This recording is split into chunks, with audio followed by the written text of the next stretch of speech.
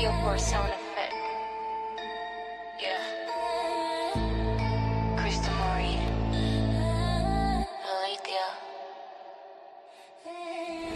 Lights low, bass hit, truth in the room. Whispers get loud when we break through. Lights low, bass hit, truth in the room. Whispers get loud when we break through. This is reality with Krista Marie. Hot takes, good vibes, come sit with me. Secret stories, truth on repeat. Pull up, tune in, feel that beat. No filter, no shade, just a story. Reality with Krista Marie.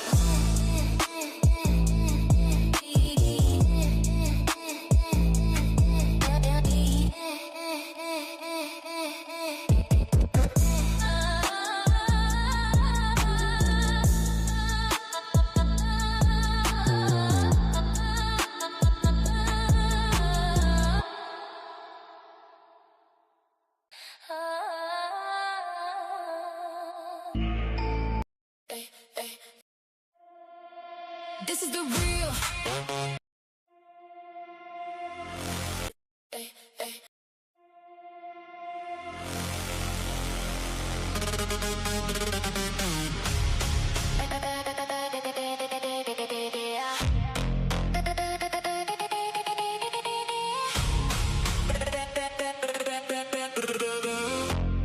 Everywhere you look, there's a story.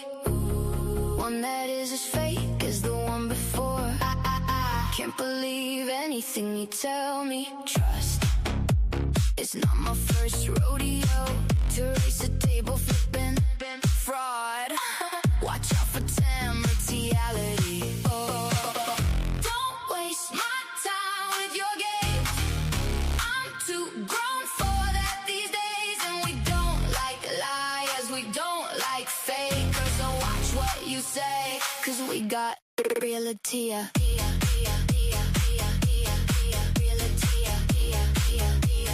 So we got reality.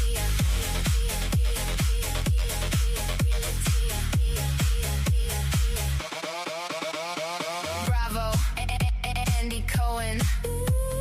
Let me tell you about all these clowns I know. In a world full of housewives, you're the only one I like. Can't believe anything you tell me. Trust, it's not my first rodeo. Don't waste my time with your games. I'm too grown for that these days. And we don't like liars, we don't like fakers. So watch what you say, cause we got reality.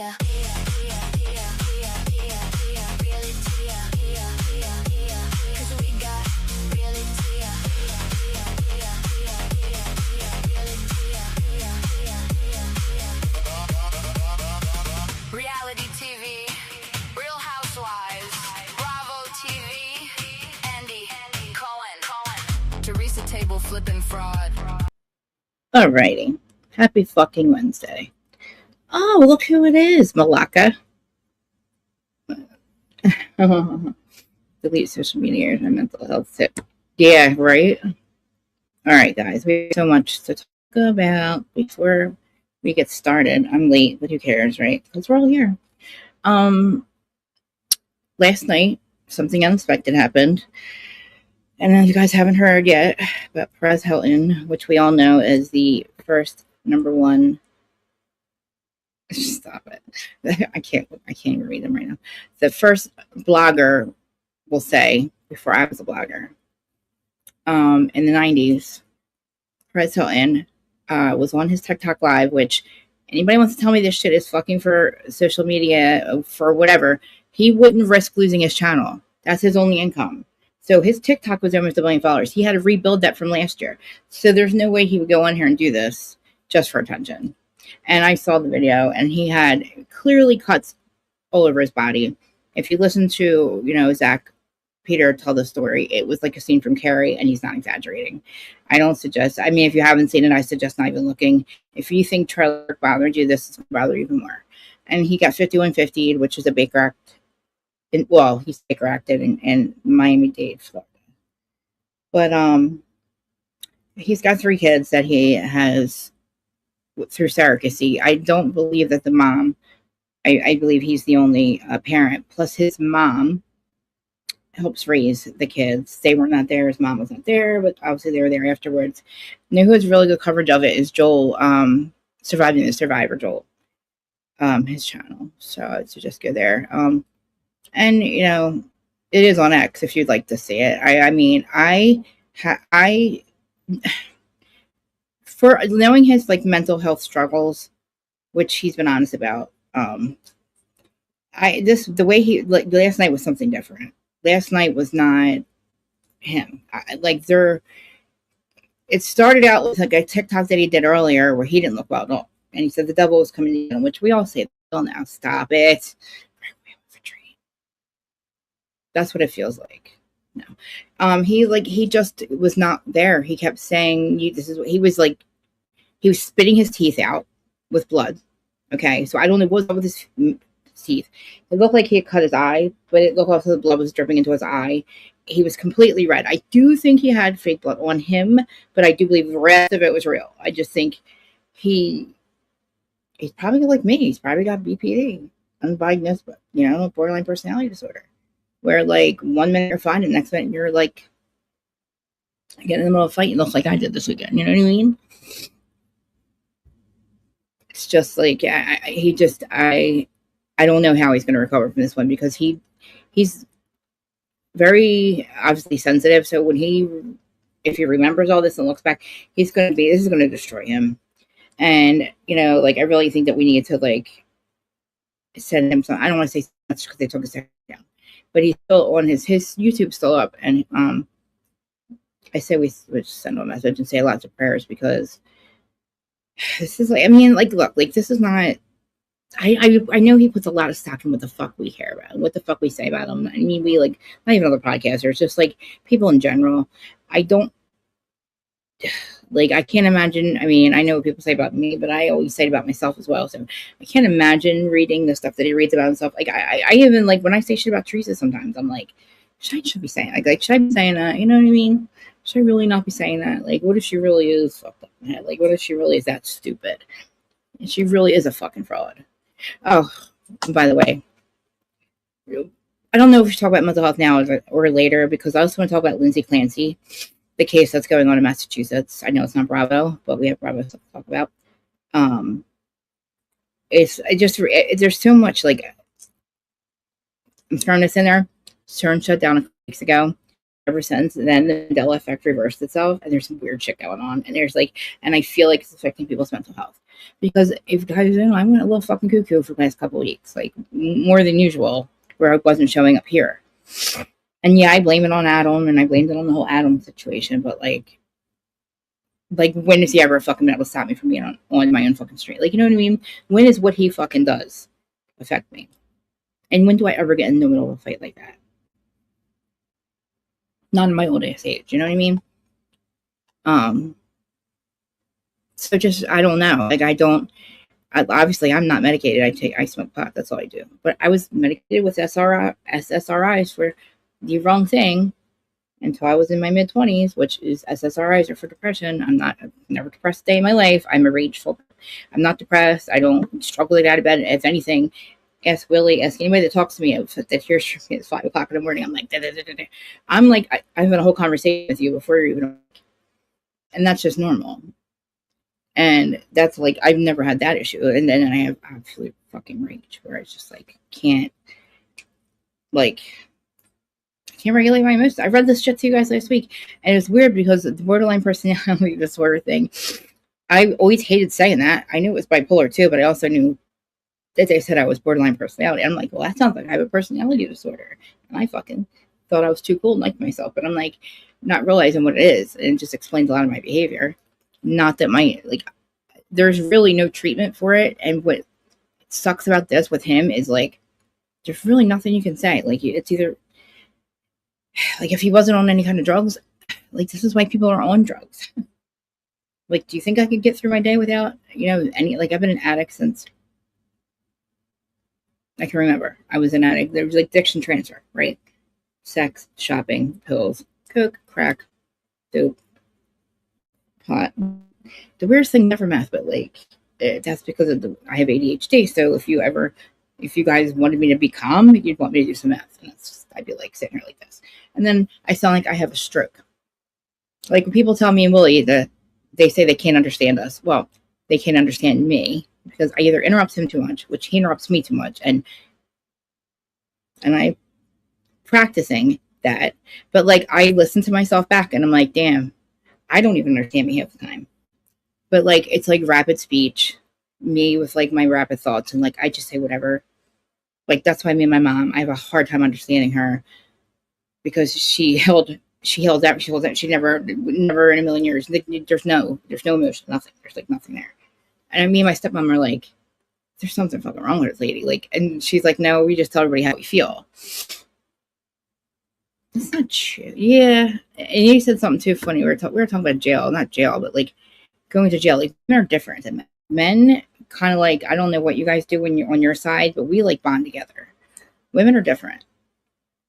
I'm going back to a flip phone and checking.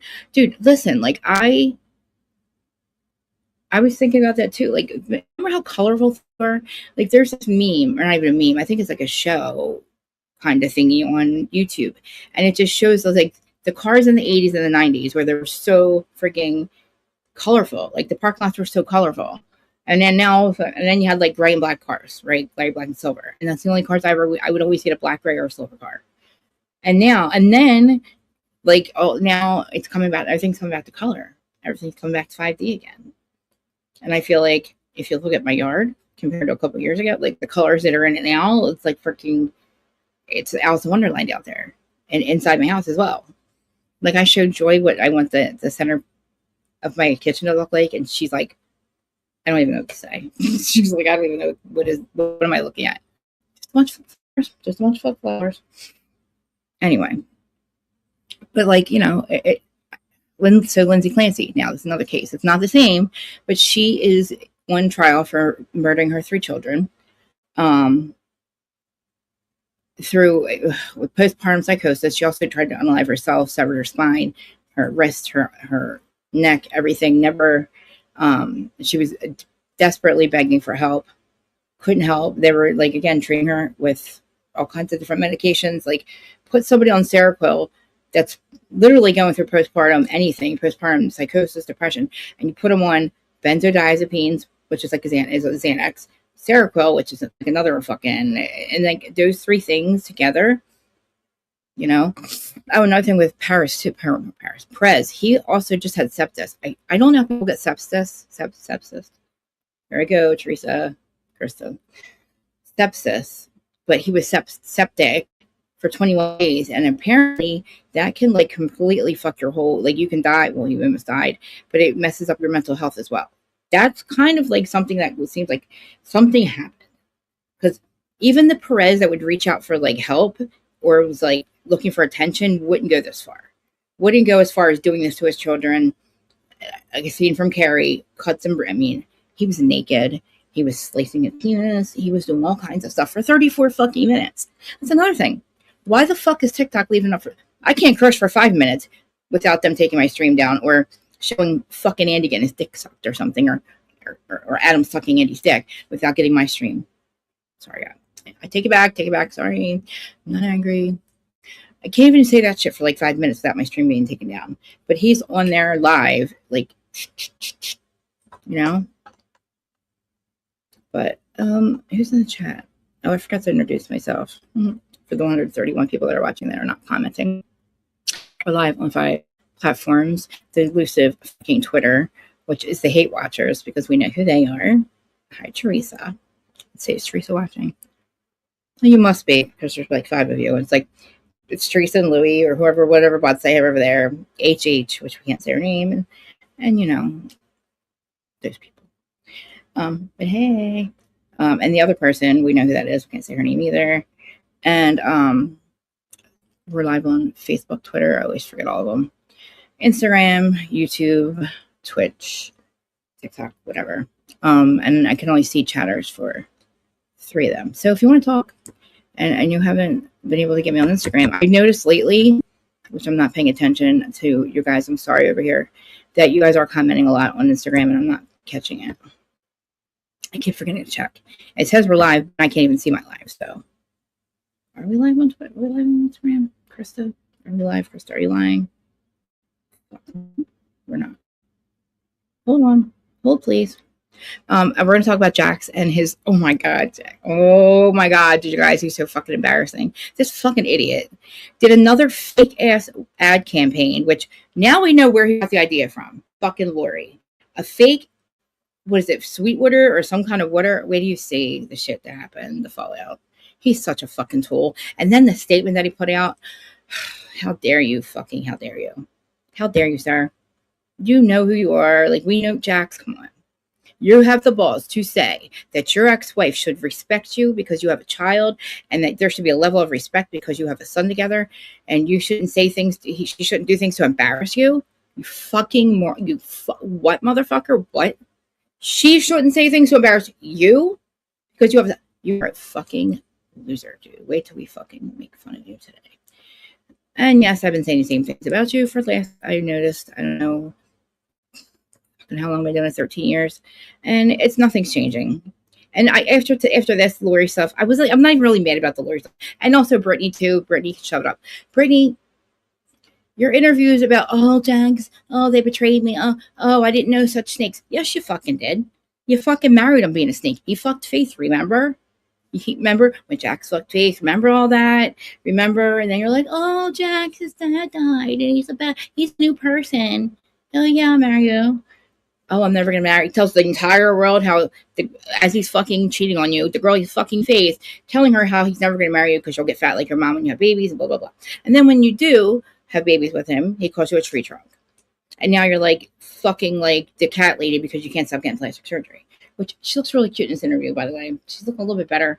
But Jax, dude, you got balls. Kristen's even calling you the fuck. When crazy Kristen calls you out, I thank God, the one time that I thought I was having I've never tripped before, but I thought I did. I was having one of my regular lucid dreams, last one I've had, because something happened that night. Lucid dream, I couldn't wake myself up. And I'm sitting there going, in my dream, I'm going, Krista, I can't wake myself up. Oh my God, I took acid. Like, I must have taken acid and I'm on a permanent trip and I'm never waking up. And I was stuck at a fucking amusement park, which was like the recurring theme of my, like, those dreams where I've lost my pocketbook with all of my medication, my cell phone, my whole life in it, which I don't know why I should ask my guides and guardians why I ever had that dream. But anyway, I was always looking for it, but I'm a realm worker, remember? A realm creator, whatever they're called. So after that, and I couldn't wake myself up, and I finally did. I was here, and I woke up my husband. I was like, babe, what the fuck? Like, I told him what happened. Of course, he's like looking at me like he's an NPC, so he doesn't know. He's just like, what? I'm like, forget it. I'm an alien, remember? Forget it. Nobody cares. And then I had screaming, and I asked one time, I think I've asked my guides and guardians, and they said, because you're a realm worker. And I'm like, what? I'm like, so all those crazy dreams I'm having, I was really working the realm. You were creating realms and fixing realms. And now you came home. All you realm workers have come home, and you're very depressed because nobody gave you a party because you saved the planet. I'm like, that tracks. That tracks. Save the planet. Okay. So yeah. I don't know where I was going with that one. See what I mean? How do I even go? So Jax. Okay, let's find it. I know Mamiri sent it to you, so I know you probably sent it to me in email, but I'm just, we are live on Instagram. Oh, hi, Instagram. Oh, hi, Instagram. Can somebody tell Willie that when he gets live, that he should be on Instagram and all them? Not all of them, but like just a couple of them. Okay, Instagram, I see you. Yeah, Jax. Well, Adam has the good story, so like, of course, I told me to start these dick, but get over it, buddy. You'll be okay. Just, I have to play your stuff because you explain this really good. Because he explains like, and the homie happened horse Sally. Dude, can you believe she's with freaking Kyle? How does this happen? I blame fucking Amanda. I blame Amanda for fucking Sally. I don't want to see her. I don't want to see her on Southern Hospitality. I didn't want to see her on Southern Hospitality. I didn't want to see her on Southern Charm. And I don't want to fucking see her on fucking Summer House. But there's so much cool shit going on, like, and like fuck Amanda and Wes too. They were like making fun of how the fact that they weren't bothered by the fact that they're having so much fun without them this summer. Dude, you know he cares. Like, you know he cares. You know he cares. Of course he cares. Adam looks funny too, by the way, because I guess he didn't shave or something. I don't know. It's weird. He looks kind of funny to me. Oh. I'm not sure. He's got allergies or some shit. I don't know. Whatever. Still haven't answered me about going to dinner. It's okay. You fucker. Okay. I sent you one about Jax, didn't I, with him? This has. Welcome back and happy Sunday. All right, guys. Well, of course, you know that we have hot, messy topics tomorrow. Oh, wait a minute. No, you don't, because the hottest and the messiest isn't there anymore. So how could you have hot, messy topics and I'm not there? Whatever, fucking asshole. Meantime, we took off, I think, Thursday and Friday. So nobody cares. Telling you guys that my eyes are acting up crazy because of these allergies. But thank you for bearing with me. I don't have my box lights on because of that. Yeah. And normally Jason would be like, "Don't explain it." Doesn't he look better with his face?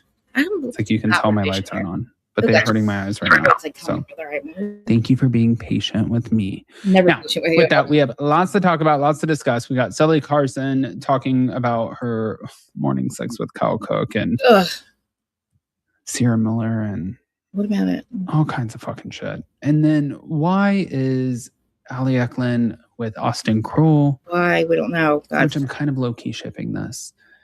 And then there's more about Jax Taylor. Thank you to Kristen Doty. Let's just fucking do it. Honestly, fuck it. Let's go. Yeah, I do mess a little bit. Okay.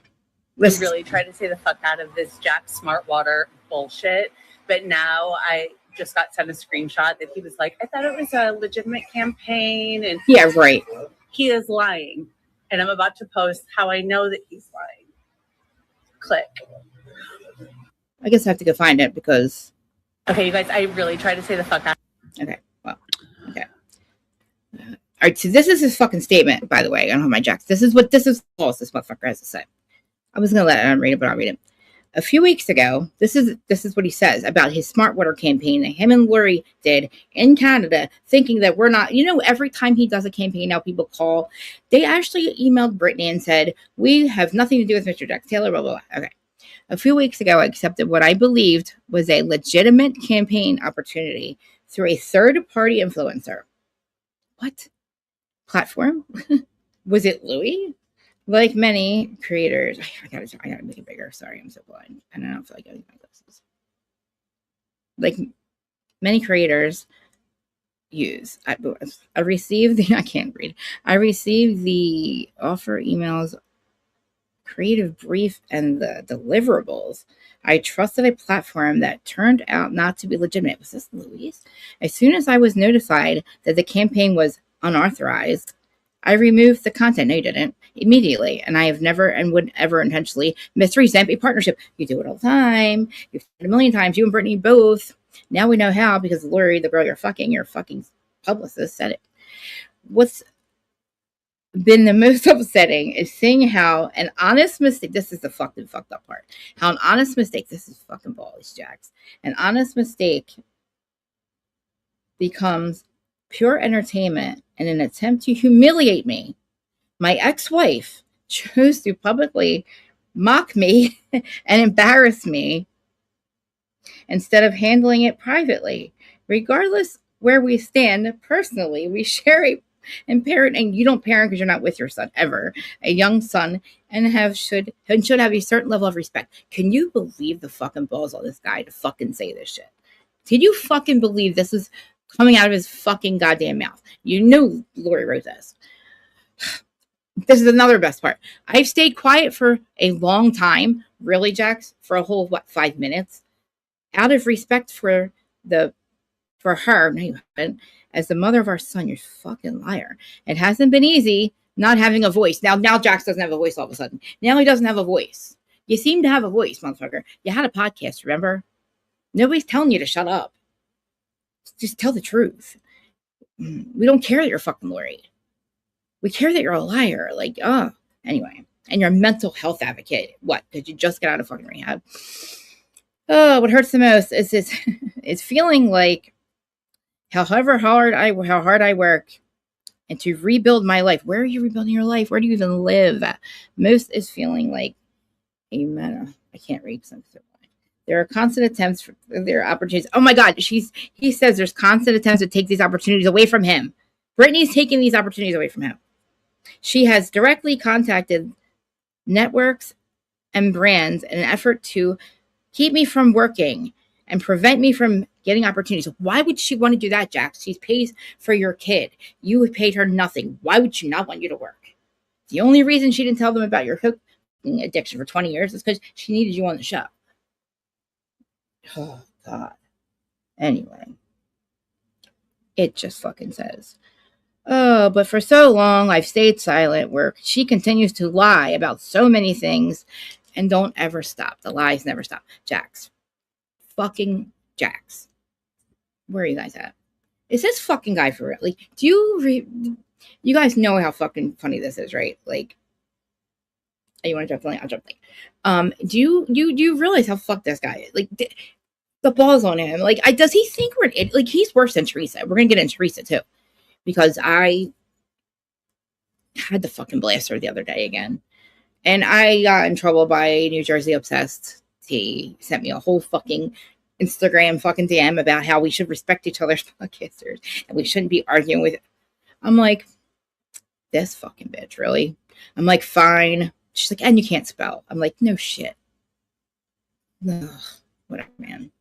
Because she literally keeps saying that she's now blaming fucking. Who'd she blame this week? The universe again, I think it was. The universe again for signing. She said that she was going to a closing. I'll play it for you. Now her whole new thing is she didn't know what her ex-husband was doing. She was just going to a closing. And you were signing whose name, Teresa? Whose name? This is the link for Truth Nature Uncensored. Only. And anybody else wants to talk about it. Yeah. So let's finish this first. And that's when he said a few weeks ago, I accepted what I believed was a legitimate campaign opportunity through a third-party influencer platform like many creators use. I received the offer, emails, creative brief, and deliverables, and I trusted a platform that turned out to be not to be legitimate. As soon as I was notified that the campaign was unauthorized, I removed the content immediately. I have never and would never intentionally misrepresent a partnership. She would. What's been the most upsetting is seeing an honest mistake become pure entertainment in an attempt to humiliate me. My ex-wife chose to publicly mock me and embarrass me instead of handling it privately, regardless of levels of respect. Oh, shut the fuck up. I know, right? I stayed quiet for a long time out of respect for her as the mother of our son. It hasn't been easy not having a voice, especially when so much has been said publicly about me.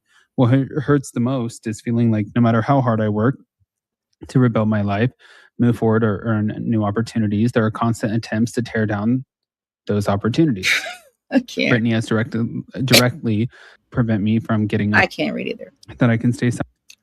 You're really preaching about being respectful because you have a kid when last week you photographed with one of her closest friends, please. That's another lie by Brittany. They haven't been close, barely talked in the last year. Oh, that's Jack's. Brittany was never a friend of Lori's. That is a lie amongst many others, which are about to come out. Jax, you're actually fighting back with people. Oh, how fun. I wish you weren't blocked. I wish I wasn't blocked. What a time to be blocked, Jax. Okay. We're gay. Hi. Let's talk about Sally Carson, shall we? What up? Oh, yes. Talk about this homie hopper. This is what we call a homie hopper, Willie. Yeah, that's why you're like, oh, get Instagram. Listen, I'm not trying to get all this stuff and stream everywhere, and all of a sudden I start sounding gay, okay? Because like it seems like everybody I watch about talking about this or that, you know, they have a little feminine voice. Fuck that. He is gay. He actually is gay. Well, obviously, you know, that's what I'm saying. But this is a homie hopper. We call her. Start messing around with the devil. Fuck that, dude. I feel like. Tell me I'm not right though. Like I don't understand. Like, I'll never understand chicks, right? But chicks understand chicks. And, like, if you put 10 chicks in a room, none of them don't like each other, right? Yeah. You know I'm right. right? So Yeah. like I don't understand what the hell's going on here. So is this like a dating reality show or something? No, all these shows are reality. It's all reality TV, but it's all real life. It's all Mhm. real life, and So it's like Flavor Flav. they're not dating shows though. Ah. They're not dating shows. They're literally just fuck each other all the time. Oh, okay.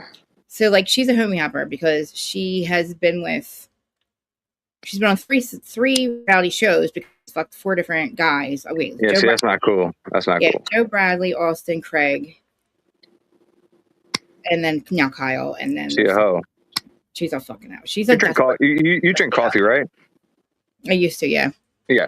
You can dirty the outside of a coffee cup as much as you want. You can wash the dirt off. But if you stick your hand in the coffee, 100 times, that coffee's never going to be clean. You know what I'm saying? So her banging 4 dudes like that is crazy. And they're all friends. They're all like in the same sphere.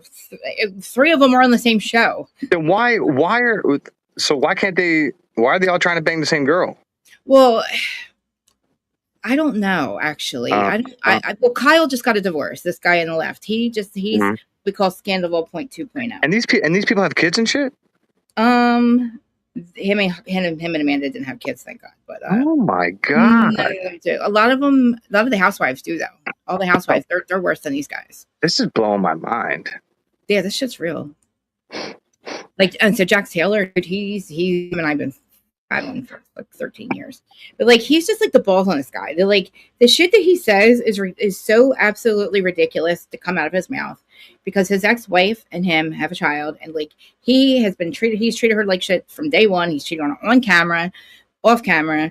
Now he's with her publicist. They've been divorced for 3 years. She's been a fucking hoe for the last 3 years, but she deserves to be a hoe. But like he is just like, she paid all his fucking fines. Like he has no job. Like, and he makes fake campaigns. So why do chicks stay with a guy like that? Nobody's, dude. We don't. Brittany is a different breed, man. She's from Kentucky, and she was about to have kids with him last year, knowing he was. Yeah, we all knew he was on coke, but like. Yeah, like I even knew he was on meth. But apparently she kept it a secret from the network. Finally, we find out he's abusing her and he's on coke, and she tells on him, and then he loses his fucking mind. He loses everything. His job. First of all, he had nothing to begin with. He was already fired from a fucking show. Had nothing. Some scandal happens. His best friend gets in a scandal, and then he gets a reality show, a fucking TV podcast, and a fucking bar. Well, within a year, he loses everything and his wife. So like, so the chick in the middle is the one that banged everybody? Yeah. Did she have any tits? She does. This is a really bad picture of her. I was going to say. She's actually kind of pretty. Like she's really. Her body looks like a freaking.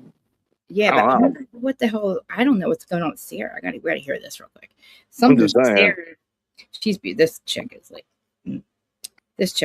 She's in the middle of Scandal 2.0. So then, like, do all these dudes, they're like involved with the drama too? Like, they get involved with it? Oh God! So the house, no way. So this is a show called Summer House that this guy on the left is on, and the girl on the right, and yeah, like their guys' drama is bad. It's pretty bad. Like their best friend is not on the show any longer because he fucked her. Well, he was with her, and then he fucked his wife, which was on the show with him. And oh, nice. That's nice.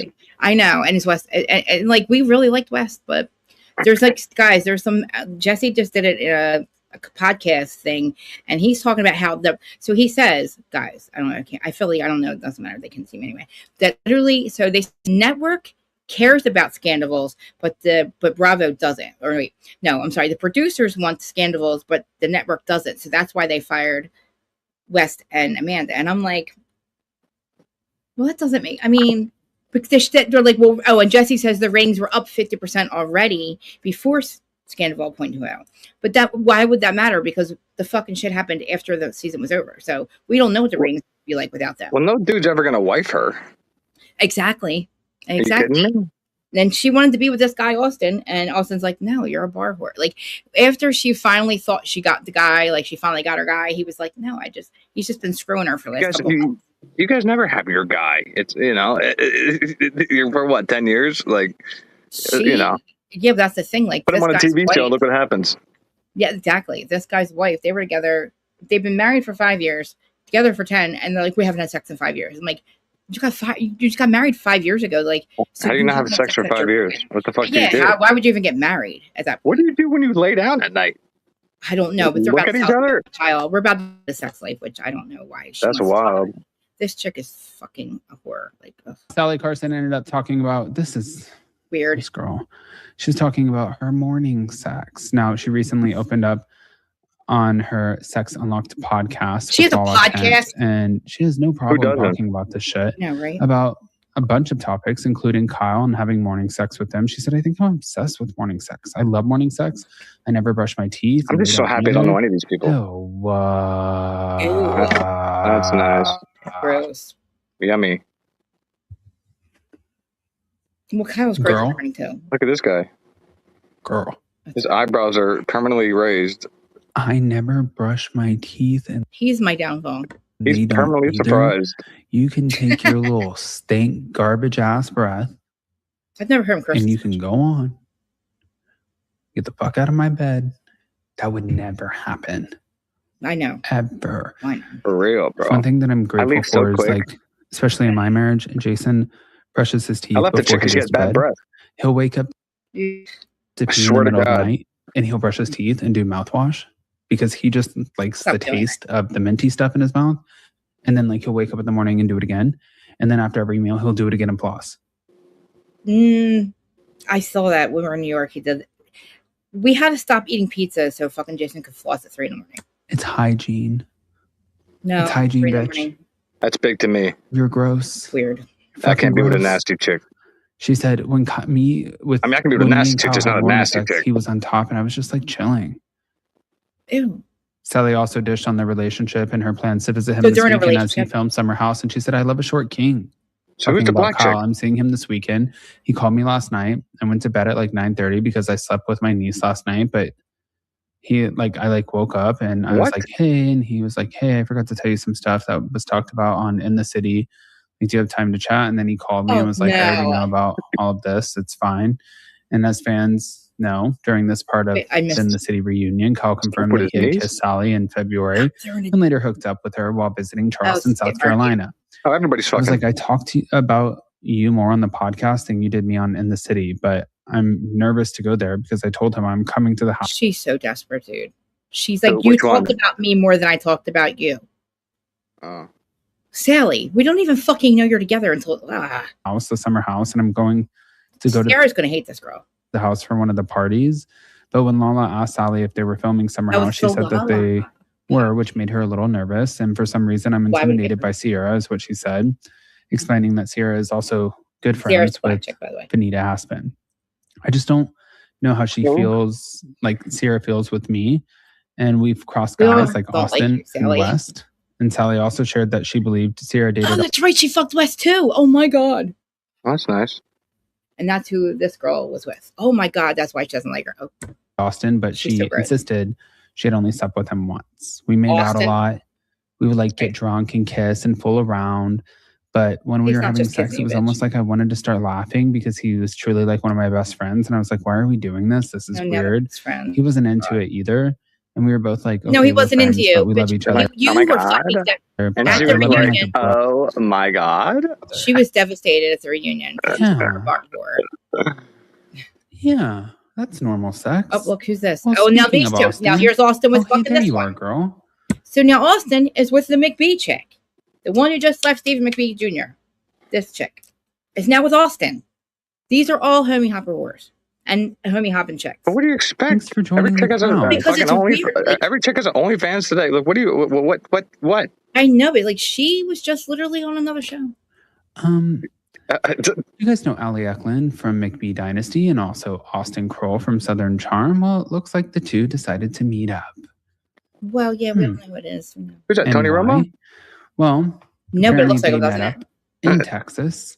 Now the photos ended up coming out shortly after. That was the funniest video ever. Which you can clearly see here. I'll make it bigger. But obviously that fueled speculation that maybe they might be dating. It seemed like they were pretty relaxed. And honestly, I don't think that she would ever, and I don't mean this in a bad way towards Austin. I don't think that she would ever date Austin. I think that she's too much of she is an alpha female. Totally. Yeah. Like, Ali Eklund. Okay, but alpha female. I would love for a chick to tell me that. I would love to go on a date and a chick tell me she's an alpha female. Dude, let me tell you something. I mean, First thing she's doing is paying the bill. Exactly. Exactly. You know? It's like, I'll put you to the test. You say some shit like that. Don't you ever say poor Jax. I know you're kidding. But like, that's crazy. Alpha female. Oh my God. That just made me so soft. She looks so much. I mean, she just looks. Do you want a guy's perspective on this or not? Yeah, you know, like, come on. So, what would you do? Like, if you don't ask me like about the show because I'm going to tell you none of these people fucking matter in my life. But go ahead and ask me. Like, what would you date if you knew this chick was dating like 4 or 5 other dudes that were like? I wouldn't even give her. If she wrote hey to me, I'd block her.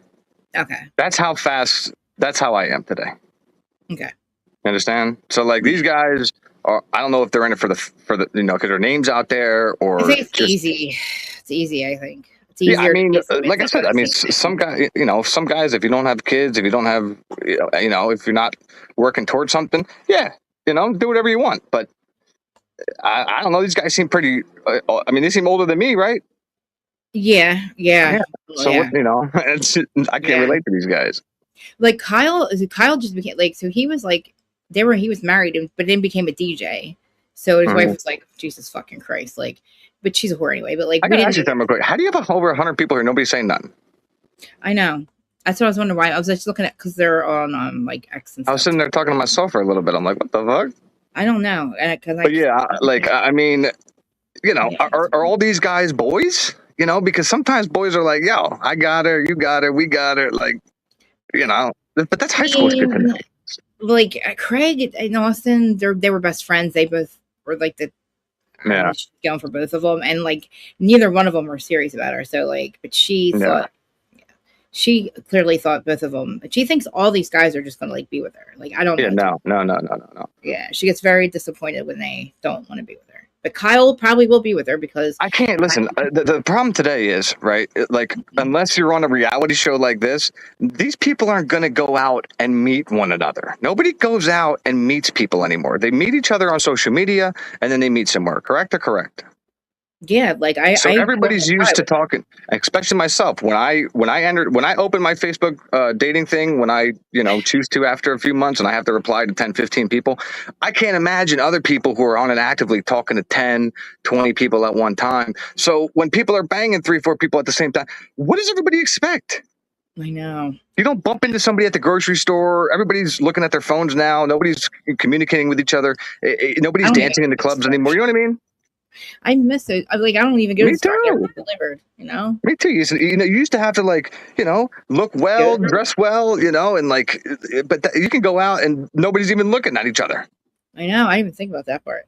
You know what I mean? But again, if you're this big thing on social media and you show this perfect life, you could fool whoever you want into thinking, but that's when you go through 10 relationships and then you wind up depressed. It's, I don't know.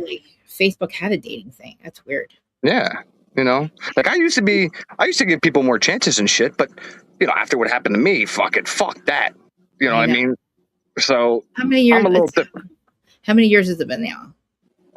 Well, here's the thing, right? So before she took her life, you gotta understand, we were engaged. Okay, so we were engaged, had a house, had Leah. Leah was almost 1 year old. Everything was perfectly fine. Then again, there's 350 million people in the United States, so there's probably 100 million guys, I'm assuming, right? So there's 100 million fucking guys out there. She chooses to cheat on me and have a kid with my mom's boyfriend at the time. Whoa. Listen to me for a second. So she's 24, 25. He's 36 at the time, doing meth and heroin, right? So they get together, and that's where she starts the drugs, and that's where it all goes awry.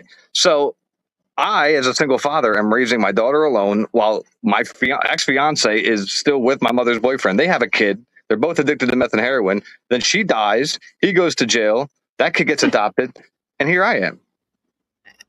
And I'm supposed to just trust any chick? Dude, I didn't know that part of the story. I know you didn't, but I'll say it on here. I'm not going to say it on my channel. Like, what did your mom? My mother almost killed them both. I almost killed them both. I guess both should have. You know what I mean? Because she went out there with Leah to Arizona to visit my mom, and I guess she was staying up late with her boyfriend. They were talking, and then they came back. They were like, "We're in love," and I'm like, "You're fucking nuts, dude! Like, I don't know what the fuck's going on." So then, but again, all she ever did was smoke pot. Once they got together, she was doing meth, heroin, this, that, and a third, and fucking completely ruined her life. So, I've always looked at it like if my daughter's own mother could do that, break up a family like that, and walk out of her daughter's life, and then take her life, somebody's gonna have to prove to me fucking tenfold that, like, I could be safe bringing around my daughter, and they're not just gonna, dip out. You know what I mean? That is wow. Yeah. So that's why I am how I am. So now when I say the things I say, you can understand. Well, I already understood to begin with. I understood. No, I mean, listen, people are in relationships. Yeah, but people are in relationships. People's exes, take their lives for whatever reason. But cheating on me with my mother's fiance while we're engaged, and then having a child. A lot of a family. That's what I mean. Like, she came back. It was basically like she left. Everything was perfect. She came back, and it was like, we have to go to court for Leah. And I'm like, what? And you're not getting laid, by the way. That's what I mean. Exactly. So she came back and was trying to, like, not going to get your daughter now. Yeah. So then I just let her. I was like, all right, but if we don't have 50-50 custody, I'm gonna. I told her flat out, if we go to court, and I only get every other weekend, I'm sorry, but you're gonna disappear. So when we go to court, it's going to be 50-50 because I'm her parent as well. So when we went to court, it was 50-50. But then over time, she was fucking up with doing the drugs, bringing Leah, blasting loud music. And then it all came to fruition so we went to court. I got full custody.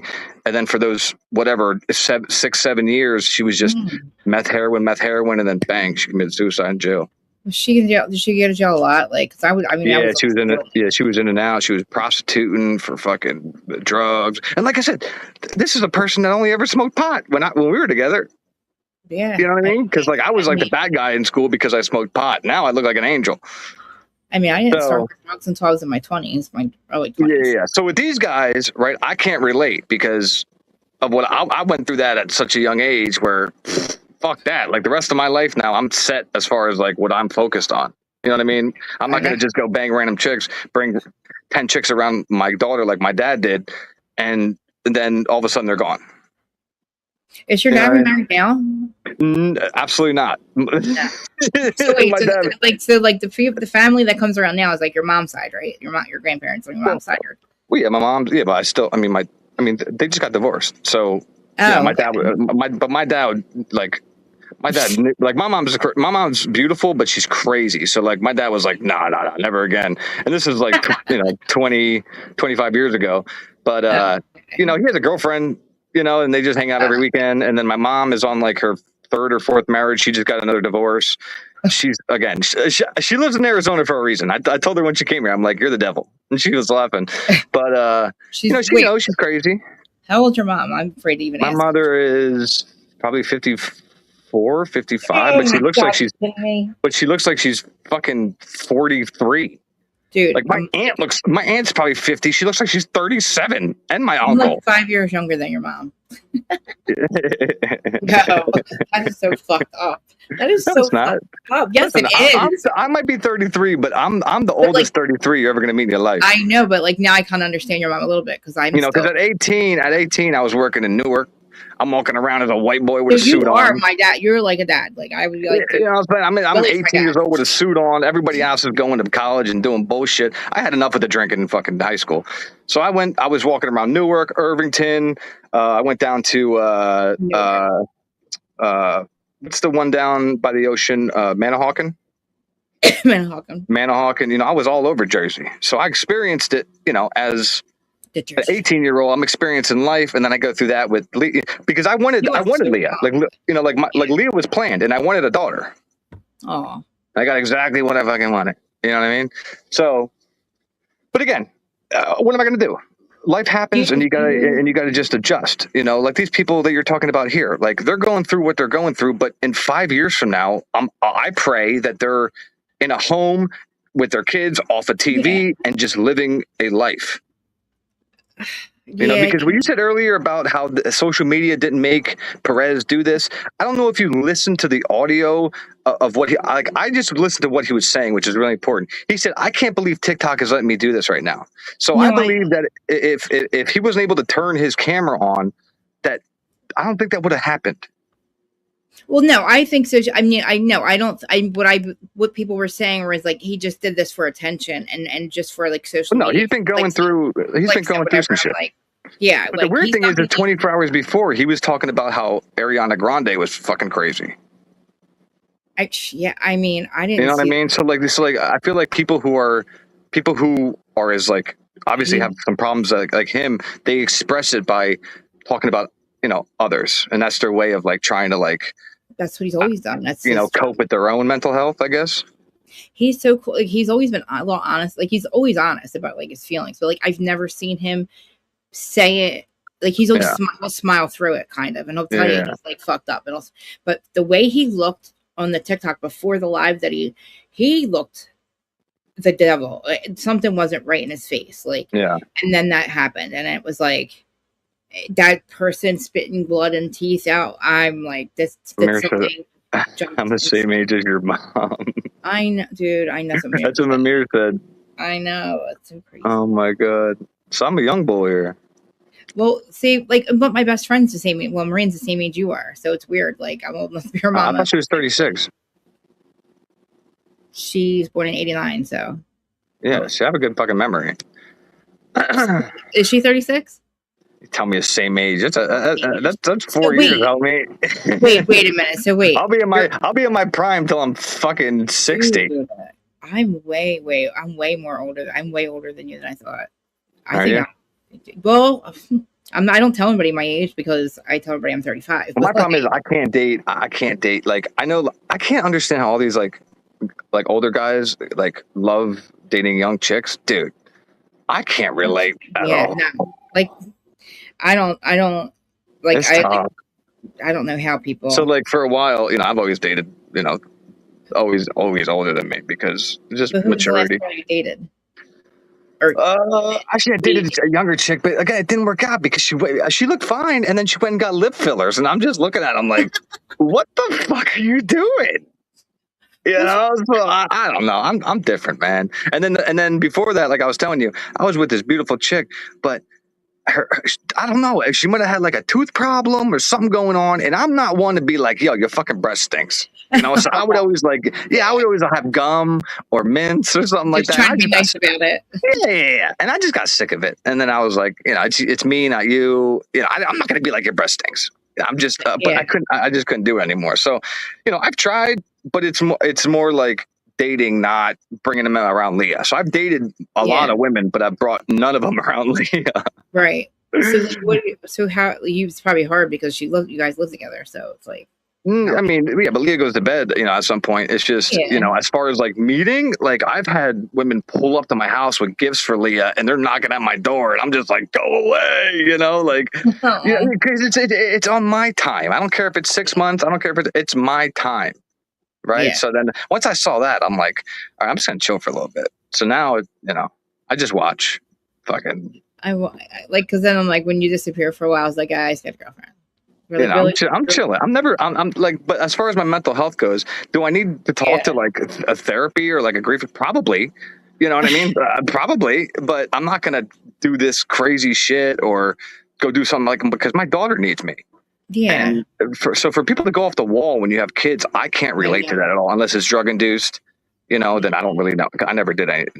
I've done cocaine, LSD, marijuana. That's it. I never did meth, heroin, fucking. Crack, all that shit. Like, I can't imagine going through like that, having kids. That's why I didn't have kids. Psychosis, all that shit. Like, you know what I mean? Like, I chose not to have kids because of smoking weed scares me enough today. Like, I have to smoke 10% THC because the higher shit will make it go crazy. I know. When you're telling me you weren't smoking it, are you smoking again? Yeah. I found like really low. Like THC, so because remember I told you I was going to grow Reggie and take over the game. Everybody's begging for it. They're like, I want that weed back from the 2000s where you could smoke and watch Cheech and Chong 100 times. I'm like, yes. I used to not be able. I smoke all day now. I used to not be able to smoke during the day because I wouldn't be able to. Mm-hmm. But now that's what I mean. Today these kids take one hit of these dabs or pens and they wind up in the hospital with psychosis. Yeah, it's sad. Yeah. So like these people that are like these people that we're talking about right now, do they do drugs and shit? Well, yeah. Like Well, see, that's the thing. Like Mike's the situation, right? I started doing pills. I was watching that show, not thinking. He's a rehab now. Well, yeah, dude. Like, I never thought none of these people did drugs. I thought I was the biggest loser ever. But then you find out, like, yeah, like I know Mike was buying like 90 Roxys at the fucking tanning salon. And I'm like thinking, like, and it's in my town, and they're filming, and I'm like, I'm a blah blah blah. But like, no, like Jax Taylor, right? Like they all do drugs. The thing is, we just never knew, and now, now we know that the network knows about it. It's like. Pills are the only thing that, like, when I graduated and stuff, I tried like a few pills, like a few blodded, a few Perk 30s, and then I was like, fuck this, you know. But like, today it got crazy. Well, I literally, I didn't. The only reason I started doing pills was because I was so antisocial, because I'm such a weirdo, because I'm an alien. Yeah. So like when I started taking perks, I was like, oh, this is the answer to life. But then it snowballed into, like, I ended up at a mortgage company. We were doing coke, making too much money. And then all of a sudden the market crashes. Then we start like fucking not paying our taxes because we're getting greedy. And then a bunch of shit happens. And like, but like, I chose not to have kids because of my mental illness, and because my parents are fucking whack sociopaths. And I really did not want to, like, it's a personal decision. Just throw it. But then my brother has kids, my mom, and my mom was. It just, I feel like. I mean, I guess kids aren't for everybody, you know. I did, even if I wasn't, I don't know. I think I'm selfish too, but maybe that's just because I'm fucked up in the head. But like, my husband didn't want kids either, so it's kind of worked out. Yeah. But I mean, he had, we raised his nephew. I'm just saying, if like I said, I'm talking because of my experience. But again, I don't know how I'd be if I didn't go through what I went through, and as a full-time dad, like single father now, like I can't do shit. I can't go and do shit. You understand? If I could, I'd probably be wild man. You know? Yeah. I don't know. Like, when I went to Greece and shit before I had my daughter, I was an animal, but you got to grow up eventually. I don't know how it feels to not have any kids and have all the freedom to do whatever you want. Like, I don't know, man. I'd probably be in Greece right now, to be honest. I mean, I'm lucky to be alive. I mean, honestly, like, my kids have been taken away from me, probably. Definitely. No. It's not like I wanted to do drugs. I didn't. Nah, man, kids change you. Trust me. I mean, listen, before my daughter was born, you walk in my house, there'd be an AK-74 on the table, some coke, that, and then as soon as she was born, it was like a switch went off. That's what happened with my brother. It's kids change it. Like, literally, like, he was in rehab. We thought there was like no future for him, and then my nephew, and then but there's so many guys where they have 9 kids and fucking they don't see any of them. So, well, he did the same thing happened to him. Like my niece's mother's not here, and he took Alex home.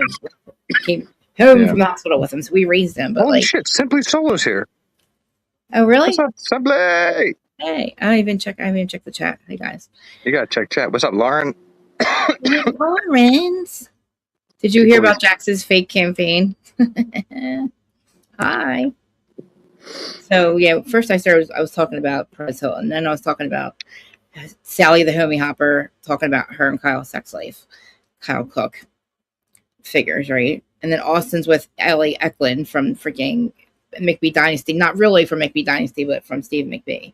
But and then we're just talking about mental health, and then Willie, and then having kids, and how, like, literally, like, Perez Hilton has 3 kids. The person we saw last night was not surrogate or something. I heard.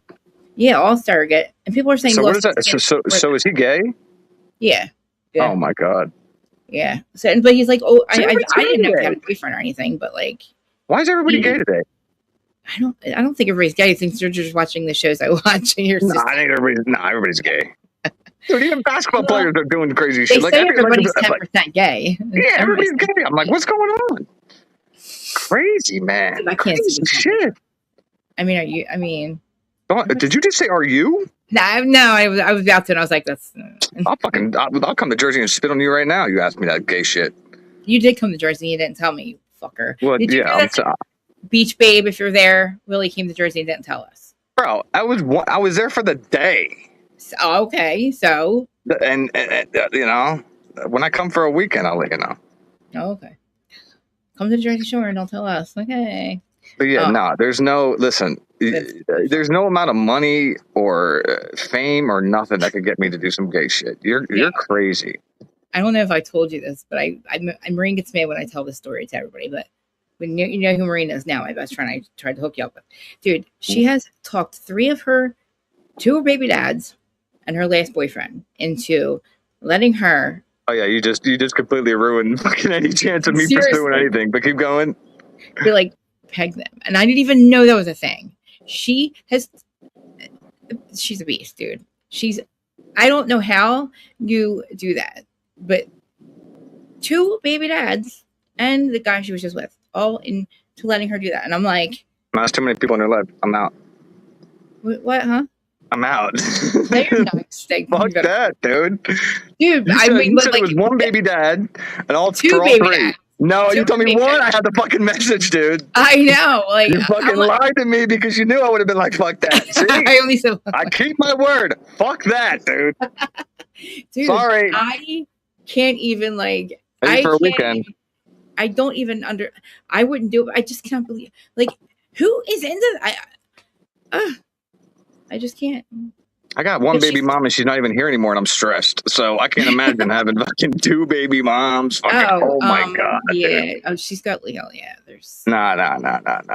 You're out of your goddamn mind. But she's so pretty. She's so cute. Listen. And that's she's number. And she sells carbs. Like, I mean, what like that's number like 4. Listen, that's number like 4 or 5 on my list as far as like shit they got to check off. I'll take a cool ass 7 over a fucking bitch 9. You're crazy. But like, I mean, I just don't even understand. Like, I can't mean. Like, do you think that means you're gay? You're partly gay? Me? No. Like, if a girl lets you do that to them, like. I mean, I've heard guys. I mean, like, I don't know. Like, they're. Wait a second. Are we talking about 3 and then 2? If we're talking about her pegging a guy, her boyfriend's pegging. You know what pegging is? Oh my god! Yes. Yeah, I had a girl try to lick my ass one time. I had to kick her in the head. Yeah, I had to kick her in the head. She grabbed me like a fucking child. I'm like, yo, I kicked her right in the head. The fuck are you doing down there? Oh my god! Fucking play that shit. You're watching too many movies. Jesus. I would not even. I could not even. I don't understand. But like, plus, women have to understand guys are nasty as shit when they go to the bathroom, dude. Like, my god. She's telling me, Mamir, she's telling me about Frank's legs. And pegging? You're talking about sticking a dildo in my ass? Dude, I wouldn't do that for the love of my life. I could find a girl that I love more than anything in this whole universe other than my daughter. I wouldn't let her put nothing in my ass. Dude. Other than if I was like constipated for like 3 weeks, I need a suppository or something. I'll put a suppository in my ass to, feel normal. But like, I'm not putting no. You're nuts, dude. How much I hate both of them, and like she like they're in. So he's gay. And legs pinned behind their heads. No. Listen, women, all the women listening right now. If a man lets you peg them, and then you never talk to them again because they're gay. She just did it for the whole relationship, and then the new guy she's with, she just talked them into it. That's why they're not together anymore because her baby dad's gay. No, he's in prison. Exactly. He's having that makes sense. The time of his life in there, dude. And then I'm like, and then the guy I'm like. And I don't like this one either, so I'm laughing at it too. I'm like, you fucking asshole. Like, this is amazing. She's got no heart. Like, the girl is not. She doesn't have a heart. No chick ever asked to put anything in my ass, but one chick tried to eat it. She would probably talk you into it. I don't know how. Nobody's talking me into shit. But like, I need to know, Joel. Like, if your guys' friends have ever told you, like, because I never knew this was a thing. No. We don't talk about that gay shit. But like. Do you tell your guy friend? Like, I mean, I wonder. I have to ask Frank if he tells his friends. I mean, Joey Diaz talks about all the time how bitches used to eat his ass. I mean, if you're bragging about it, yeah. If you're bragging about it, some dudes brag about it. But like, I mean, if you brag about it to me, I'm gonna call you gay. Yeah, I'm gonna call you gay. This is a whole different level. This is like a whole thing. I don't even know. I don't even know what you call this. I said, Marie, what is wrong with you? And for me to do it, there got to be a bidet and fucking a shower. She just hates all. She hates them. So no. She just fucking hates these guys, and I get it. Like I wish I could. I said I just can't. I mean, what the fuck? I couldn't do it because when I'm doing it, all I can imagine is somebody dropping a deuce. I mean, like, I You know just what I'm don't saying? understand what the fuck. I just don't.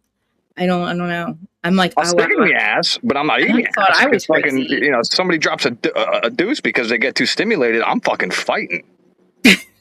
Dude, I don't even Could you understand. imagine? No. I mean, I don't know if it happened to her. She's not going to admit it, but imagine she was doing it. He farted. He tooted She a would little tell bit. me because she knows how much I would hate these guys. You Like, know what I'm saying? He had to have farted one time. He I'm farted. sure it happens. I mean, That's crazy.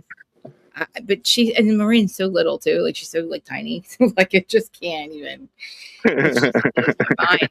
I can't even. I just like think about it. Like, I don't want to. No. I want nothing to do with George's ass. Like, get the fuck. No. Funniest live ever. It's like I was like, so you guys, I Who's don't Joel? recommend looking it up, but like Zach Peter used to have another podcast called Adulting. Mhm.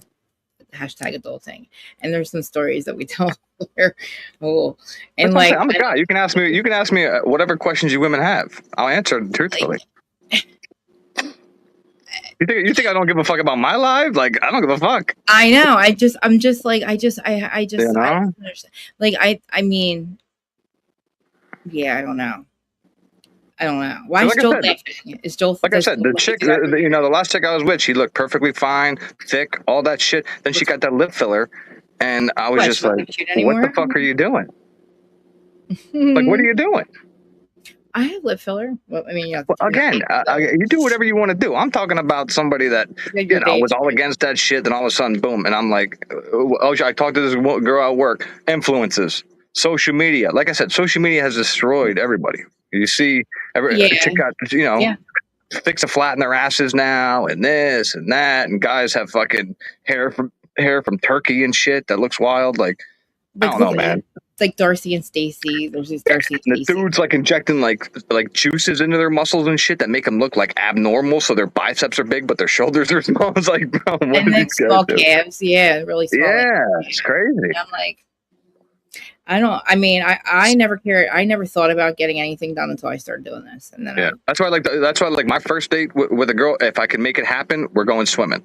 There's always swimming involved. Why? I don't care. You must do those, Why? like, You know why? no, I don't. What you mean? We're going swimming. I need to see, you know, and we're going swimming for a while. I don't give a shit if it's waterproof or not. We're gonna play a game or whatever. And that shit's rubbing off. We're going swimming.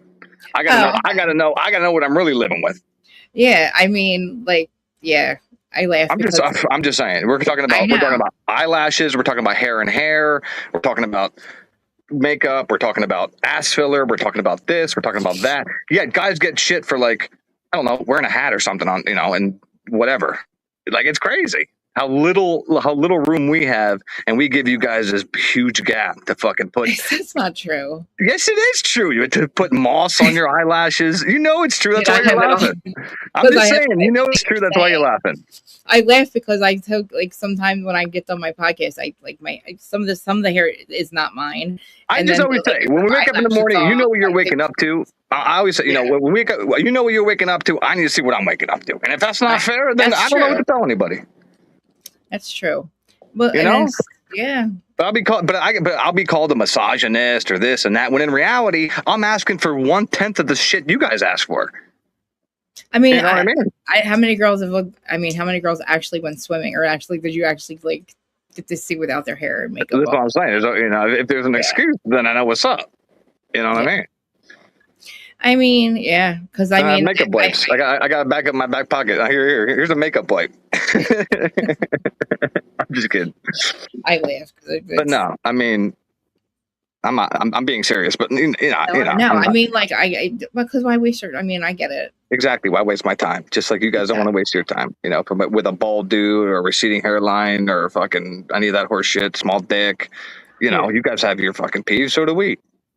Dude, I was 100 pounds heavier when my husband met me. That's the only time I ever was heavy. It's just crazier how much. It's just crazier how. It's just crazy how much less you guys can do that we would not even notice, I guess. You guys can go out in a t-shirt and jeans and freaking. No. I'm talking about being attracted to women. Like women think the big lips, the over big ass, the this, the that. Where like we don't like that shit. I'm just saying, like, wow. I like all the like, yeah, like a natural chick with a natural, and maybe whatever. She got a boob job. That's fine. Whatever. Yeah. But yeah, once you start filling your ass with stuff and this, and you're getting this, and you're getting that, what am I gonna do when we're 50 and fucking everything's sagging? Yeah, that's true. Or that's 60, or whatever. My face is the only thing I've got done, but like I just feel like, well, like you said, I'm talking about like I'm 33. Right. And this chick that I'm talking about is younger, like fucking 30, and she's getting fucking lip filler. I'm like, what are you doing? Yeah. So once they start in their 20s and they do it in their 30s and 40s, eventually, you're not going to be able to do it all the time. And then what? It's all going to catch up. You know? I know. But listen, that's my rant. And I'm just saying, women could do so much less, and we'd be just as attracted to you guys. Like, it's crazy. That's what my husband said. He said he'd rather me not have makeup. He's like listen, I like some eyeliner, some whatever. As long as it's not caked on, where it just makes the person look completely different. Like these, like those Asian chicks that could like make their face really small and make them look perfect, and all of a sudden they're taking like tape off and this off, and they look fucking 68, 70 years old, 80 years old, and you're like, what the fuck? That scares me.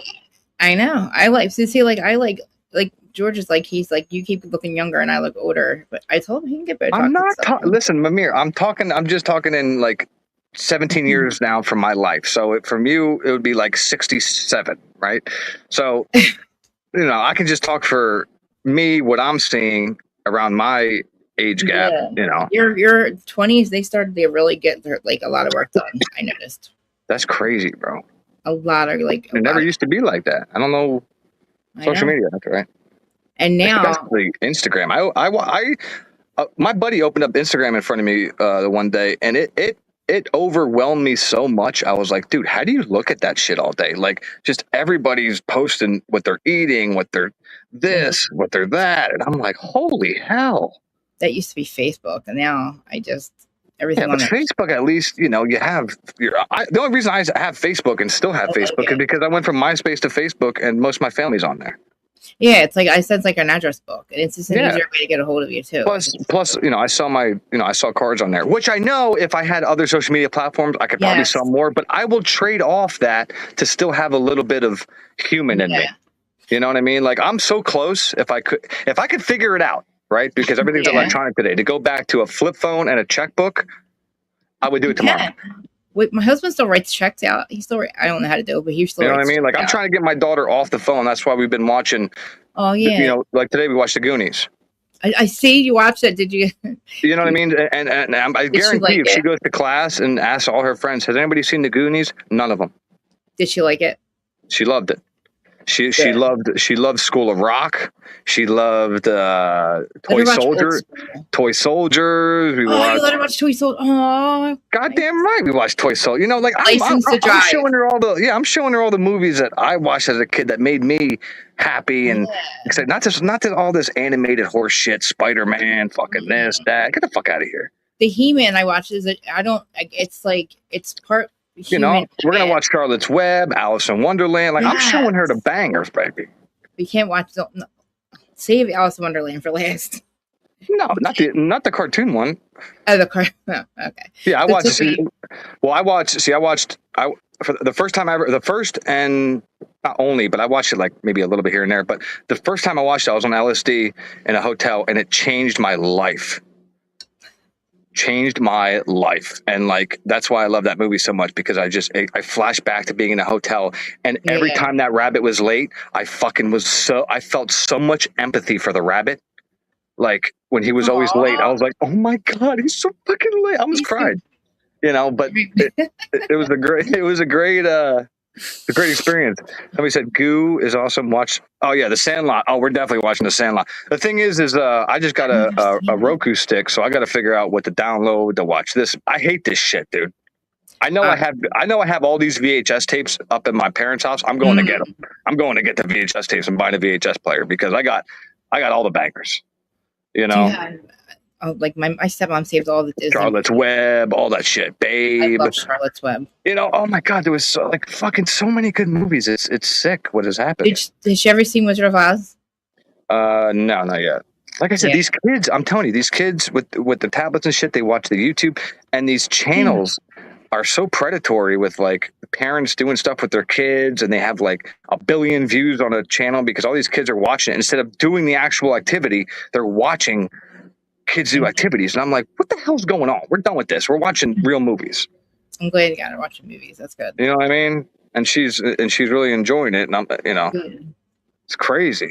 Because she tells me all her friends don't, you know, they just play Roblox and watch YouTube. God, Roblox. You know what I mean? So these kids aren't going to know these classics. When did I go back to school? 24th. Why do they always go back a week early? I have some sunshine. That's crazy. Let's come over. Ours don't go back until the second week in November or second week in September. Yeah.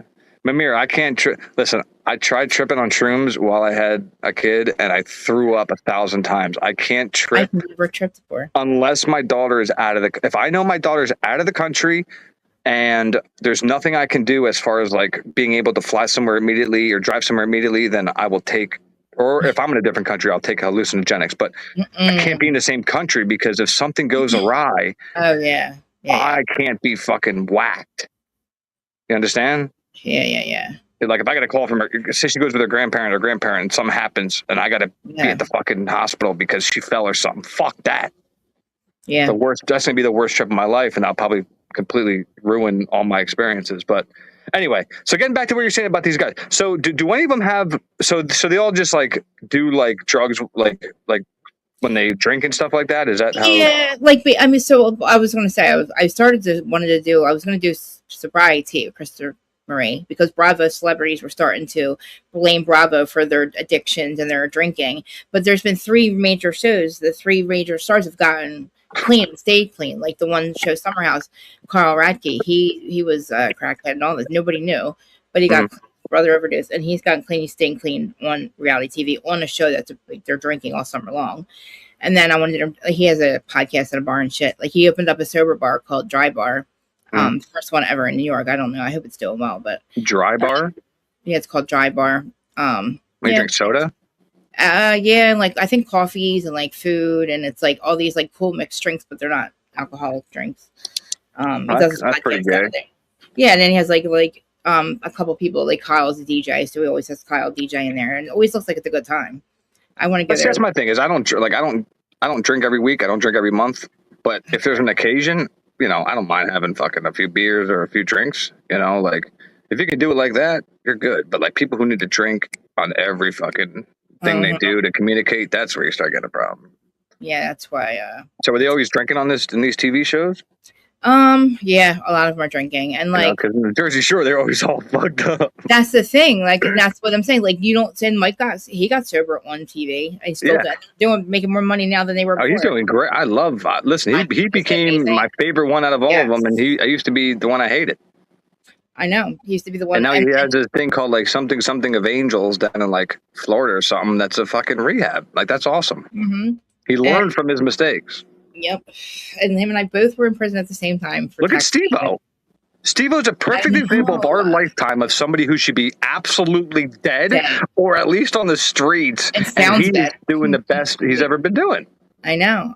And you know what I mean? I mean, yeah. And dude, I mean, that's where I think though that like the media from before was so like stifling. Like if one thing about social media and what we do is like this is mass media. Like the shit that like I'm watching. Yeah, but it's desensitizing people is my point. Yeah, but it's truth though. Like all these, I understand it's the truth, but people, you know, sharing the Perez video around, making fun of it or saying this or saying that, you know, it's because they're so desensitized from seeing FPV drones blowing up Russians or seeing this or seeing that and getting news in a minute after it happens instead of when did we get news? The next day? Well, we read in the fucking paper. Being lied to. That's how they were able to get over on us. But that's the thing. If you watch actual news segments back in the day, they told some truth compared to today where you have CNN, Fox, MSNBC all saying different shit, right? Yeah. So don't tell me it got better. It got worse because remember, at first, somebody came over the Canadian border with a bomb. Then all of a sudden, we saw it was a car that just took off the bridge. So when information can get to people quick, it raises their anxiety. And everybody's watching shorts, which means their attention spans are getting fucked up. And this is where we are right now. This is why you got guys banging the chick, 4 different dudes. She's banging 4 different guys because it's normalized. Yeah, but see, like, ignorance is not I was not bliss anymore. Like, I used to think, like, the more I didn't know, the less I knew, the better. But like now, I don't know. I feel like let me find a chick, right, that I meet and she fucking hates social media. I'll fucking propose that night. Without me saying it, if she says like fucking I hate I'm proposing. Yeah, I mean, I have to use it for this. I mean, I just feel like it's. What I mean, I don't slight anybody for what they do. I'm just talking about I don't post anything else but this shit. Like, the only thing, I used to post everything on Facebook. But like, well, I'm just saying, like, if I go, like, if we go somewhere, we're gonna go somewhere and enjoy ourselves, and we had a good time. We don't need to tell strangers that we had a good time. I don't give a fuck. I don't need their validation. I know. I really don't. Pictures that much anymore either. Somebody just said the other day, like, fine, taking pictures. I mean, but that's your guys' moment. I don't even do that anymore. I'm just saying, you know what I'm talking about. I mean, especially if you have Instagram, X, TikTok, you see that everybody posts everything they do at every second of every day. They do. I know. And they show you what they eat. They show you what they buy. I can't. The mukbang shit. Ugh. The mukbang, and they're showing you. They're just showing you everything, how they wake up, their daily day. It's like it's like they don't give a fuck about their privacy or anything anymore. And that's the Kardashians. They fucking literally they made it seem like that's what you had to do. And now, now AI is so everybody's a celebrity today. Yeah, and now you can just do AI it all. I'm just saying, like back in the day, like you had to, you had to like do something to become famous. Now you can just be like Speed or Kai and just people just start following you just because, and all of a sudden you're famous. Nope. So you don't need talent today.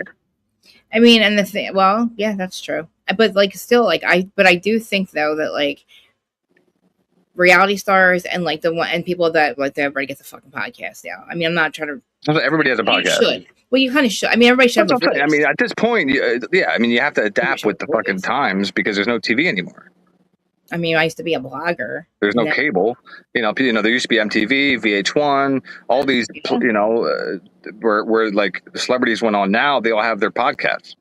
And now, and now they thought that they didn't need Bravo, but now remember the E channel? I don't know if people even still absolutely. I watched the E channel a million times. It's coming back, man. Like they're going to the Golden Life. So all these housewives that were not getting their time on Bravo, now they're all doing this stuff. This show. I loved all those channels. Spike TV, fucking, oh my God, all that shit was fire. Yeah. Now it's like you got to watch I don't know, Roku Live TV or whatever. You got to pay the stupid fee to watch Peacock kind of live TV that's not really live. I don't know, man. I only we only had it for the news. We only have the live TV for the news, but we canceled cable a couple of years ago. But I pay for Peacock and that's it. And then this stuff, but. I'm just saying we had it good. Really that's how I look at it. I thought that it was going to progress. The 90s to the early 2000s, even up to 2000 and maybe 2011 was still okay. But then I don't know, somewhere around 2012 to 2020, and then after 2012, it just fucking got terrible. The Great Reset. Well, I mean, you keep people inside for that many years. Of course, people are going to lose social skills and shit. That was the plan, but I feel how many gas stations do you go to that still have the barrier up? There's 3 of them down here by me where you go, and there's still the barriers they all put up for the COVID. Yes, and the thing, I'm not there sure, and barely anybody was paying attention to the mask thing.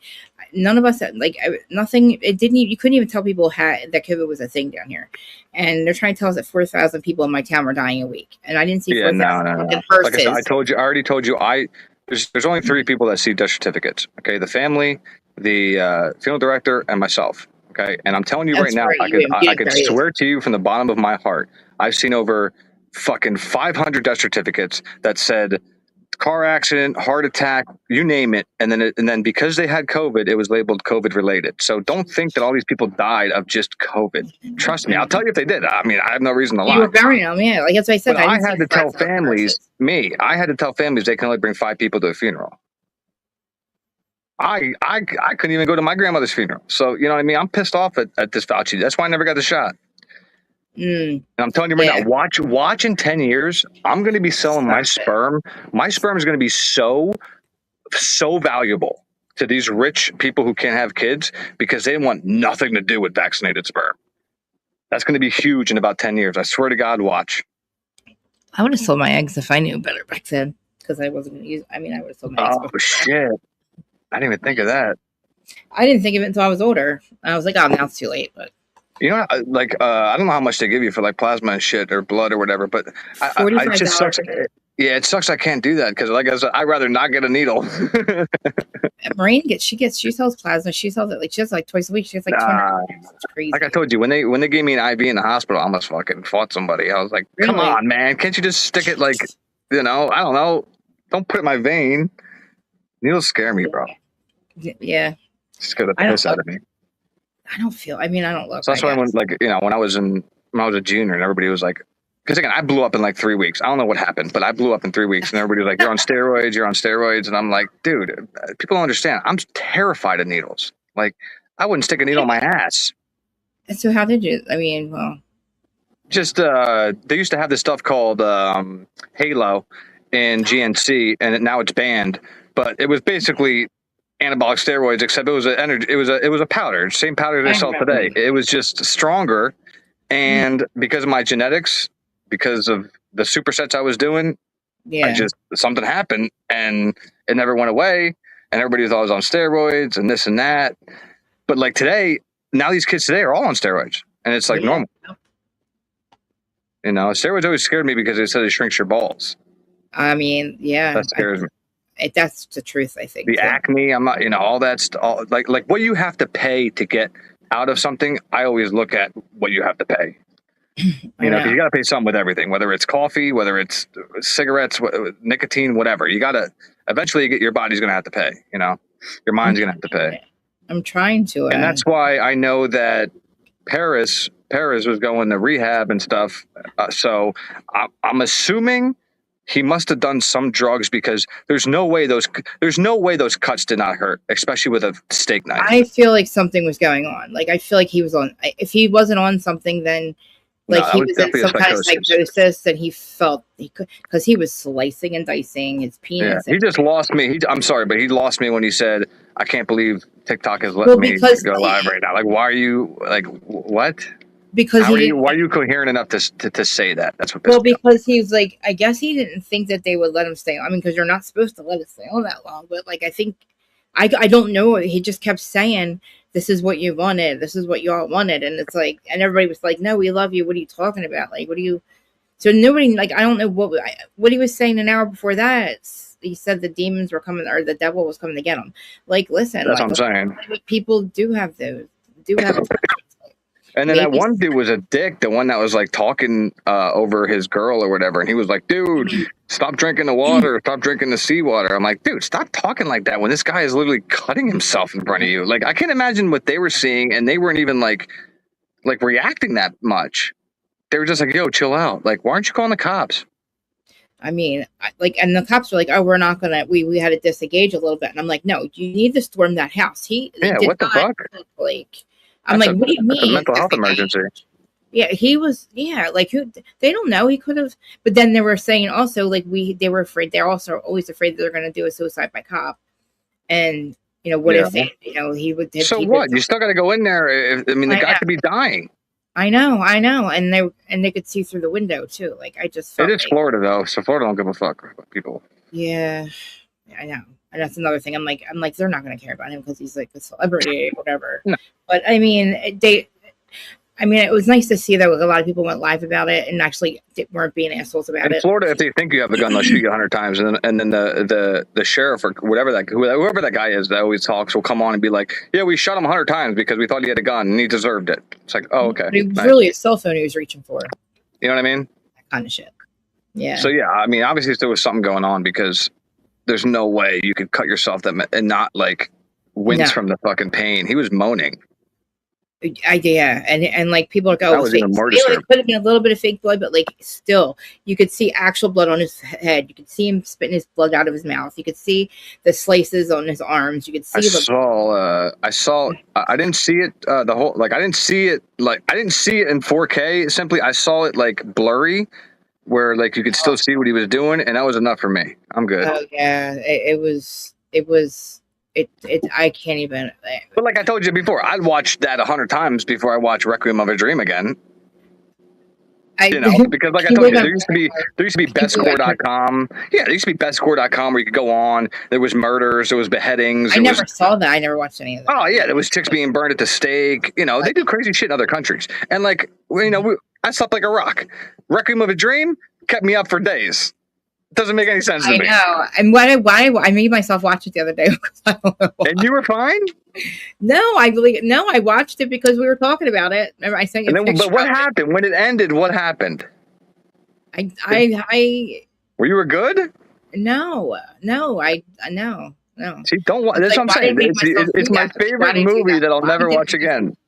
I don't know why I did it. And then I'm like, I wanted to watch Dream a Little Dream. This is what I'm saying. If you watch it, you have to watch like 3 comedies after. You're fucked. Yeah. Unless you're a psychopath, like my mother. She watched it, didn't feel nothing. Yeah. I just did it. She didn't. No. Uh-oh. Yeah. My husband's like an NPC too. I was like, babe, did you ever? He was like, I know this movie. I'm like, don't you feel?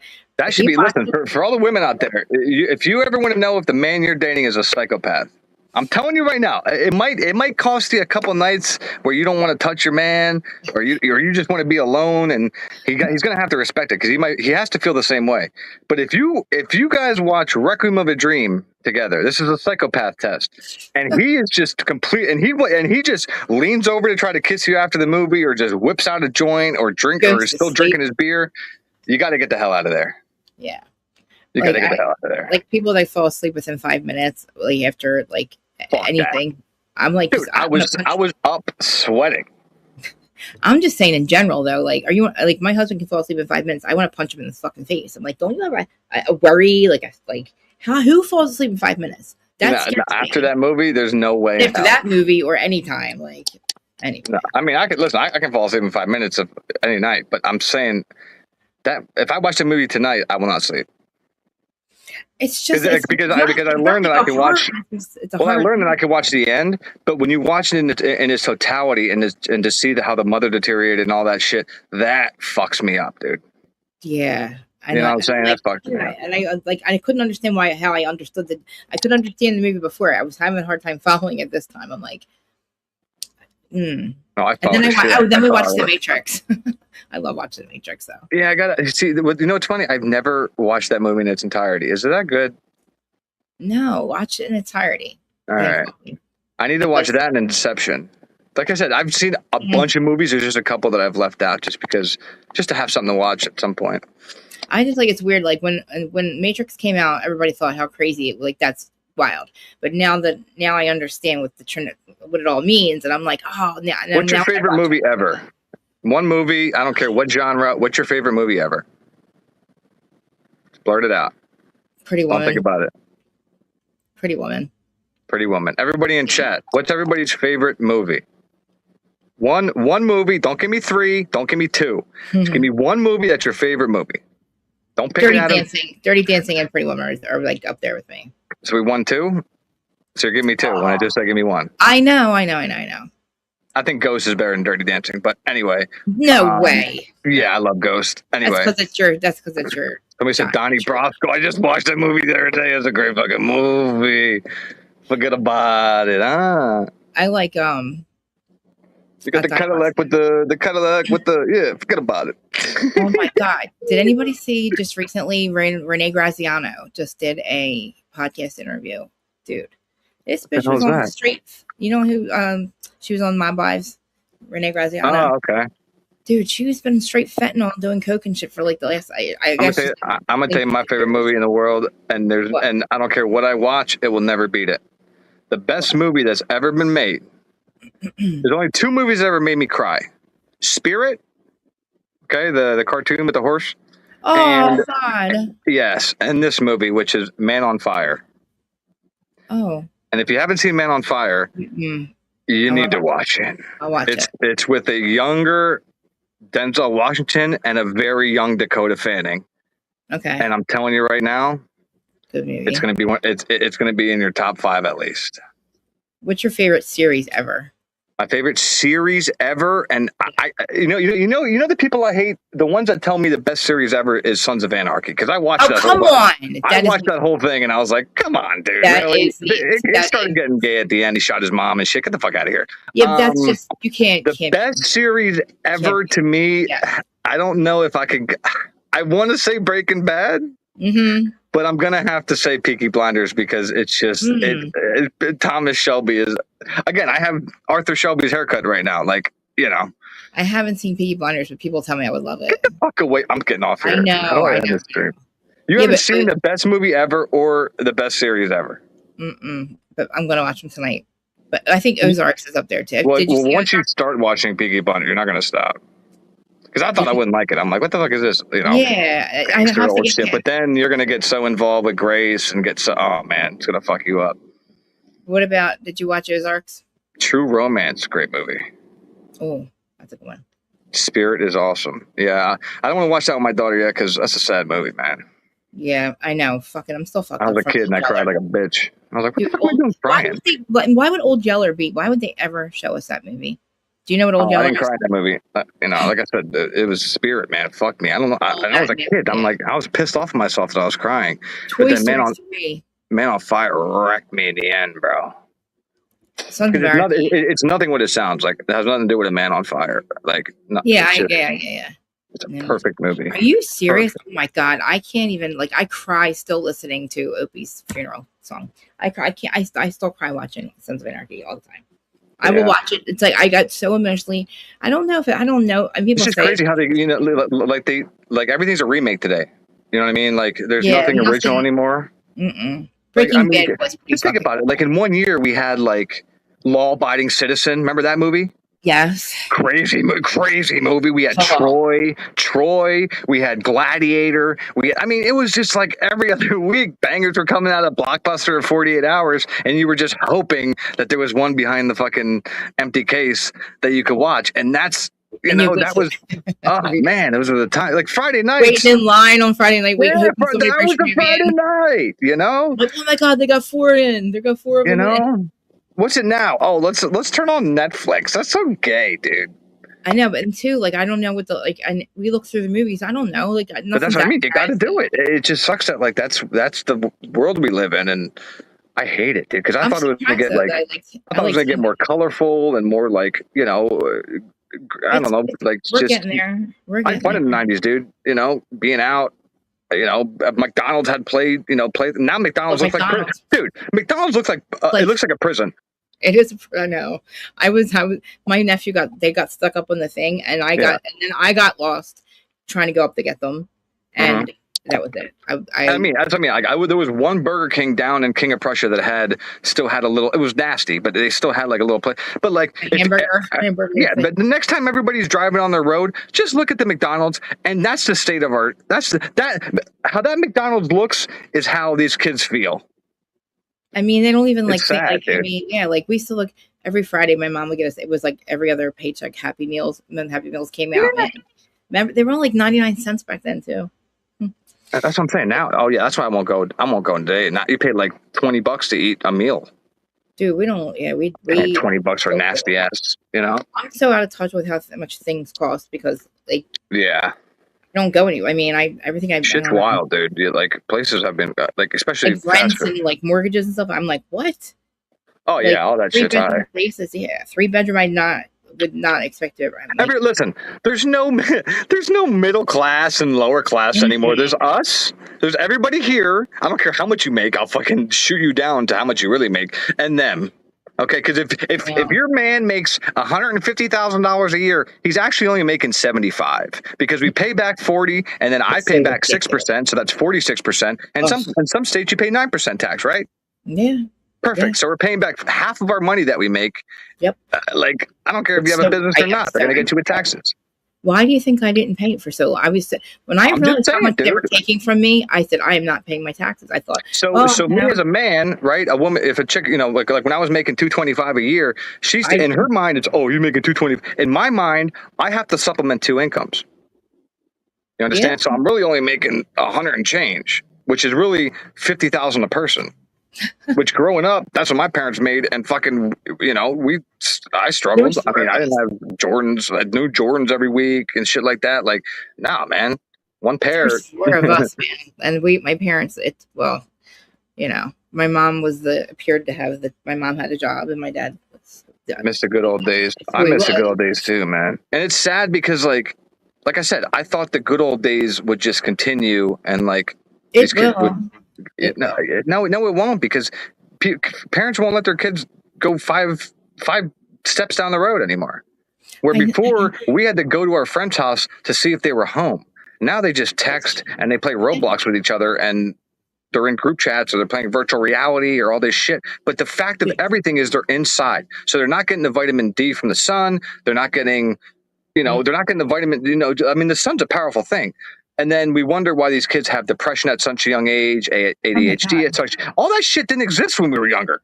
No, dude. If I ever said to my parents, my dad or my mom would fucking slap me across the room. I fucked up one time, and I tried to recite the line from Mr. Deeds when he says, "I'm gonna rip up my bullshit my bullshit contract." I said, "Bullcrap asshole."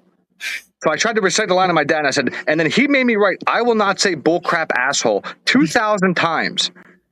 Now, 2,000 times might not seem like a lot. Imagine sitting down and writing a sentence 2,000 times. You eventually lose your mind. And you're not going to curse again. I'm not going to. No. I couldn't say, "Oh my God." I couldn't say no. Like, there was respect, and you're not going to curse. My dad, but my dad didn't say fuck around me a lot. Dude, me and Kaden was cursing me and Marine out the entire. Fuck you, fucking. It's fuck you. He was fucking us up and down. Fuck you, bitch. It was like, I want to fucking go home. No. I was like, and in public, I thought he would. Usually he'll do it just, I did not think he was going to do it at the doctor. Like I said, I cursed around my daughter, but she has never once even attempted. She knows, I don't play that, and there's no reason for her to play that. You know what I mean? But her friends and shit, like some of the group chats that I found, and I had to like contact moms, and they were like, they like completely took their daughter. Like, I mean, these are 9-year-olds, dude. Completely took their daughter's phones away because they're saying all this shit in these group chats that they're not saying to their mother's face, and their mother, and the moms think that their daughters are little angels. I know. And I'm like, here, this is what your daughter's saying, and it's fuck this, fuck that, fucking pity this. I'm like, yo. Yeah. I mean, in the beginning, I'm like, I said, stop yelling at them. It's all our fault. It was chaos. I mean, we kind of, I'm just saying, I didn't know what the hell was going on until like 12, 13 years old, right? Yeah. Like, I mean, I was a kid. Like, I was playing action figures and shit, and like that. Now these kids are learning shit at 6, 7, 8 years old, and they're having kids by. Oh my God! Remember Jailbreak? I used to play Jailbreak. I used to love playing. We would. I was gonna say, I don't. Okay, Peaky Blinders is up there, but the one series that has my heart and will always have my heart is Prison Break. Prison Break. Because Michael Scofield is the fucking man. I haven't seen Prison Break, but You've never seen Prison Break either? No, but I've seen Orange is the New Black. Bro. I know. I'm done. See, but people say, and I forget that. Write them down. I'm done. No, there's a new series I want to watch, so I want to watch it. Yeah, if you watch Prison Break, you'll get addicted as fuck because of the crime. We like crime and shit, but holy fuck, dude, that movie. I mean, that series is fantastic. Huh?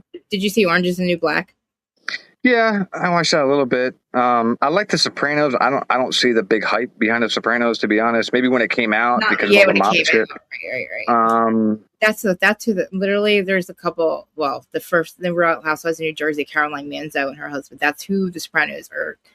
Really? That's who they created them after. Yeah, and her sister Dina and Tommy. She said Peaky B. See? Yeah, it's crazy. She knows Peaky Blinders. I know everybody has. I started to watch it twice and I couldn't get into it, but everybody says Tom, what's his name is in it too? Cillian Murphy and Tom. Who's the guy? Who's Bane from Batman? Tom Hardy. Dude, Tom Hardy's a masterpiece in that shit. Like, oh my god, you need to watch. Did you watch Power? Power? Yeah.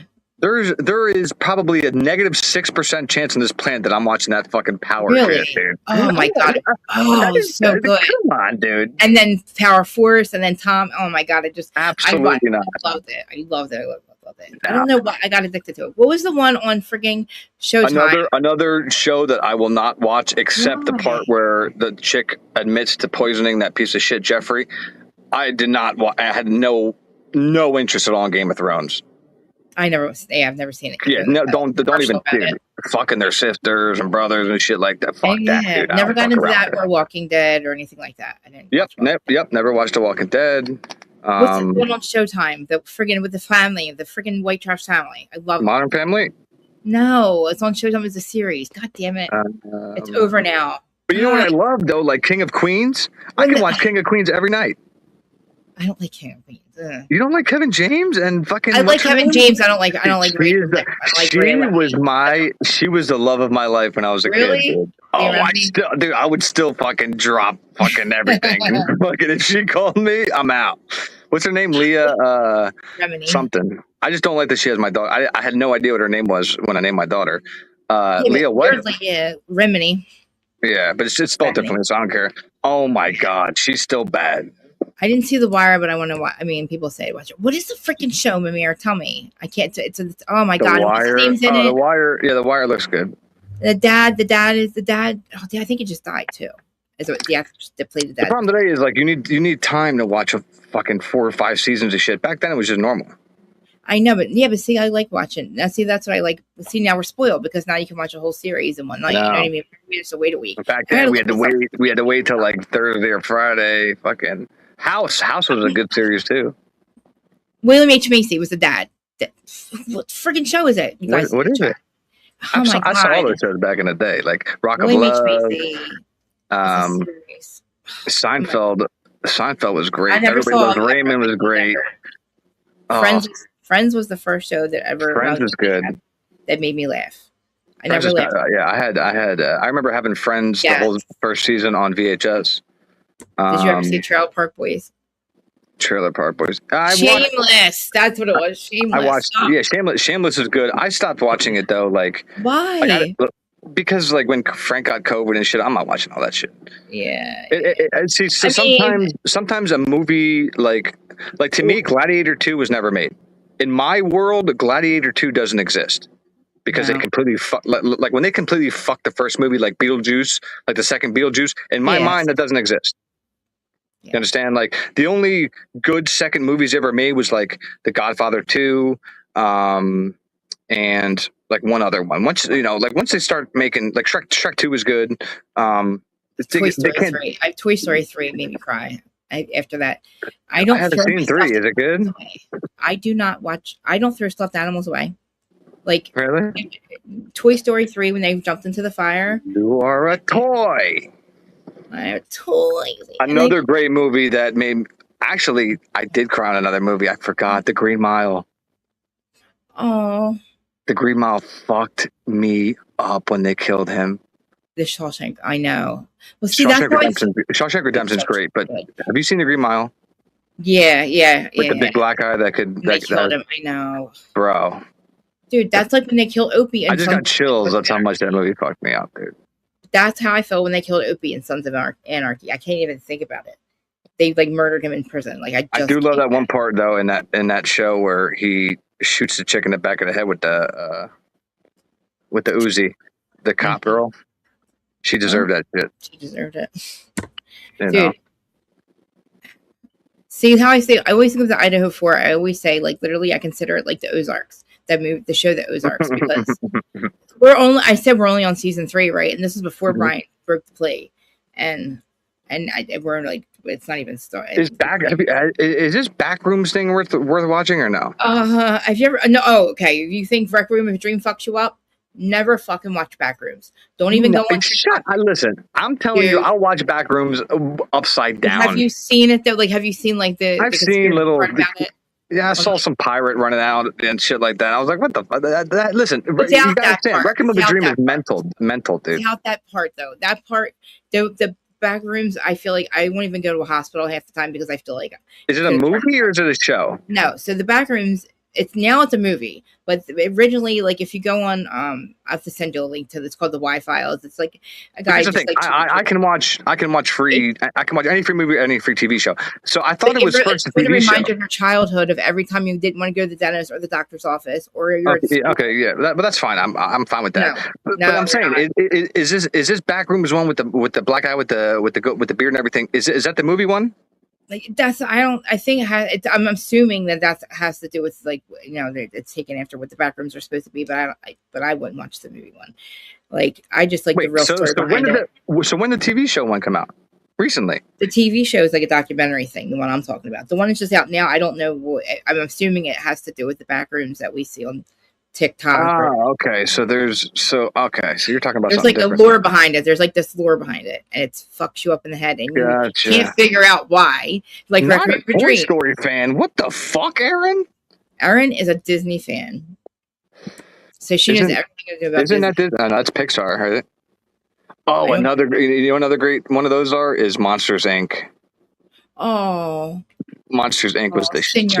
Senor. Finding Nemo is great. Finding Nemo was the first time I ever cried watching a Disney movie besides Snow White, because I'm Snow White. But Finding Nemo, I cried every time Dory. Oh, I have a Dory. Great movie though. It's just crazy how like as an adult I can watch these movies no problem, But like newer movies, like like this new Spider-Man, 0% chance I'm watching it. All this Marvel shit, after Iron Man, I got no. Star Wars, all that shit. No, I don't fuck with none of that. I like Deadpool, but then he pissed me off when the whole. But Shrek, I'll go inside right now and watch Shrek. I didn't like. I love Shrek, especially as an adult. You catch everything. Yeah, now, yeah. But now, like Beauty and the Beast, Beauty and the Beast is my favorite Disney movie, and Snow White. Beauty and the Beast, that was a good too. Like seriously, everybody. 101 Dalmatians. Oh no, was it? I didn't like how she stole the Dalmatians to make it. It's still good. It's still a classic, is what I'm saying. I know, but then think about like Bambi, how Bambi fucked us up because Bambi Hercules. Like all the fucking crazy shit though. Bambi's mom gets shot. Like that's very traumatizing. Old Yeller dies. How about that? Yo, what's that one movie where like the little boy meets the girl, and then the one day the little girl it's literally the beginning of the movie. They fuck you up. Like she dies, and then he gets to like be with her in like this wonderland or something. I forget what it's called, but like that was like a kid's movie, and like the little girl dies like in the first 15-20 minutes, and then the boy has to like go throughout the whole movie without her, but yet he sees her in like this. Oh, I forget what the movie's called. That fucked me up. Too. Did you watch Euphoria at all? This first season. What is that? It's so good. The last season sucked. Well, they made an extra season, which is awful. But it's I forget her name. Oh my god, you guys in the chat, right? Never heard of it. It's about high school. That like now it's probably what high school is about now, and what these kids are doing. But it's really good. It's a good series. I think there's only 3 seasons, but you would really like it. Yeah, I'm curious what these high schoolers are doing because, like I said, I drank like a fish in high school, and I smoked weed. That was it. But like what you just told me about your girlfriend for your watch. In Euphoria, that happens. Euphoria? Like, yeah, like the guy gets with somebody's dad, and it's like. Oh but now you can understand why Requiem of a Dream fucked me up, right? Well, yeah, but like if they do drugs or not, Requiem of a Dream is going to fuck you up. That's what I'm saying. It's not just that. It's the fact of you bring in her mother's situation to case, and then like everybody has family, everybody has old family members, right? And that so no matter what, you can relate to that movie. Listen, my father-in-law had an affair. Song of the Sea. What movie is that? Do you hear again? My father-in-law had an affair with my best friend. Okay. Oh my god. Then, well, it was only an affair because she was the only one married for a year before he died. Then my dad, before my mom left, my dad was trying to sleep with my friends. Like I had like my. Well, that's wild, bro. Yeah, like he's obviously now you know who. What he's about. Yeah, that's wild. It's just like so crazy to me. Like I think now I'm like, oh my god. Like people think it's. I mean, I laugh now at my father-in-law because, he was single. So and he was just. She was his nurse. She became his nurse, and then things happened. But she tries to deny it, and I have his cell phone, which he's been dead for years, and she still when I say I'm going to put out a show called The Freaking Real Housewives of Methville, I have all this like evidence of like, because she was sending him pictures and shit of herself. I have the evidence, bitch. Like, keep fucking with me. Like, Yeah, fuck that, one of these days, man. One of these days. No, I'm good on that. But it's just like but it's like free. Like, these people are just like, they have no boundaries. That's why I don't have any friends. I just can't understand how fathers even can do that when they have, like, as soon as you have a daughter, I don't understand how any father could do that. Mm-hmm. Like, I'm like, there's 0% chance. Like, that's fucking insane to me. I know that you can literally raise your daughter from a young age and then watch her be grown into a woman and then try to do that to another woman. Like, are you what? Yep. That's why I've never oh my God, I've never ever once, I swear, you can put me up to a lie detector and everything, I've never once shoved a chick, punched a chick. The most I ever did one night was I threw a camera across the room and it hit the wall, but she was already like in the room with the door closed. Like, that was it. Because I just always have that fear, and I'm good, and it's good that it's instilled in me, even though I know I can take my dad, where if I hit a chick, my dad's gonna fuck me up. Because that was like the biggest thing. Like, you do not fucking hit a woman, right? Like, I don't care if a chick comes swinging at me. I know enough Brazilian Jiu-Jitsu to just take her down and hold her until she calms down or the cops come or whatever. But like, striking a woman, to me, the fact that that's become like, you know, that blows my mind, dude. I literally don't even understand. Like, I don't know why. Me and my brother always like says, like, I don't know why you guys thought he was such a good dad. And we're like, I don't know why I thought he was. I don't know why. I don't know why. I mean, I can sit here and pretend like my mother was around more than my dad and this and that, and was emotionally there for me and my sister, but like, I'd be lying.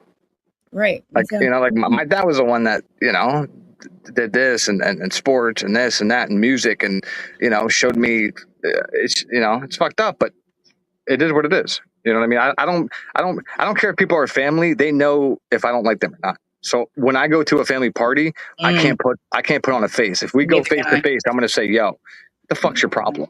You know what I mean? And so, you know, and I don't care if they consider it burning a bridge. I consider it just knowing where you stand with me. Yeah. It's a curse. It's a curse. I'm fighting back down to my nephew's birthday on Sunday because I'm being really fucking spiteful right now because like I'll go. Like I'll go, but nobody's gonna be like, oh, you got to be cordial. Fuck that. You know what? All I told my family is by this Christmas, when my house is redone, I'm gonna have a family party here, and all you motherfuckers are coming. I don't care if you bring your mistress, your fucking girlfriend, all 5 fucking parents, 6 parents, whatever the fuck I got going on. Bring them all. You're all fucking getting along because you've been doing it for fucking 20 years. When you were all married, like all 4 of my parents have been getting along my whole life. They're all divorced, but they've been married to their. I've had my stepparents my whole life, and now my mom ups and leaves and has an affair, and it's like I don't know who this woman is, which is crazy to say that because. She was my mom. Well, let me tell you something. I'm going to tell you something flat out. Boomers are cooked. Boomers is by far, bar none, the worst generation ever. Because all boomers care about is their house, and I swear, and their house, and they love doing better than their child's doing, which is fucking crazy to me. See, like my dad thought that's what my mom wanted, and all along, he wasn't emotionally there, but that's why she ended up leaving him at 70 years old because of. I mean, she should have left him alone, but like she stayed with him for 45 years, so everybody accepted who the fuck, you know.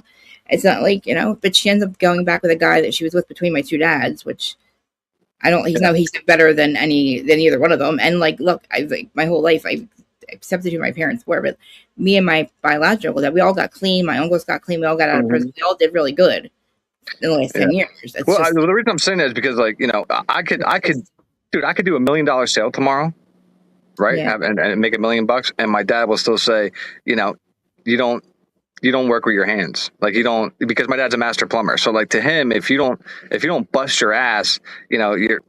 And I don't understand that. He doesn't like. You know what I mean? So for him, it's just like you got to work and bust your ass to be successful. If you do it any other way, he kind of looks down on you a little bit. He's cool, but like that's just how boomers are. My mom, even though they got to buy their houses, even though they got to buy their houses with the change in their pocket and a pack of gum. Right, like our first short. Boomers are so self-centered. Not even 100,000. I'm not saying nothing. I'm not saying nothing that y'all don't know. Yeah. And my parents, I don't know about self-centered, but my mom, they just, I mean, we really just. I'm saying, you know, some boomers that are. I'm not Right, saying right, every boomer yeah. is. Well, that's the problem. That's the thing right now. Like, I just realized after my aunt ends up passing away in the middle of my mom having cancer, which devastated me. She was my biological, like, she was my godmother, and she left a vehicle and some cash, and nobody's asking about it, right? She didn't have any kids, and she wasn't married. And then I said something to my mom about the car because we only have one vehicle. It's kind of on purpose, but like right now because of we're getting our house redone. But like my aunt's got a car that's just sitting there at my brother's house. My brother's got a fucking house, a shore house, cars. He's got everything. And my mom's living there now and just sold one of his shore houses. Exactly. My brother's getting a whole fucking house. My mother just visited.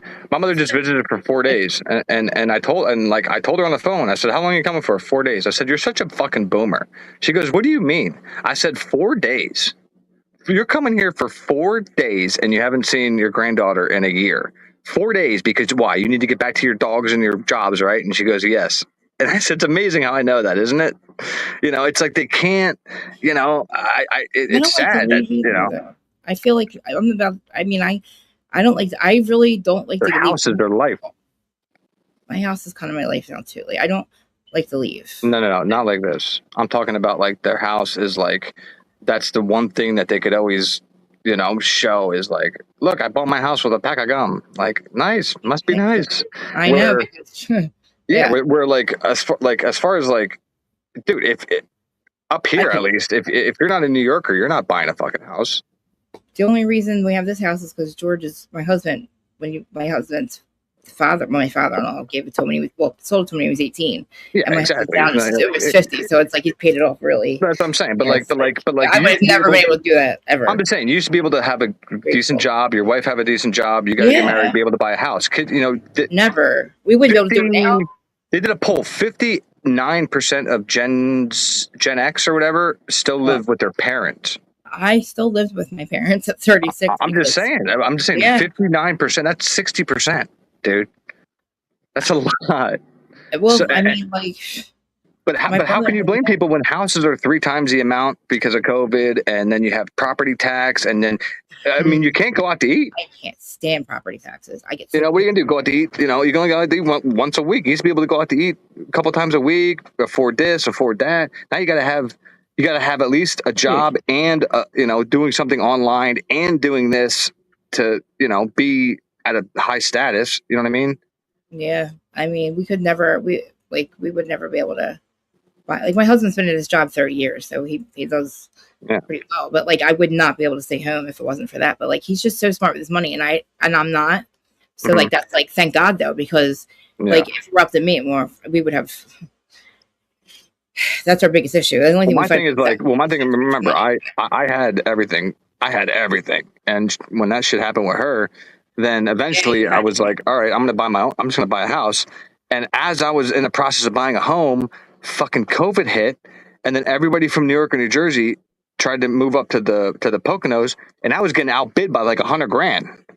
So when, instead of negotiating on the price, they're getting $100,000 over market value, and of course they're going to take. I can't compete with New Yorkers, so that's where I lost my window as far as like owning.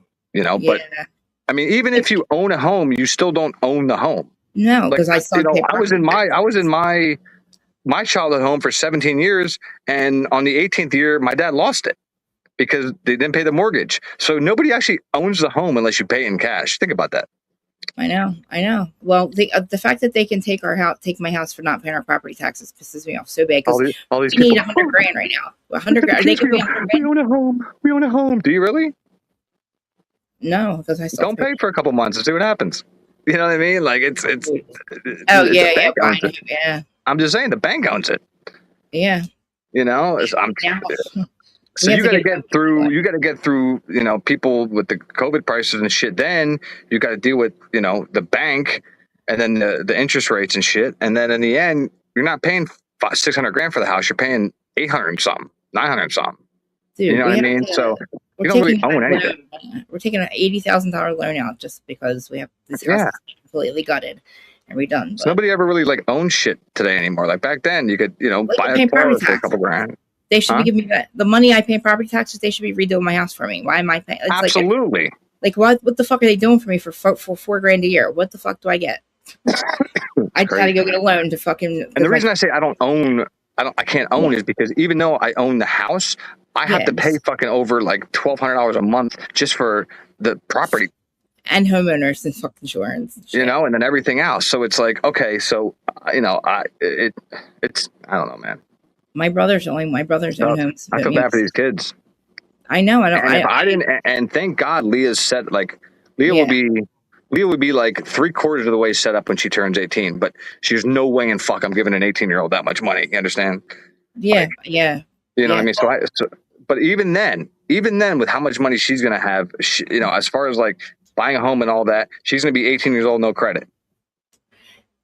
So does she get?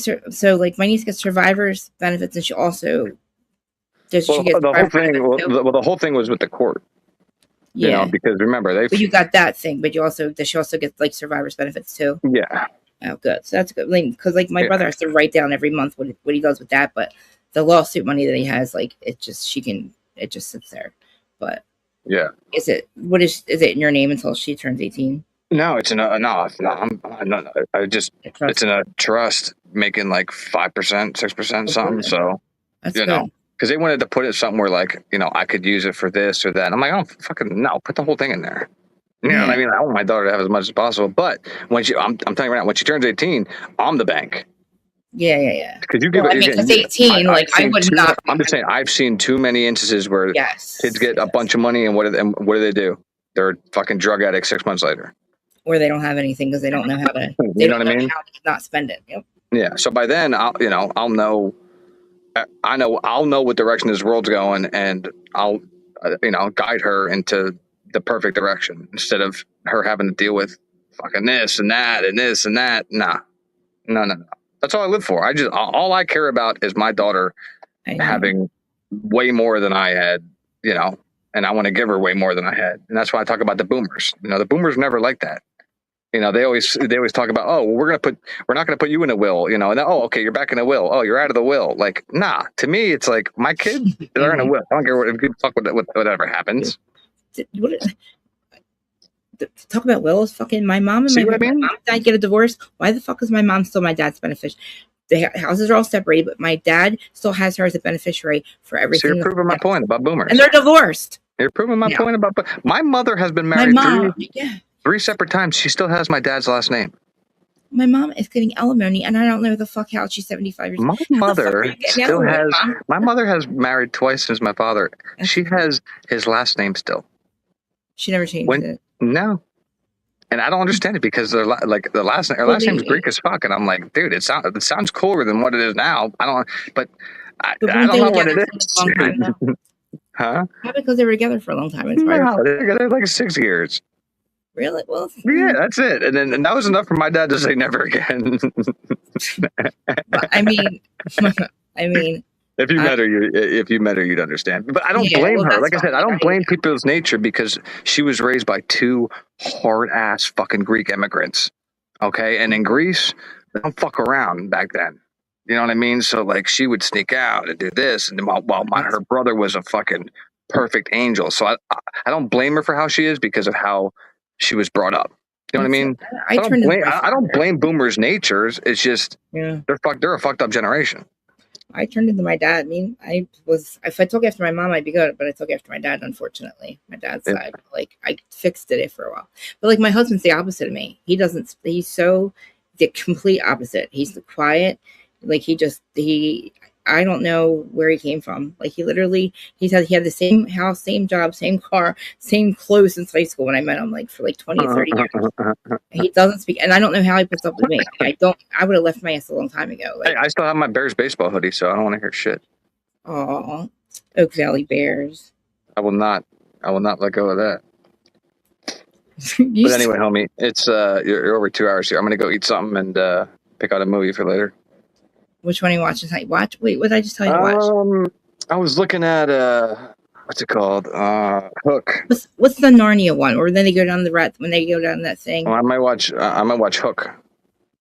Oh. What do you mean? Oh, Robin Williams? Fucking awe. Peter Pan? What do you mean? Oh, it's a great movie. But then you gotta watch all of them. You know what I mean? No, just watch Hook. Show her Snow White. Dude, I'm not watching no goddamn fucking cartoon tonight. You have to watch Snow White. Yeah. Show her Snow White. Do I have any tape you can use? You used all my tape. Yes, you do. Where? Somewhere in there. What are you making for dinner? Sorry. So she's asking me and I have bought probably 3 or 4 because I have to like wrap like packages and stuff.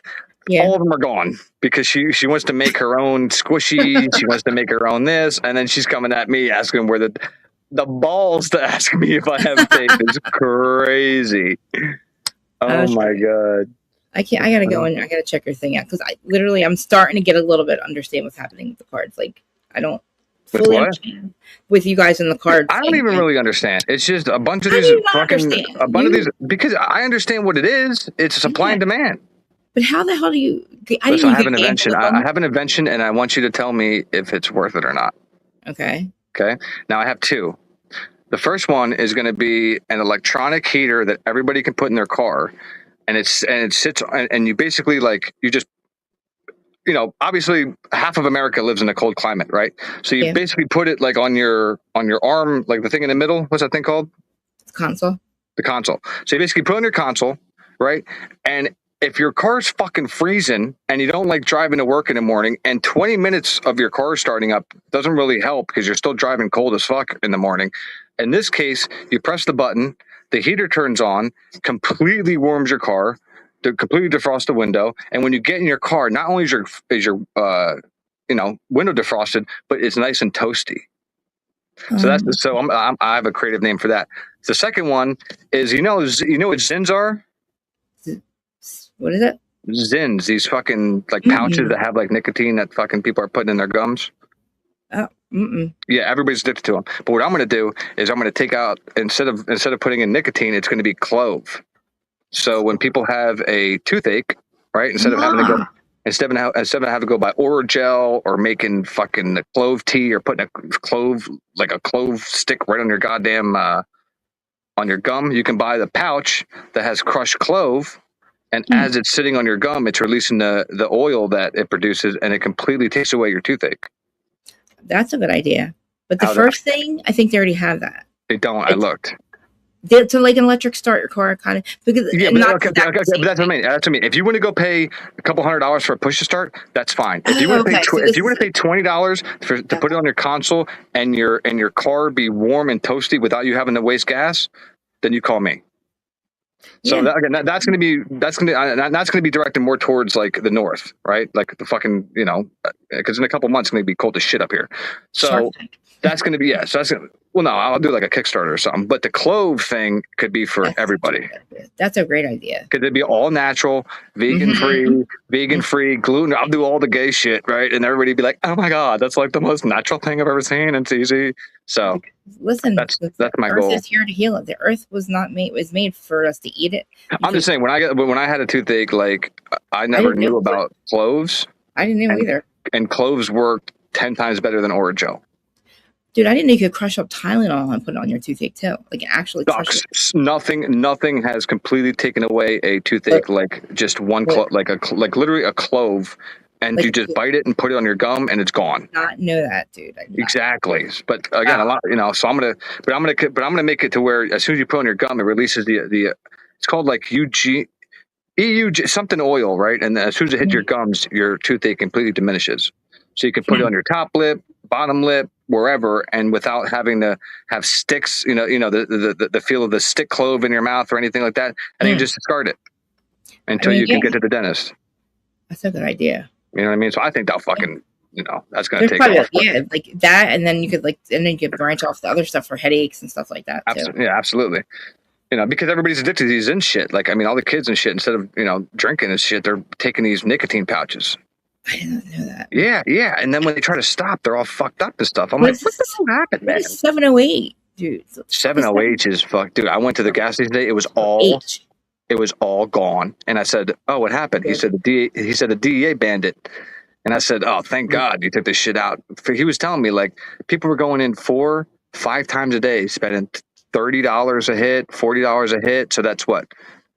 That's like worse, more than heroin. That's like freaking. Oh, yeah. But it's not just that. Like, I mean, there's people that, if you go on Reddit and just type in 70H, you'll see these people are losing their mind. And these people have done fentanyl. These people have done heroin. And they're like, IV fentanyl wasn't worse than this 70H withdrawal. And I'm like, yo, thank God. One thing, but like, what was it doing from the begin with? Like, was it getting so basically, okay, so you know morphine?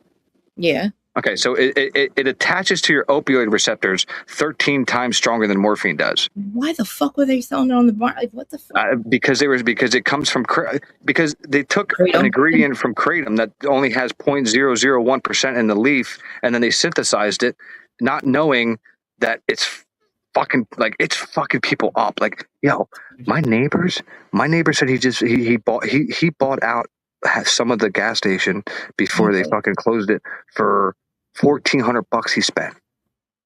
But when that's gone, dude, he's fucked. Yeah, because like you can't like take a Suboxone. I mean, like what? Like I mean, yeah, and like you go in, like you. I mean, some states probably still have them, but you can go in and they're sitting right next to, the 5 Hour Energy or candy bars and. Watermelon flavor, cherry flavor, mango flavor, and the one is called Perks, PERKS. Huh. So they completely predatory. Yeah, I mean, they were trying to get us, dude. We have their program to get us addicted. They have this shit. That's the fucking problem. Dude, but here's the thing. I guess there's always been shady gas stations because I remember growing up when K2. I remember the exact day K2 came out. Is that and we smoked it one time. We bought a bag. We smoked the whole bag, but then I saw that the ingredient said dwarf head, and we never smoked it again. What was that stuff that GHB? Remember when GHB and then bath salts came out, huh? GHB. No, I was dead when that was going on. Ugh, I wasn't a thought in the world yet. Oh, you weren't even alive. But now people are doing GHB as like a party drug. Dude, yeah, like my ex-boyfriend was. That's insane. He literally we went to GNC and he's like, we've got to get this new stuff called GHB. We both took a capsule of it and I have a plant that grows in Pennsylvania here that will literally put people have taken it. Like I've listened to trip stories and they and every single one of them wind up in a mental institution. It's called Datura. And all it is a flower. And if you eat the pods, the seed pods, or the actual flower themselves, or boil it down to a tea, it's called Deliriant. Oh, so it's not hallucinogenic. It's a deliriant. So it makes you completely delirious. See, I'm scared to do. Like I don't know. I'm scared to do that shit too. But but these kids are like, oh, I want to try, and they talk about trying Datura, and then all of a sudden they're talking about that they put in a mental institution for a couple of days, this, that, and the third. If you look at Kensington, there's a couple people I know that would like one. Like the Kensington shorts and like Kensington's wild, dude. My friends are doing like I drove it. Remember, I lived dancing like Michael Jackson and shit. Like I lived 20 minutes outside the city, so I would just go. I would just drive down just to see the zombies, dude. I live 5 minutes from there. Like, fuck that. Well, Camden, There's it was no Camden. way. Camden's. I can throw a rock at Camden. You know what I like to do at some nights? I go on my thing called Crime Map or whatever it's called, and then you can open up the map for Kensington area, and you can listen to all the radio dispatches. Dude, there's a couple of videos of it's insane every night. They create them and start dancing like Michael Jackson on camera and shit. Fucking weird, dude. Well, here's another thing people are doing.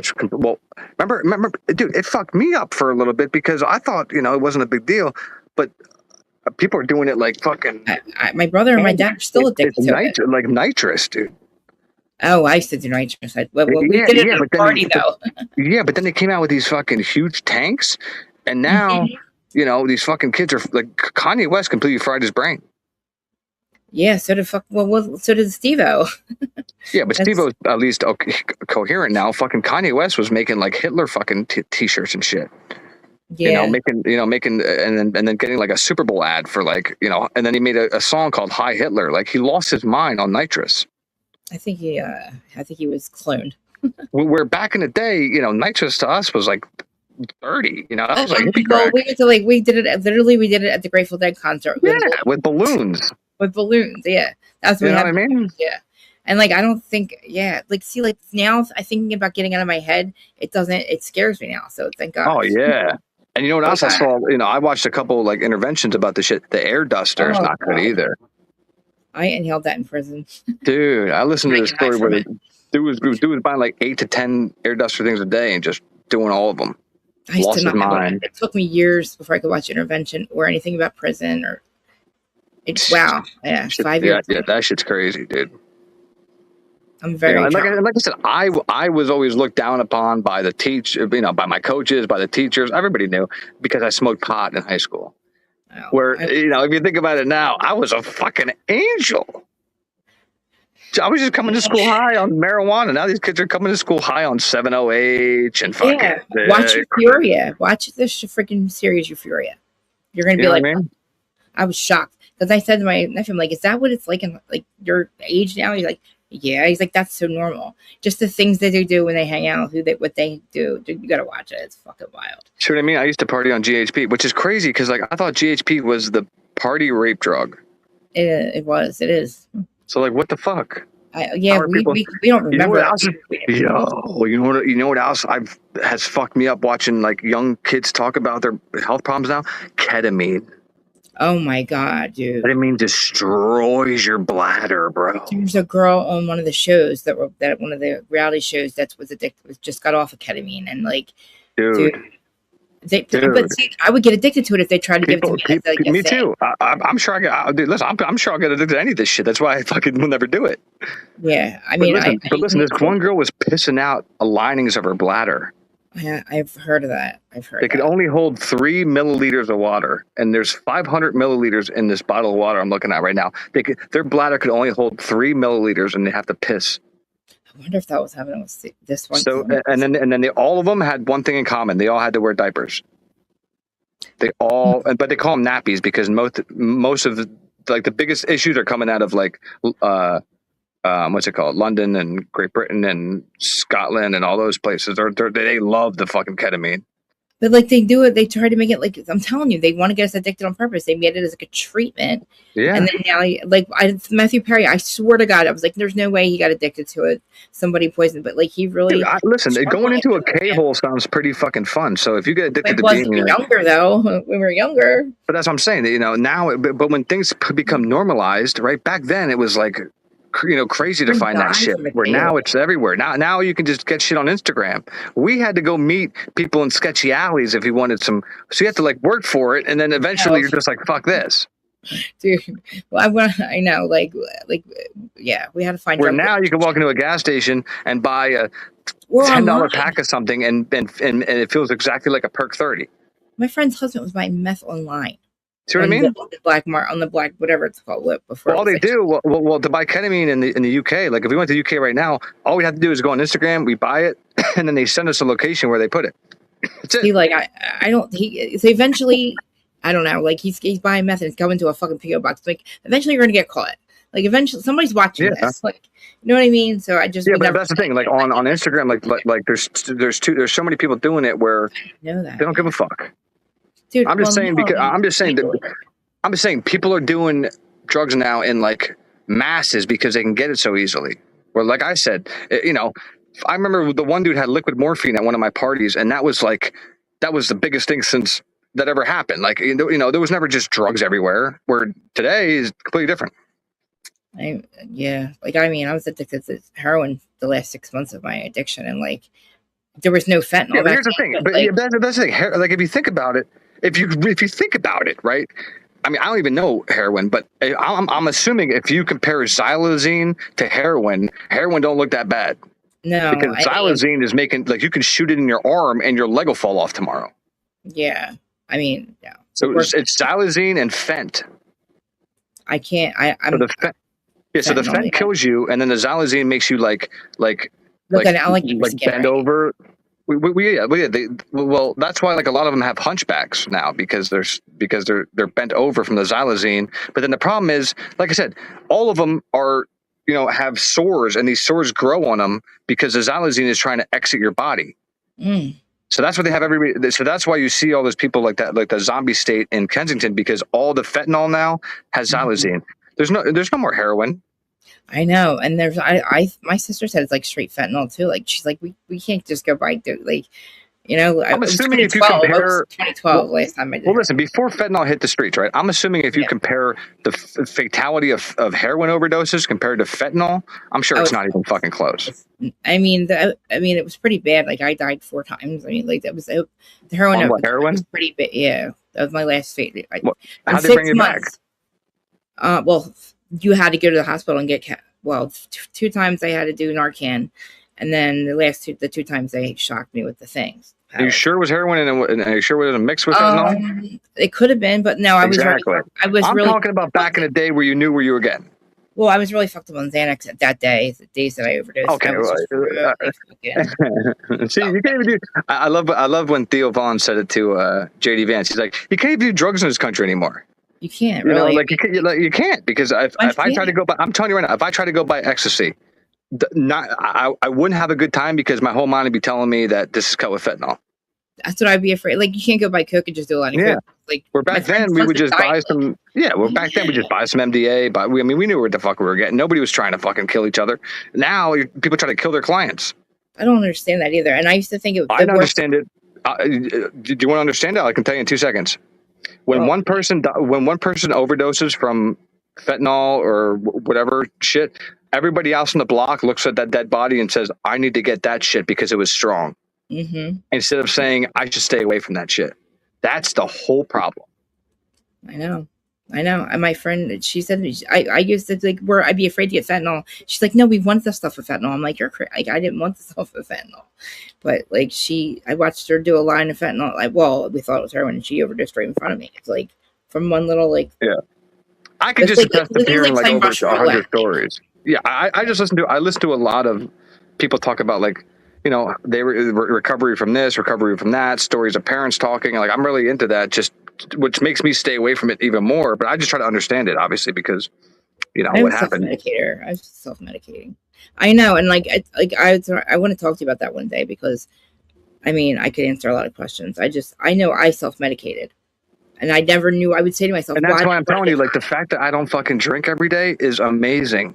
I know. The fact that fucking I've gone this far and all I do is smoke a little weed. That's why, like, I'm thinking about it. Like, I'm really not that bad off if I'm just smoking a little bud.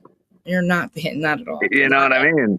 You have a lot more than most people. Like most people don't have a license. I'm just saying. Like, I mean, I'm listening to these people that, I'm listening to these people that are completely fucked on, crack and meth and fucking. Me, dude. I was homeless, fentanyl, felon.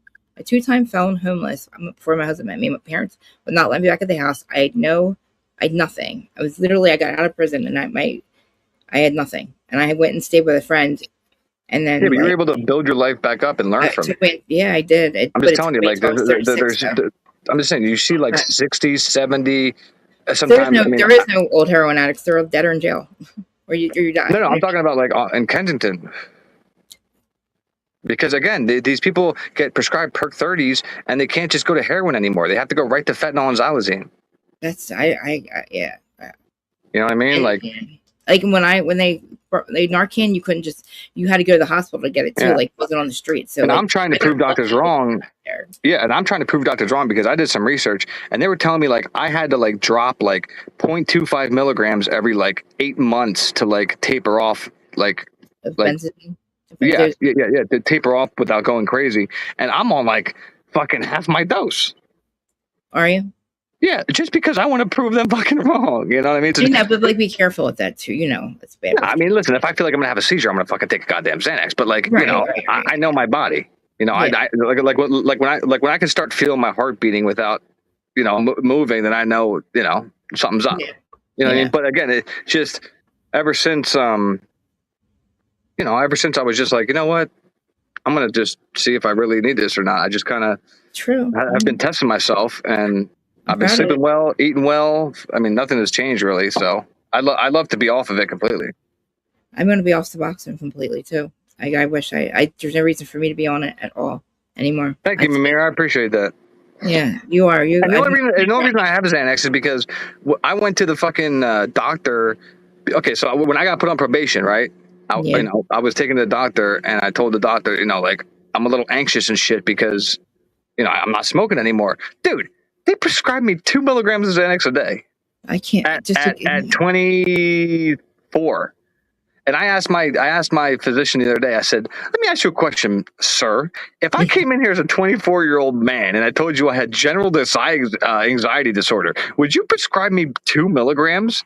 He goes, absolutely not. I said, what the fuck were you guys doing? Because it was my physician. I get my Xanax from my physician, not a therapist, not a psychiatrist, my physician. Mine, he won't write me Xanax. So I'm pissed off at them, when they try to give me lip about giving me my fucking refill, and I'm like, listen, you cocksuckers, I need to take this. You could die. I did research. The only drugs you can't stop are benzos and alcohol. That's it. Like people die from benzo withdrawal. You can take as much fentanyl as you fucking want. You might throw up a lot, shit a lot, shower a lot. You're not going to die. No. Well, no. You know what I mean? Yeah. So that's what pisses me off is the fact that they put me on the only goddamn prescription that you can't just stop. I know. And then like I told you, I stopped smoking weed for a week. I was actually sleeping a little better, eating cleaner. But like at the end, it's like, I don't give a fuck. Like at nighttime, I just want to relax a little bit. And I know I can stop when I want. And you're nicer. You're a little nicer. I'm a little nicer. You've been a little nice. I mean, because I talk to you every day. Talk over text, dude. I don't text. I know when we talk, but you're nicer, and you're like you're easier to talk to. Well, yeah, I mean, I get more social when I smoke, because I'm smoking really low grade THC. But like, when it's high grade and shit, sometimes that shit was giving me anxiety, and that's why I was taking my full dose of fucking Xanax. So I realized that the THC was working against me because this high grade THC shit I'm telling you, it's not good. It's not good, dude. No, I've seen too many parents now talk about cannabis-induced psychosis because their kids are smoking the vape pens, taking blinkers, this, that, and a third, and then all of a sudden they're fucking in psychosis for a year, 2 years from weed. I almost have an anxiety. If I don't have weed, if I don't have my weed near me, I almost go into a panic attack. I don't know. Yeah, see, well, that's the thing. I went to prove to myself that I didn't need it. And when I went to the hospital for those 4 or 5 days, I had my vape next to me. I had no weed, and and Annie was like, "How come we didn't like have somebody come by and give you like an edible or something?" And I was like, "I don't know." I sat there for 5 days. I didn't sleep. I didn't eat, and I just stayed up. And at the end of it, I came home and slept, and I woke up and I felt like a new man. So I told myself while I was in there, all I needed was a nicotine patch because I had the vape next to me, and I kept the same nicotine patch on for like 5 days. I forgot about that. Yeah, well, like I told you, I tried the flavored nitrous, right? Yeah. Because my fucking my buddy had it, he brought it over and shit like that, dude. One time of doing like I don't know, I saw shit where like kids were doing them every fucking weekend and shit, younger than me, but because of my diet, it completely fucked my B12 so fast, dude, and I couldn't walk. It's all it is like what it's just. I mean, I could do 1,000 whippets back in the day with the fucking little canisters and shit, but I guess they put flavoring in them now and shit like that, and it was like fucking I felt fucked up, like my spine felt fucked up, then I couldn't walk, and I'm like, what is happening? And then once I went to the hospital, he explained to me, like, some people never recover from this, and I'm like, nah, bro, I didn't fucking do that much and shit. So once they gave me the vitamins and stuff, he came in the next day, he was like, damn. I was like, what? He was like, you look like a completely different person. I said, I told you, all I needed was fucking vitamins, dude. But yeah, and they still sell that shit right down here at the fucking gas station. It's crazy to me. Crazy. Yeah, like Jersey, you can buy weed, and you can still buy weed on the corner at the day. And you can buy nitrous. I don't know about. I haven't. It's just whippets, dude. Like like I said, I should have just got like the record shop that gets. I'm just saying, stay away from the flavored shit because that shit fucking is deadly. Dude, anything flavored, like the Galaxy gas, stay away from that shit, dude. Never even heard of them, dude. I'm scared. I wish I just did the fucking the balloon. I would have been fine. Fucking, I could do 1,000 balloons. But Grateful Dead concert, I would do another balloon. That's what I'm saying. Like the weed, I can't do. The minor weed, I can't do. The minor whippets, I can't do. So I just gave up, and I'm like, you know what? I'm sticking to just low THC marijuana to just increase my appetite, increase my mood a little bit, and until it starts affecting me negatively, and I've been smoking since I was 14, then I'll stop. I'm a plant connoisseur. I sent you pictures of my plants. Oh yeah, Yeah. there might be some Me too. I'm just saying. never know. I'm just saying it's a lot different when a 14-year-old. Yeah, when you're 14 and you guys roll a joint and it's 2-3% marijuana, rather than you're 14 years old and you're taking a 90% dab rip, and all of a sudden you're sweating, your heart's pounding, this, that. That's what happens. Well, you gotta just, I mean, I like even me smoking this low grade THC. If I turn the camera on right now and take a dab, I'll fucking die. I'll turn this off. I'll go inside. My anxiety will be fucking through the roof. Like, who the fuck wants to feel like that when all we want is that old mellow high? I know. I forget that. I literally, I remember I used to smoke and I would almost nod out at my friend's house. And Rush, Rush was a little red bottle, right? I don't know what that is. Rush. Yeah, Rush is like you fucking sniff it, right? And it fucking makes you horny. What? I had a chick. Yeah, dude. I had a chick fucking have that. She brought it over. We'd be, doing the thing, and she would fucking hit that thing, and she would fucking turn into an animal, dude. I was like, what the fuck is that? And so I tried it. And I was like, oh, I didn't like it because it like made my body overheat, which I don't like. I don't like that feeling, but I was like, holy fuck, dude. You like fucking sniffing this shit? Like, never. Whatever. I was fine with it. I mean, I never don't sniff it. It's not. You don't actually like put it in your nose. You just. It's like like an inhaler. It's like nail polish remover. Oh. Yep, little red bottle. Mimir, listen. I might be 33, but I'm with you guys on everything. You're you know more than I do. I'm like, I'm the oldest fucking 33-year-old man, I guess you can call me, that you'll ever fucking meet. Trust me. And if you meet somebody at my age like me, please just put him in my life, because I would love to talk to somebody else that has fucking, the mindset of what the fuck's going on here. I forget. All my friends are into this fucking social media shit, and I'm like, everybody is so fucked. They just completely moved on from Facebook to Twitter to this to that, and that's just their whole life now.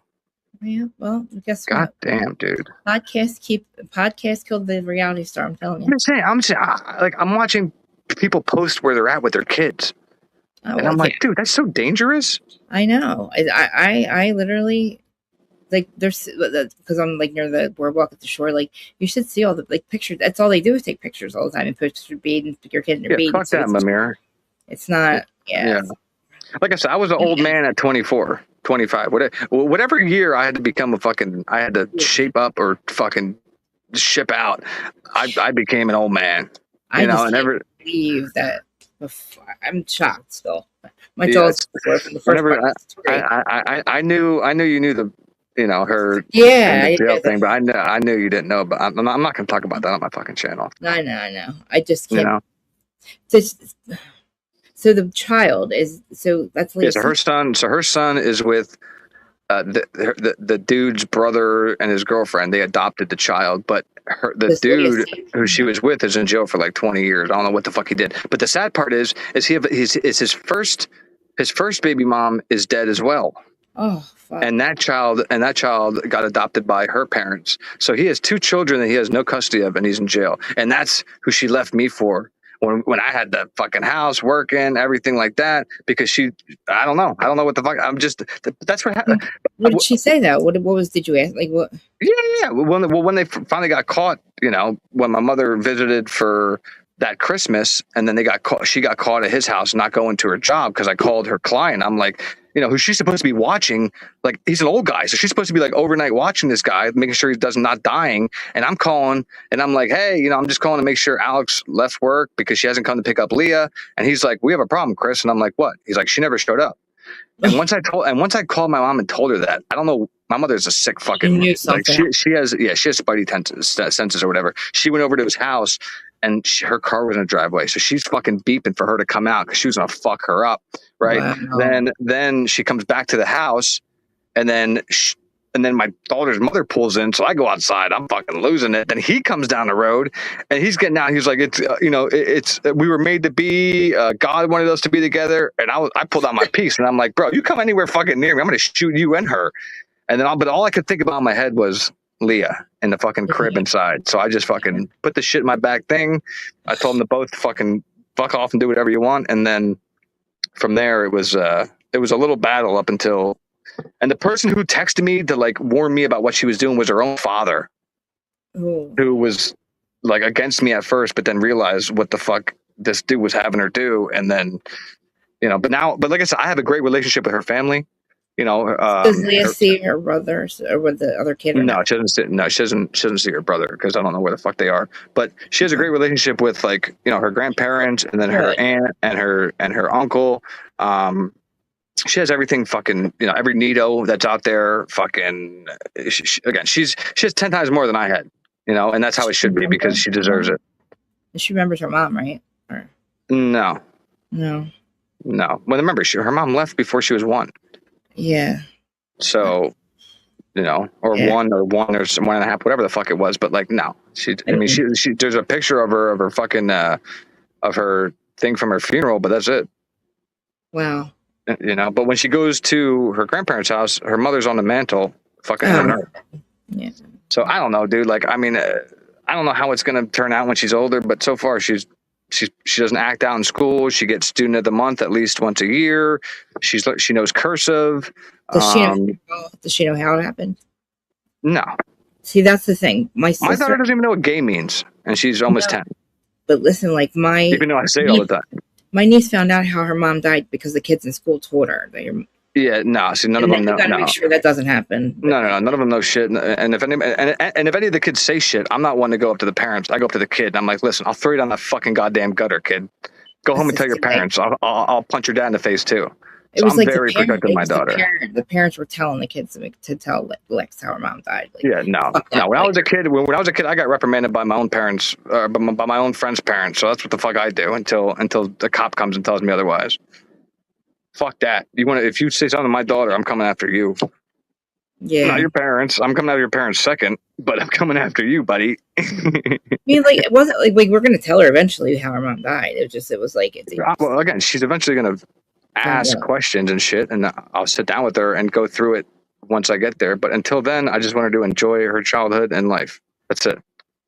Yeah. Unnecessary stress is unnecessary stress, no matter which way you look at it. True. She's close with your mom too, right? Like that's good. Yeah, she was crying when my mom left and shit. Just sad. Yeah. No. That's me. I like it, but I'm not.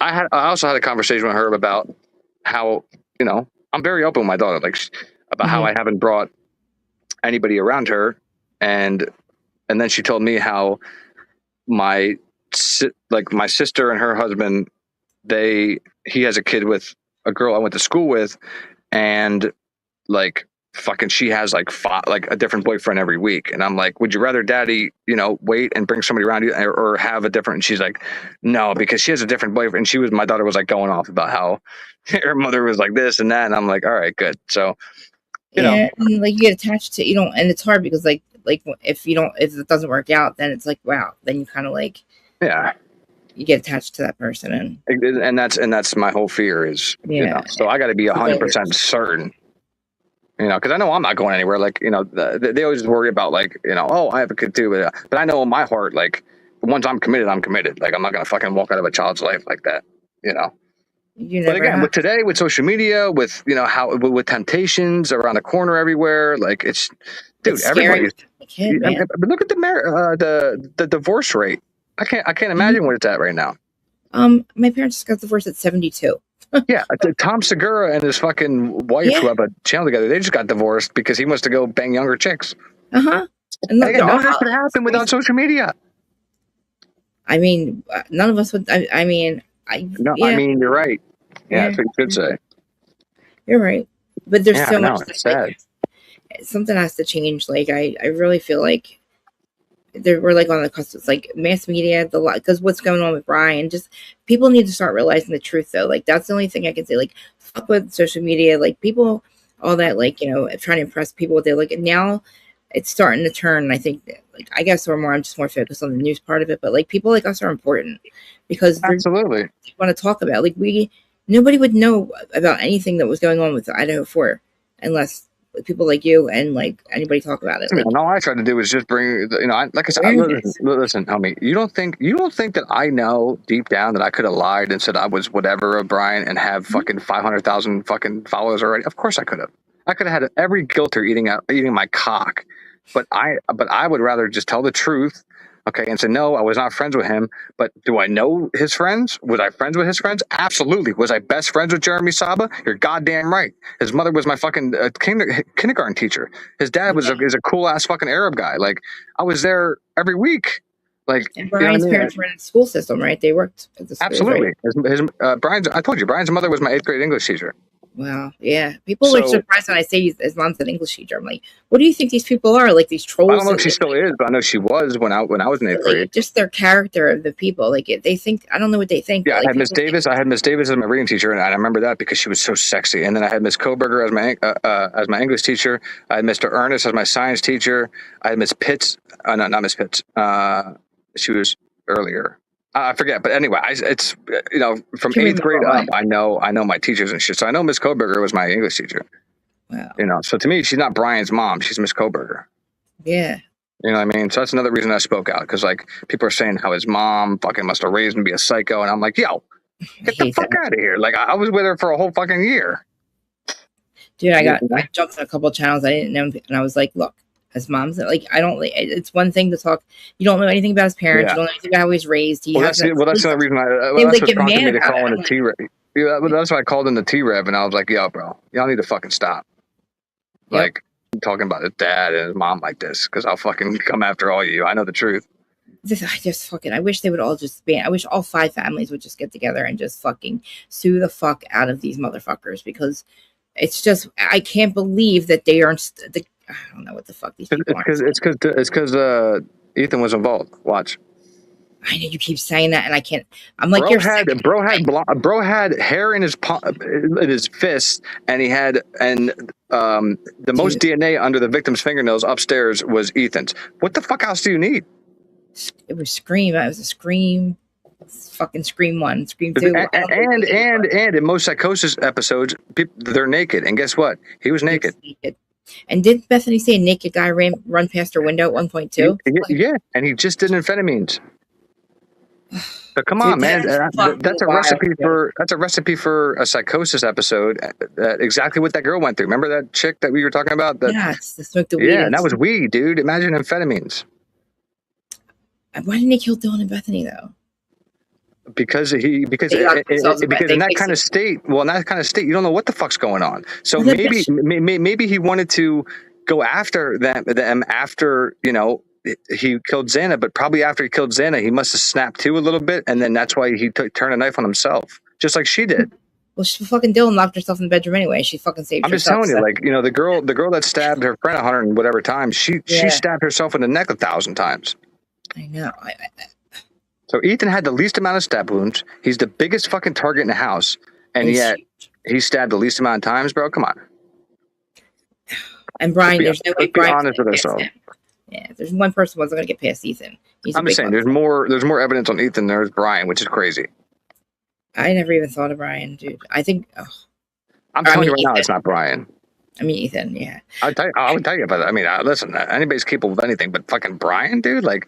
Oh my god! He did. Even if he was involved, he didn't do it by himself. The way they said it didn't go down the way they said it did. He never boxed a day in his life. Oh, that's fucking wild that they said he's a boxer now.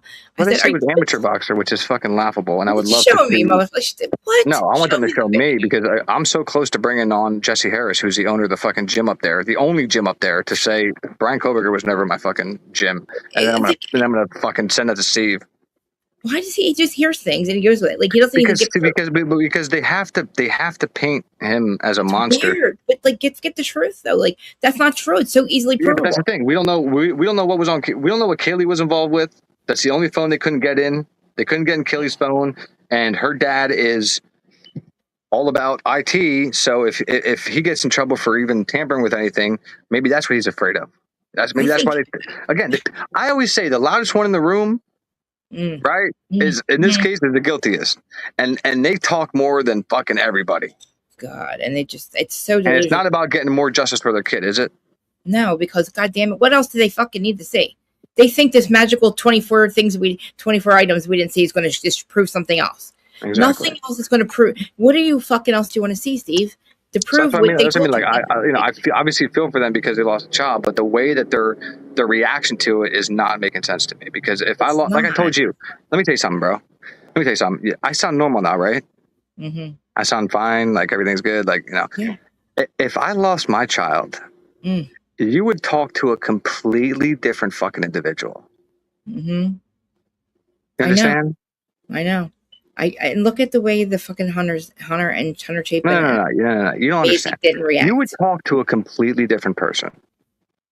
And the fact that they can even smile or have a laugh or crack a joke, none of that would happen with me. I would go dark. I wouldn't be on any MSM. Nothing. You wouldn't know where the fuck I am. I'd have 500 VPNs going, and fucking whoever actually did this, I would spend every dime. I would spend every hour and every minute I have making sure all of them die. There will never be a trial. I don't know why you still believe. And then I would fight for Brian to get out of jail. That's what I mean. Like, I don't. How are they not believing the fucking narrative? I don't understand. Why are you still believing in impossible? But I'm different. I have one child. It seems like these fucking families because they have multiple kids, they're just okay with fucking losing one. That blows my mind, dude. I don't know. I think it's because they weren't talking to Kaylee, and it fucks them up, and that would be even worse. Like, it's even worse. You lose your kid when you're not getting along with your kid. Like, absolutely. That's what I mean. Like, if something happened to me, I know my parents would fucking. There's a reason that the aunt doesn't talk to anybody. I think the aunt doesn't talk to them. The one that Kaylee was living with, and I think Olivia's starting to realize what the fuck. Like, her face was. I just thought about it. You know who I would fucking turn into immediately? Who? You ever seen the movie Sicario?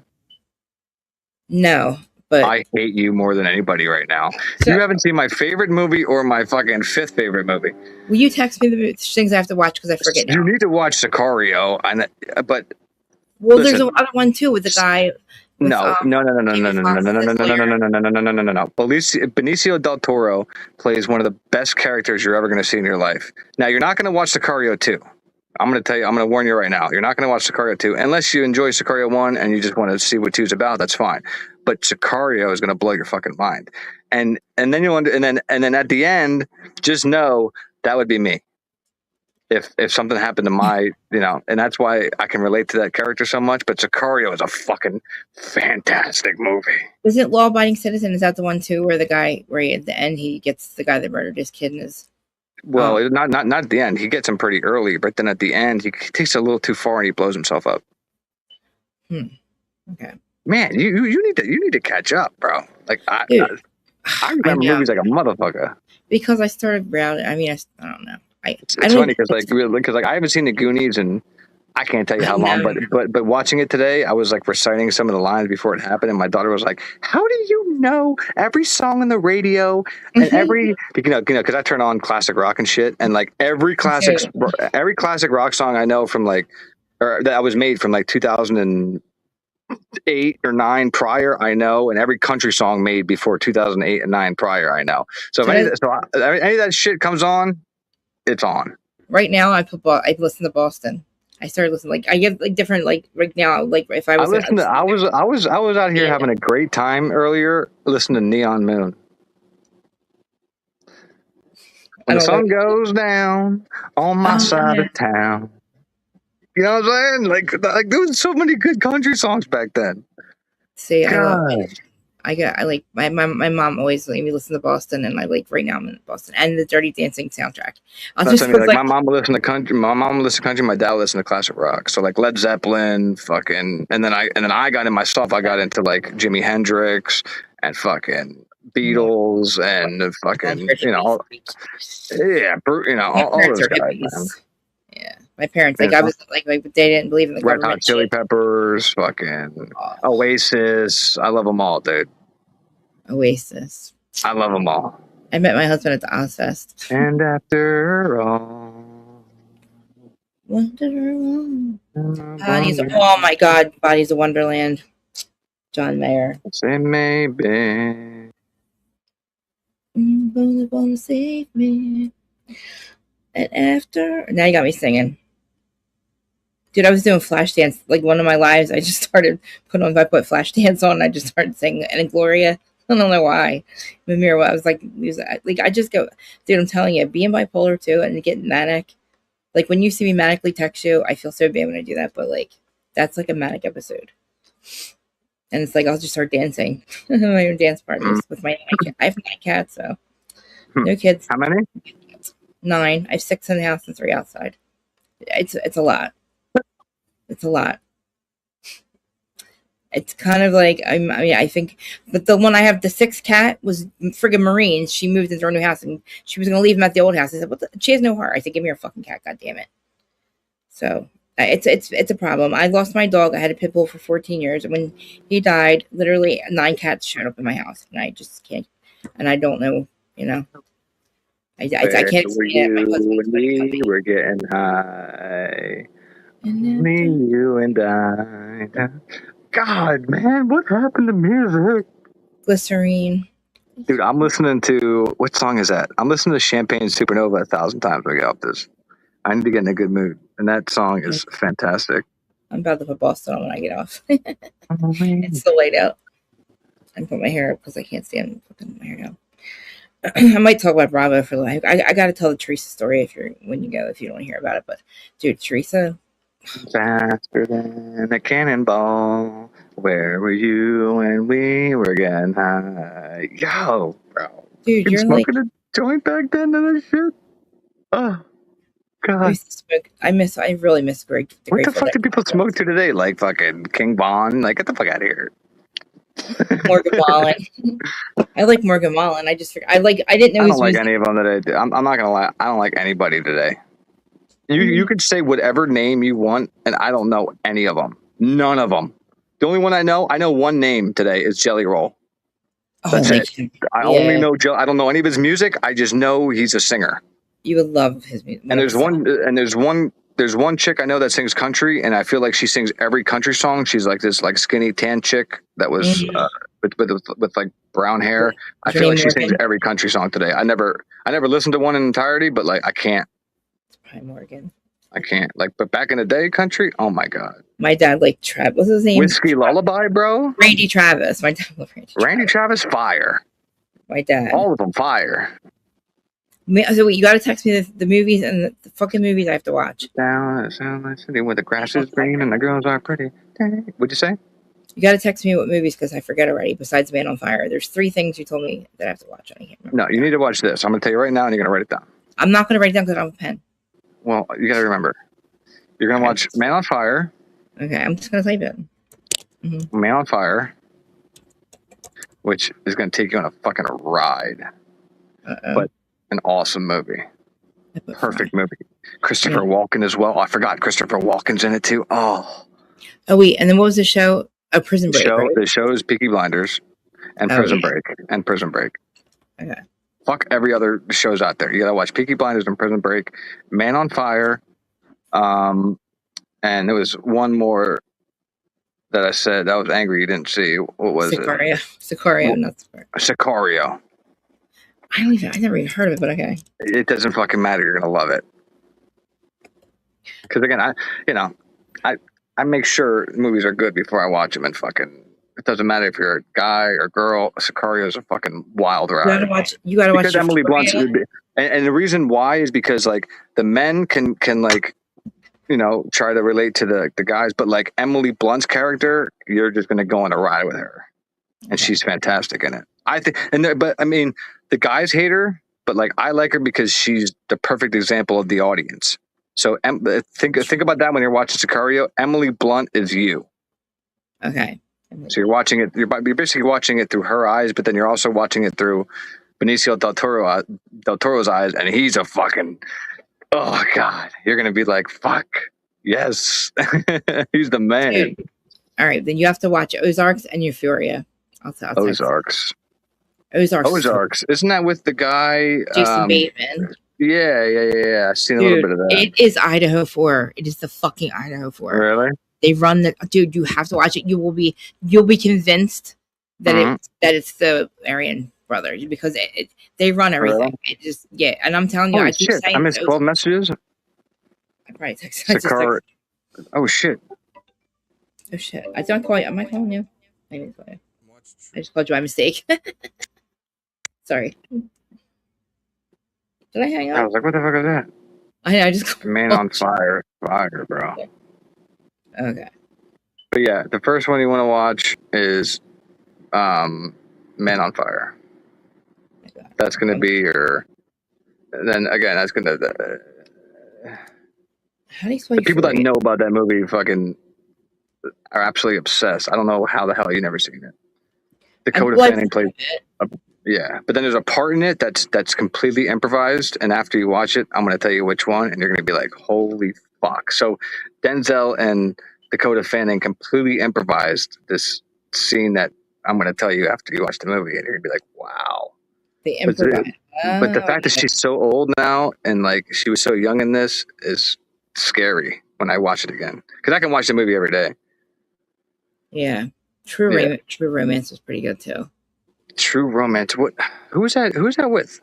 Christopher Walken, but I can't remember the chick's name. Is that when he was? Is that when he was like the gangster, Frank White?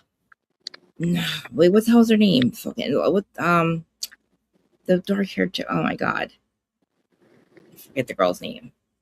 I'm so high. See, by this time of day, I'm so high I can't remember anything. It's True Romance, the one where he's on the train and the gang comes up. He's with his chick, and then he shows him the gun. He's like, "How about that?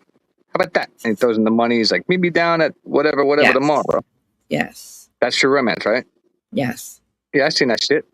What is the movie with like when they call it when all the guys says like their names are brown, black, blue, like they don't That come is Reservoir Dogs. Reservoir Dogs. Oh my god, fucking movie so I good. love when he dances with the fucking straight razor. Yes. I can't believe you didn't like Sons of Anarchy, dude. I'm so addicted. I cry thinking about it. Here I am, stuck in the middle with you. That's the exact fucking song that was playing when he was doing it. I guarantee you. I can't believe I remember that. Dude. Stuck in the middle. I can't remember what I did last week, but yeah, I'll sing any 80s song. I love it. Yeah, another great movie was fucking Heat, bro. Heat? I think Heat with fucking Robert De Niro and Al Pacino with the fucking bank robbery and fucking oh yeah. And my second favorite actor, because my first actually I don't know, he's really growing on me, but what's his name? Fucking God, hold on a second. I'm drawing a blank. He passed away. Hustle and Flow was pretty good. Sydney Sweeney. Nothing but Sydney Sweeney. I didn't know she was. Oh yeah, Sydney Sweeney is in Your Fury. Yeah, that's right. I forgot before she was hot. You know who my man is? Van Kilmer. Is he alive still? Yeah, he's still alive. No, he's not alive. But he was a fucking man. And Tombstone. I don't care how old Tombstone gets. Tombstone will always still be the best fucking the best Western that's ever made because of Doc Holliday and fucking the character Van Kilmer plays is fucking Doc fantastic. Holliday. Heat, good movie. Damn right, Mamir. You know what's funny? The shooting scene they say is the most realistic shooting scene ever in a movie. And when Van Kilmer does his clip change, they use that scene in the movie in the Marines now, and they say if you can't change your magazine faster than him, then you don't belong in the Marines. That's how fucking well they made that movie. But listen to me. Here's what I want you to watch. Instead of watching the trailer of Heat, I just want you to just type in on YouTube, just watch this one scene, and then that's going to make you want to watch the whole movie. Is Heat diner scene. Oh. That's it. It's only going to be talking, but you're going to understand what the fuck's going on, and you're going to want to watch the whole shit. I advise you just watch it without watching anything, but if you need some motivation, just watch the diner scene because all it is dialogue, but it's one of the most fantastic scenes I've ever seen in cinema. You know? But anyway, I'm at fucking 10%. I gotta go charge this bitch, eat some food, and fucking chill, bro. Movie? What are you guys gonna watch? Like I said, I don't know. Probably Hook or whatever else. I don't know. I'll watch something. Yeah. All right. I like Hook. Fuck off. I mean, I just feel like it's very dramatic. I don't know. What's wrong with Hook? Boy movie. Huh? It's a boy movie. No, it's not. Did you guys see Barbie? Did you guys see the new Barbie movie? I watched Cat in the Hat. No, fuck no. I'm not letting my so daughter good. watch It's that good. woke shit. It's really good. I guess. Yeah, no. Fuck all that. Fuck all that. I'm sticking to good movies. Okay. I thought it was pretty Fucking, good. you know. No, The I'm new talking He-Man. about the actual good movies. What's the movie with? My husband watches it all the time, and it's from the 70s or the 80s. But it's like it has Ra in it, and it's like it has the sun god in it, and it's like The sun god. Yeah, like it's like I don't know. It's like it's the story of how like. Was that when like the dude wants to? It becomes He wants to. Yeah, is that when the dude wants the fruit, and then the god tells him to piss off, and then he stabs the god, and then he takes revenge against all the gods? He takes his eye out. He takes 2 eyes out of his brother. Of like, and I'm saying he turned into a god believer, and then turned into like the devil. Yeah, What's his name? Ethan.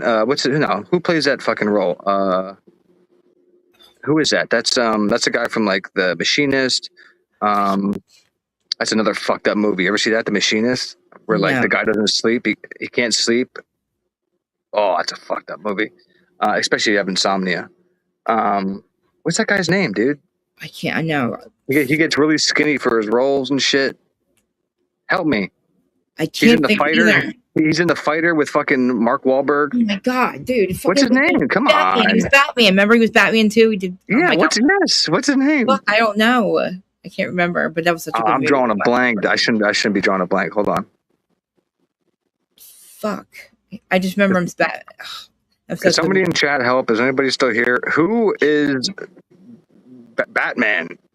I know. Who was it? Oh, fucking. Oh my god, dude. Christian Bale. Christian Bale. Yeah, thank you so much. I'm so fucked up. But the fact that he could be Batman, and then you watch The Machinist, and then you watch that movie, it's like, and then The Fighter. Oh my god, his range is incredible. I know. That's why I think that's why I like. Yeah, that's why I love Jack Sparrow. Fucking, he's the best, dude. Like he's played so many characters. What's his name? Johnny Depp. Like he's played a million characters. That's range. Dude, he's so amazing. Like when he did Edward Scissorhands, I was like, that was my favorite movie ever. And that's why you're gonna love. And that's why you're gonna love Man of Fire so much, because you're so used to Denzel being in just serious ass roles without no emotion. But this is fucking a different movie, bro. I just love the one part of, I think it was law abiding citizen, when he goes, it's not what you know, it's what you can prove in court. Dude, that is fucking true. I love that part when that dude thinks he's gonna shoot him, and then he gets hit with the puffer fucking poison, and then he puts him on. He's like, you can't feel anything. Nothing. He's like, you can feel fucking everything, but you can't do nothing. I was like, oh shit. And he fucking cuts him up and shit. Dude, it's fucking me. Because, dude. That's what I would do. Exactly. Like, think about, I would wear their skin. You know, I'm sick, dude. You do something, I will wear your fucking skin to your fucking own funeral. Like, don't fuck with me. That's what I'm saying, dude. Like, that's what, I don't understand how. I'm a very nice person. But think about, like Kaylee screamed for help, and Dylan did fucking nothing. The Fighters are great movie. Nothing. I know. That's so fucked. I don't know how they live with themselves. I get so fucking angry. I get angry for Olivia, like for being Kaylee, like their sister. I just couldn't. I would fucking be losing. Well, listen, homie, it's been a great conversation. I'm at 8%. It's just about to die in a second, and I gotta go charge my shit. So hit me up later. I will. I'll talk to you later. Thanks for coming up. I appreciate it. Of course, it's been a good convo. Great conversation. Later, Mimir, and whoever the fuck's still here. I'm out. 76. Hey, that rhymed. See you, homie. Bye. Oh, I'm so glad he came up. Johnny Depp, I know, dude. Yeah, but like literally, watching what happened with Amber Heard, watching this, I never knew. I would have believed her until we watched him in the trial. Then you really saw what kind of guy he really was. Yeah, so he got paid to Memphis for a guy out of jail. I don't know what that means. Did you hear? Like when I think about the boys on the tracks. I don't know if you guys know about the boys on the tracks, but that's when Clinton was the governor in Arkansas. And there's a lot of murders from the CIA that were covered up by him. He's a the Clintons are murderers, dude. But like the boys on the tracks, there's a whole story about it. These 4 boys were murdered and blamed. And this is what makes me remind me of Idaho 4 too. Like the CIA saw a drop off from the CIA, and these 4 boys were murdered by the government. And Clinton covered it up along with the MA, the ME, whatever they're called. God, I'm so high right now. I hate to say that. I shouldn't be fucking. I know that was a good conversation. I'm glad that he came up because I still want to talk about Teresa a little though. Like I'm dying only because I'm like I'm sick in the head. Like I need help because I can't stop. I cannot stop with her and Jax. I've been saying the same shit for years and they're still doing the same shit. And I don't know why I keep saying it, but I went on a whole rant on fucking Instagram. Hey babe, you just missed the whole great conversation me and Willie had for like 2 hours about bees and all kinds of shit. Are you okay? So she did an interview. And I don't know who the interview is with, but let me get the clip though. But literally on Instagram. So because you guys know, I lose my mind. She lies about what she did. Just listen to this shit. I think I sent it to you, but I'm like Teresa, and then I just lost. I think there was 15 of my comments on Instagram, and then she blocked me, dude. And this, oh my god, this is gonna be so good. Hold on, you can't hear it again. Well, let me share this. Hold on. I need to know what you guys think. Hold on. Fucking Michelle fighting with Lacey. I am fucking shocked because they were friends in the end. But I will show what Teresa. But here's the Lacey thing real quick. That's us. No, wait, that's me. Michelle yelling at Lacey. I can't believe it. I don't know why. Look at her face. Oops. Please. I did not yell at you ever. Okay, well, Erin was if listening. It was on assertive, speaker. that is not yelling. Okay, you yelled. If you don't do what I say, I will have to sue you, and I will win because I have all the money in the world. That's why did they fight during this fucking why now? Exactly what you said, and that's maybe what been our you want biggest to make problem. up that you heard because you are a perpetual victim. That is not what I said. I don't make things up, Lacey. Well, I have every Michelle, text you message said from you that and every Lacey call. is unstable and chaotic. You still believe this? I do. Well, your perception of me, to be completely frank, means nothing. The only person who has been chaotic has been you. And you are projecting. You project because you hate your ex-husband. You project because you are mad at your own life and your own finances. I'm not mad at my life. That's why I love my life. Nobody is saying anything. I don't understand what happened. I don't understand what's happening. I love it because you have a new fabulous thing, and I'm just after Dre. Happy for you. You met him in February. You started having sex with him February 2024, 3 months after our divorce. You were living. I actually went back and started reading my text messages. It was so. Michelle, you were having an affair too, bitch. What the fuck are you talking about? She's such a fucking dude. Manny was right. Our lawyer Manny was right. So traumatic how bad he treated me in the beginning. Him treating you bad does not give you a free pass to attack me and lie about me. I don't lie about you. I think on camera and make up things about my ex. I do think you treated me very badly. Michelle, I do think behind cameras you were a bitch to me. What the fuck? I don't. Why would I sent her a cease and desist months prior, and I don't understand why Michelle needs to fight with Lacey. I don't get it. Yeah. Guys, my bestie. Who does this look like? Fucking Joy in the mirror. Who does this look like? I have to forward it to both of you because, I don't know where that just came from, dude. That's fucking amazing. That's what we do. I'm sending this to both of you guys. My besties. Where's Kathy? Where's Joy? I miss you. I've been talking all day with well, not all day, but like, guys, is this not us? Teresa, so fake. I'll get to her too. God, Andy, you're such a fucking ass kiss, man. Get the fuck out of here with her, man. So she does an interview. Somebody asks her about jail. What do you hear her fucking response, dude? My mirror, did I send it to you? Fuck. I think I did. I hope I did anyway. And when the Jesse one, oh my god, we'll get to that too. Oh, dude, I didn't send it to you. There's one about Jax. Fuck. I didn't know Sandoval and fucking Veronica broke up. I didn't know that either. Okay, so I sent you. I did not see this. Alexis? What the fucking fuck? What in the fuck is that? I don't know if that's real. Is that real? Alexis, put some makeup on. God damn it. I don't know about that. I don't know.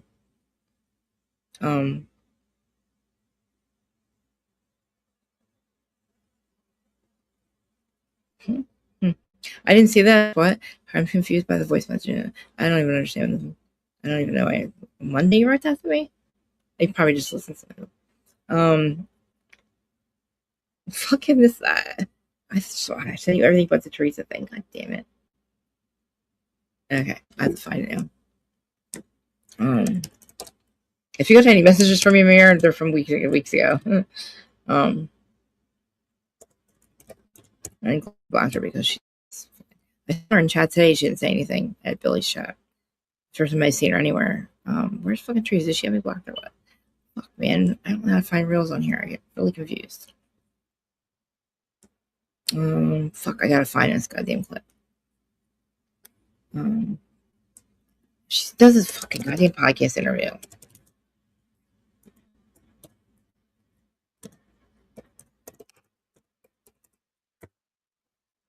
I still haven't watched Dana's live either. Oh, whatever, man. We have to Google it. This right here.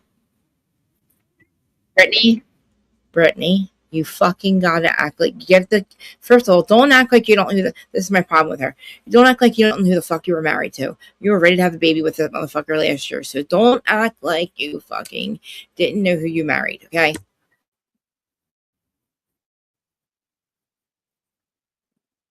Why do you give a fuck, dude? He fucked Faith, remember?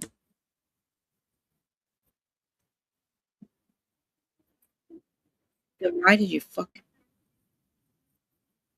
And you've been dating guys for 2 years. Why the fuck does it matter? You and Lori were not friends, obviously.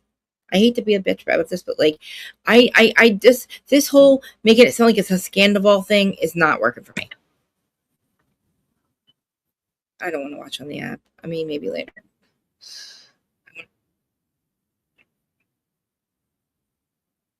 Yeah.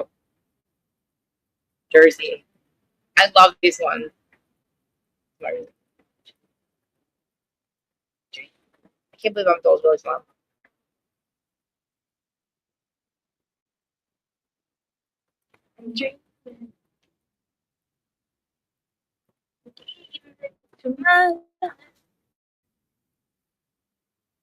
I keep telling you. Why can't I find Teresa's phone? Oh, look. Oh, well, here, New Jersey Obsessed is where we're going to find Teresa. Because I fucking lost my mind about Teresa. So I'll find it. Here it is. Okay. So this is, okay. This is Teresa. And then here's all my comments from yesterday. Okay. Okay. I lost my mind. I'll read them to you. But listen to what she says first. No, you're not. The fuck, you're not.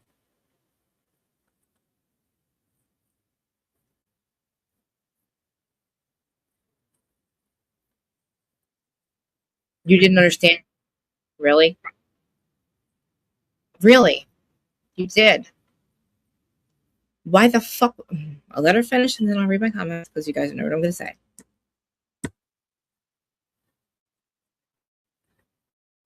Really?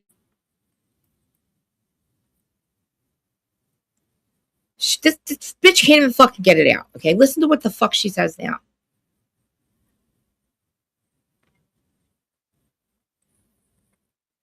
Why, Teresa? Why? Are you an idiot? You never thought you would get caught, Teresa? You didn't know you were signing somebody else's name, you dumb fucking bitch. Wow. Look at these. No.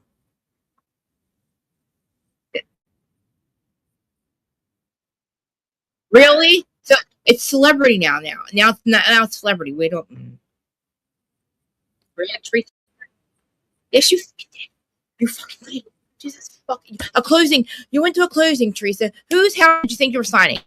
What clue did you fucking think you were going to, you liar? You went to a closing. What home? What home? Whose home, Teresa?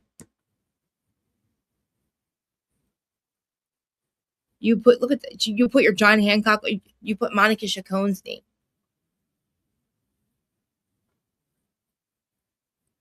Liar. She fuck. Okay. So, okay. Are you fuck? I don't even know if I shared this, did I? Was I sharing that? Did you see that whole thing? Shit. Was I sharing that? Dude. Was I sharing that? I hope the guys you just heard everything she said. I think I was, right? You guys.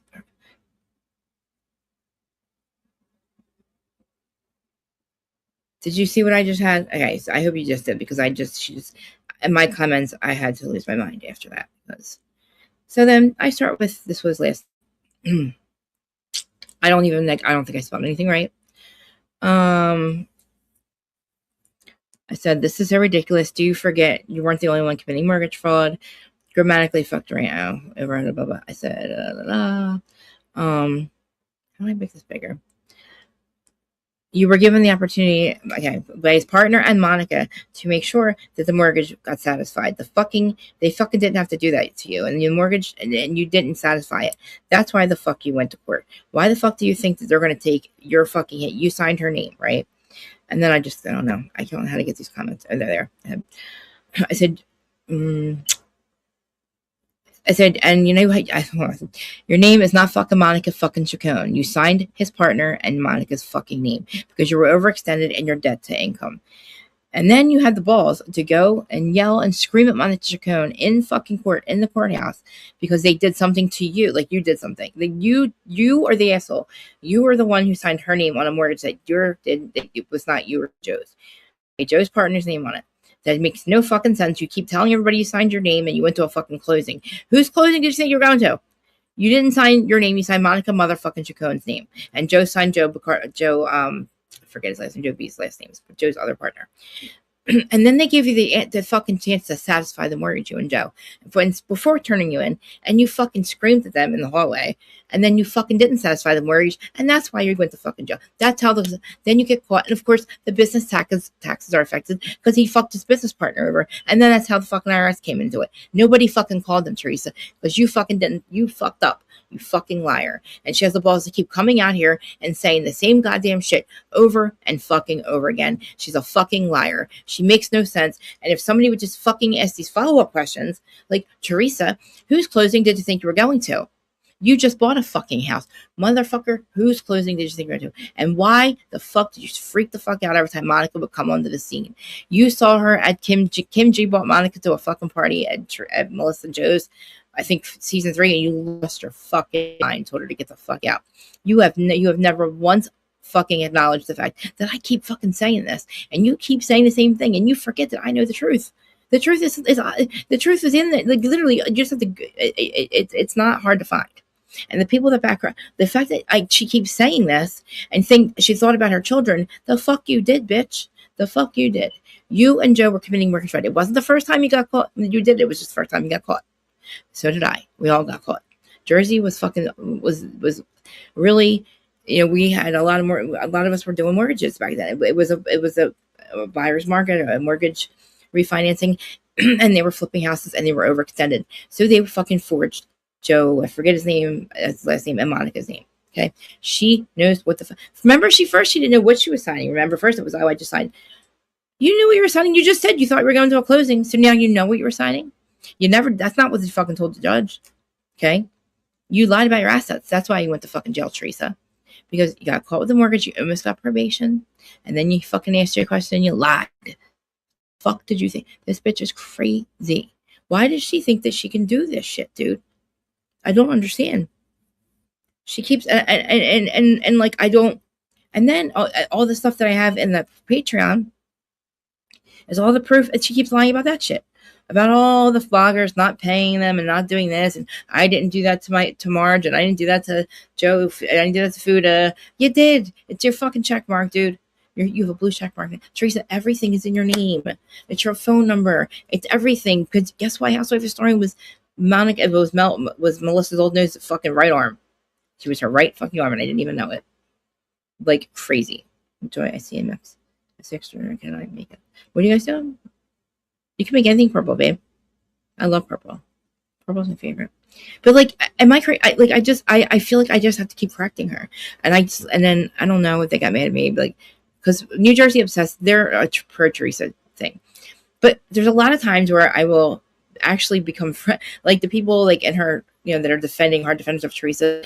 I don't think that's serious. So sometimes I get really mad, and sometimes I just joke around. I'm like, yeah, you're right, I'm an asshole. And like, we end up laughing about it because that's not that serious. Like, they don't actually live here. They don't know her. It's the weirdest thing. I find it fucking weird that these people that do these things aren't even from Jersey, don't even know Teresa, are just fans of hers, and they just their job is to be Teresa's fucking puppets all day long. And it's the same, and have somebody run 5 accounts. I just don't even understand. And I mean, I don't even have the time. I haven't even made up a fake account yet. I really should, but big pimping clothes. Jack's big pimp. Huh? Jack's big pimping. Dude, how dare him do an ad and act like he fucking, like, he literally thinks that, like, we're stupid. Like, every time he does an ad, people call and make sure that he's really, like, I don't know, a sponsor of it. And I just can't believe Smartwater. They emailed Brittany and said, please remove him. They're not even married anymore. I don't understand. Why did they call Brittany and leave Brittany a DM? But why is Brittany still crying about it? Listen, you're pissed off that he's with Lori. They're fucking losers. Lori was not on your side. Remember how pissed off I got when the premiere of The Valley started, when the last season he was on, and she's trying to do an interview, and she's trying to talk about the abuse, and Lori's behind her, and she's like trying to fucking, like, she's hawking her not to say anything bad about Jackson. And it's like, what the fuck? That is her truth, you fucking bitch. Like, I got so fucking mad, and I was so glad she didn't come to the live show. When she wasn't there at the live show, I was at, like, he had no security, and me and Richie B, Rick came with me, and she I have no idea. I don't know, but she said she had a podcast episode and she told everybody about it, and then he had to publicly, like, retract it, and then has the balls to say that she is smothering him. She is like, making him he has no voice now. Jax Taylor has the balls to say that she took his voice away. I can't. I wish she'd just answer. I thought that we had an understanding that we weren't going to say dumb shit anymore. Like, I thought that at least if you're going to be a fucking piece of shit, you're not going to be mad at your wife. I told you, your mother and your wife are the last two people that you should be doing this to. And he treats. I can't believe I'm the only one in his life that ever said that. Literally, like, if you look what you did to your mom, Brittany didn't stand a motherfucking chance. He hasn't talked to his mom since his dad died, which I think it's been like 8 years. How dare you let her? She lost her husband, and then you take her son away, and her daughter-in-law, and your son, and you have the balls to say, "Oh, I care about my kid." How do you think your mom feels? You took yourself away from her, and then you cruise. Like, he makes no sense. Make better choices. Great tattoo, dude. You don't follow it. Like, it's crazy. And the balls that he's going to sit there and say he has no platform. What do you mean? Where's your podcast, asshole? Remember, you had a podcast, Jax. So don't say you don't have a voice, you fucking liar. Like, I need to tag him because I'm going to have to make some reels because I just can't even, like, I don't understand. What the fuck is wrong with him? Why do you think that and now Brittany's ruining, why do you think before you speak? Why would Brittany ruin fucking jobs for you when she needs you to pay fucking child support? She paid your goddamn shit the fuck off. All of your stuff's paid off because of Brittany, not because of you, Jax. So what do you mean? You fucking called her a tree trunk. You fucking told her an alcoholic when you're sitting there snorting fucking lines of cocaine. And you're like, you can't get up in the morning and you drink, bitch. You're doing cocaine. That's the only reason you get up in the morning. Like, what? Like, and then you move to meth and you lie. And whether it's meth or cocaine, Jax, it doesn't matter. Something took you out and you had the balls to fuck them. Go fuck Lori, which who knows how long that's been going on. Brittany must be upset. I mean, I don't know. You married this motherfucker after he fucked Faith. After he talks so much shit on it. Whatever, man. We accepted it. I didn't accept it. I hated him. I could.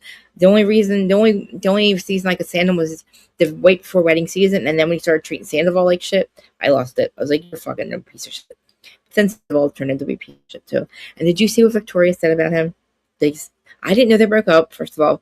I didn't know they had a domestic violence thing, and she kicked him in the balls, and she said he has a small penis, and that Jason cheated on his, Howie Mandel's daughter is that guy Jason, who's in the band with the band that broke up, the band broke up.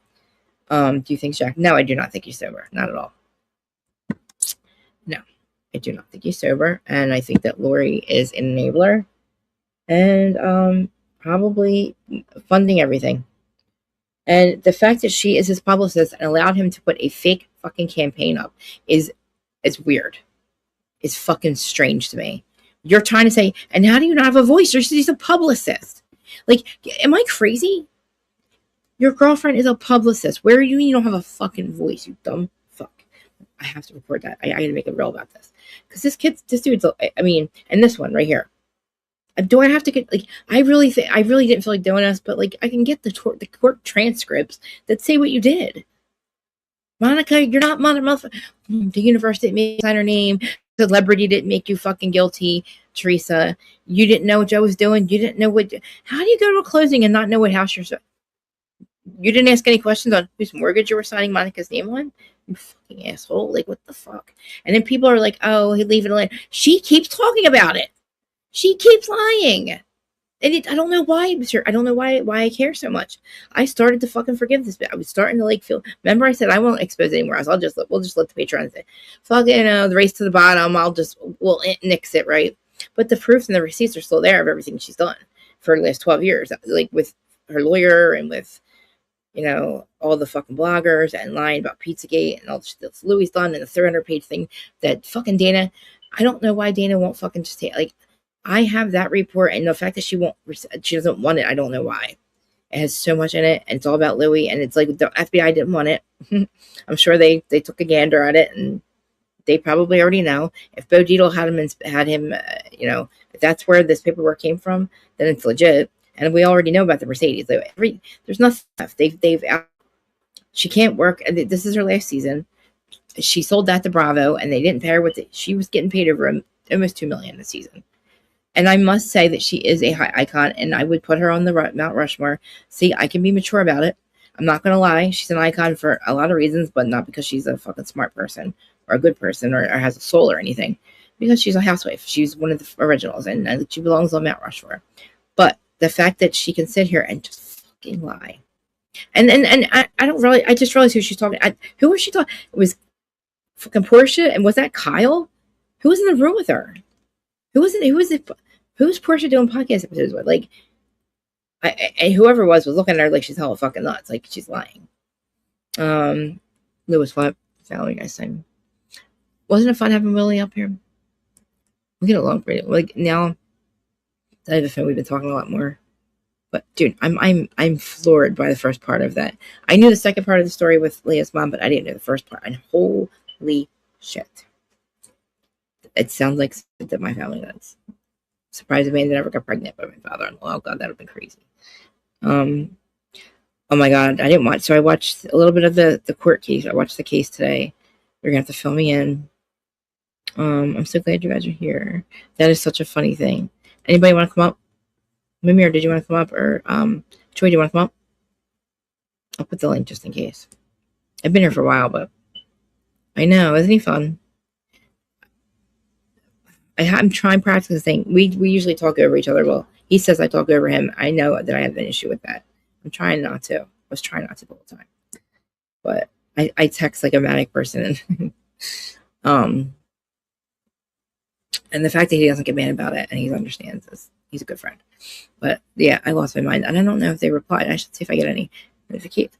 I know on Twitter, I apologize for because I actually didn't spell it correctly. I said something. I made it I think on my story I added. I said, Jesus fucking Christ, this bitch can't take accountability for anything. And I spelled everything wrong. Yeah, I just I am so blinded. But it started down here. And let me see if they fucking, where would I find my notification? On the spray. Every day. Listen to that. When is the start? Me too. Teresa does not want to be. Okay. When does the show start? We got to talk about it. It's probably this week, right? Where are you guys at? Let me see. We got to watch. So we got literally Housewives Ultimate Girls Trip coming up to talk about. You and Mirelle both come up. You both will come up. Oh my god. Did I already share? Wait, hold on. Did I put the streamer together? I'm so sorry right now. Oh my god. I will be so honored if you both, dude, that would be crazy if you did, because that means I would have 3 of my favorite people in the whole world up here at the same time. Willie, you, and Amir. What am I doing? What am I doing? What the fuck am I doing? What am I doing? Oh, sharing that, right? Well, I think I do need somebody to come up. I'm high, so really high. Fuck, what am I doing? Oh, I put the link up here once. Copy, Krista, and then how do I get it down here again? Paste. Listen, Teresa needs to shut the fuck up. I don't understand why we have to keep lying. And then we went around the world on who called the IRS. Nobody called the IRS, bitch. That's not why you were in trouble. That was second. That came after. When you didn't satisfy. Like, literally, Monica was Joe. I guess it was Monica Chacon was Joe Juicy's partner's lawyer, but also I think his wife. I'm not sure. But they were doing mortgages together. And, fuck flipping houses. And then Joe fucking forged his name. Hello? Uh-oh, you're muted. Uh-oh. Did I mute you? Fuck no. Did I mute you? You can't mute you have to unmute yourself, okay. Joyce here, guys. Mimi, are you coming up? Hello? I am muted myself.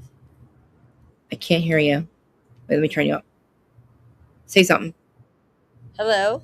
Oh, there you go. Okay. Can you hear me? I can. You're cutting out a little bit. I don't know if it's mine. Hello? I can hear you, but you keep cutting out. I have an echo. Oh, I can't hear it. It keeps cutting out. You know what? I know what I'm doing.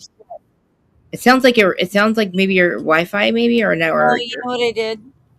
What'd you do? I didn't have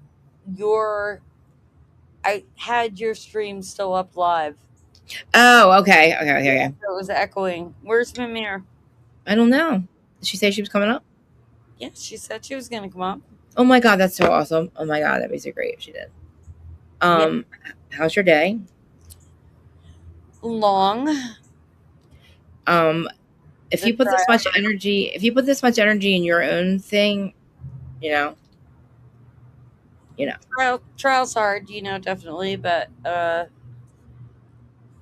definitely a very difficult trial. It's hard. It was hard to see Lindsay crying today. I felt really. It was, you know what I thought was like very heart-wrenching was the fact that the prosecution called up the nanny. Yeah. And completely and totally backfired. Oh, Mimir's here. Yes. Hi. We're all here together. Yay. Yay. Let's get okay, so I have a question. So who is I thought it was Nick Lachey that would make with his new wife that would make an appearance on, was it the Valley or the OC? What Nick was Lachey? it? I didn't see Nick Lachey. But Danny. You're thinking of Danny. I think you're thinking of Danny. He's on. He was on Nickelodeon. What was Danny on Nickelodeon? Right? He was Zack and Cody. The show Zack and Cody. Yeah, but who was? God, didn't Nick Lachey like make a guest appearance on something? On the Valley or anything like that. He's so old for that shit. If anything, it would have probably been on Beverly Hills or maybe OC, but wait. It was OC. Did he not? Maybe you're right. Maybe he did make an appearance with either Tamra or Dr. Dubro's wife, Heather. Oh. Huh. Maybe. I could have sworn it was maybe OC. Maybe the OC. No, wait, the OC. Well, was it on Bot? I don't know. I mean, Vanessa. What's her name? Vanessa. She's really Vanessa Lachey. Yeah, well, yeah, but her maiden name, or whatever. She's real. I don't know. I just remember I could swear I seen him on something, and they were talking about like kids and hectic life of kids, and discussing like Jax's substance abuse. Oh, that guy. That I know, but the guy that he was like. So Jax had this warrior camp guy with Jesse that came with Jax's addiction and stuff like that. But that was, I don't know who that was though. The only time this is the first time that they've ever publicly acknowledged his problems. You know? This would have been like 2 years ago. Yeah, so in the Valley, there was a guy that came up, and I don't remember who it was, but it was like Jesse. So Jesse Lally, on the show, who's Michelle's husband, ex-husband, he went to this camp, this warrior camp thing that Louis went to, and the guy came and he became Jax's sober friend, and like did this fucking intervention. I don't know what they were doing. Jax wasn't listening to anything the fuck I was saying. Jax is a piece of shit, but like, I mean, the guy was impactful for Jesse. I think that's what changed Jesse, and that's what made him like be a good boyfriend to Lacey. But do you think that's why Michelle is so bent out of shape against Lacey, is because he's bringing out something in her ex that she just couldn't? And that's why she seems like she's being extra hard on Lacey. Like, I don't know. Again, I don't know why. Yeah, right. Everybody else likes her. You know? Unless she wants she's to hate her. Extremely good at being fake. Like, I don't. I mean, why be fake? It's like, but the thing is, like, she's really good with Jess. Jesse's good with her, and her daughter's good with her. Like, it's not a toxic. I don't know why. It's good for her. Thank God he found somebody that has it, like Lacey, who can be a good stepmom. You know what I mean? Yeah. Like, and she's Lacey's already. Yeah. Sorry. Lacey's got her own child, and her own home, and like a really cool ex-husband that doesn't like. It's not an asshole, you know. Yeah, and because she has her own kid, I think she's more mindful of not stepping on the bio mom's toes and respecting that relationship, you know? But it's like all of a sudden Michelle got angry with her. Like she like makes up with her, and then all of a sudden they're fighting again. For what? Yeah. So sad. And nobody else is going after her, but like she stands up for herself, and nobody else was saying anything, so it was kind of good that like Michelle's just Manny was right, and I was like, no, I loved her at first, but Manny was right. She's an asshole. Remember in the very first season, Janet was warning everybody that Michelle might not be the most open-minded person ever, and that she might not like people like that trans. Remember she said stuff like that about her? Yeah. And then it was like, wait, that's not right. Well, maybe she was right. And they're like, well, she might be a Trump supporter. I thought that was a stupid comment to say. Like, who cares? She's a Trump. You know what I mean? But yeah, that doesn't embody a person's personality. That just means that somebody has a platform that they like. I think that's a ridiculous, like, exactly. It's character assassination of somebody. Like her belief system. I mean, if that's what she believes, I mean, and it was told, and you know, that's why fucking literally Kristen got fired. So why the fuck are you letting this? It should have never even been brought up again, because that's what got the other ones fired. You know what I mean? Yeah. And then they were brought back. But like the fact, am I being too? I mean, all right, am I crazy to keep yelling at Teresa about the same shit and Jax? Am I just? Well, they keep on perpetuating it in the news cycle. And so as long as they keep on behaving the exact same way, the reaction's going to be if they went away and stopped, then yeah. But they keep throwing their shit in our faces. It's hard not to react. And he's a fucking hypocrite. Like, that statement is ridiculous. How dare you? You have done all of that shit to Brittany. All of it. You have a platform, motherfucker. Your girlfriend's a publicist. So what do you mean you don't have a voice now? You fucking weird. Like, what a weirdo. Like, he is out of touch with reality, because at least he was admitting to me that he knows he's an addict. He knows he's a bad husband. He knows he was that. But then when it comes to the public, then he starts to be fucking, he's delusional. He thinks the rest of us are stupid. Like, Jax, you have a platform, fucking liar. You have a fucking publicist girlfriend. Nobody's shutting you the fuck up. Nobody told you to go fucking do a fake ad campaign. How did you it's for 20 years and you fell for that? I'm sure. No. You fell for a fake ad. And what just dragging their family shit into the social media like that. It's like, you know, the one that's going to hurt the most out of this is Cruz. He is so observant. I guarantee he knows exactly what's going on, whether or not they realize it. And, you know, you just got to play nice with your ex. Please. But there's no reason to hate Brittany. But the thing is, did to his mom. If he did that to his mother, his wife couldn't stand a chance. Like, he will never, he thinks his mom deserved what she got. Like, yeah. You're a boy mom, Joy. What do you think about that? How you can tell how a man will treat his wife by the way he treats his mother. What's that? How do you go by? What's your thought on that? For me personally, like, I'm a Capricorn and my son is a Cancer. And there's a very strange dynamic there, and I will explain this to you. My first husband was a Cancer. And when you have a boy that's a Cancer, their mother can do no wrong, right? So when your son marries a wife and your son is a Cancer, then guess what? Mom can do no wrong. You know what I mean? So Yeah.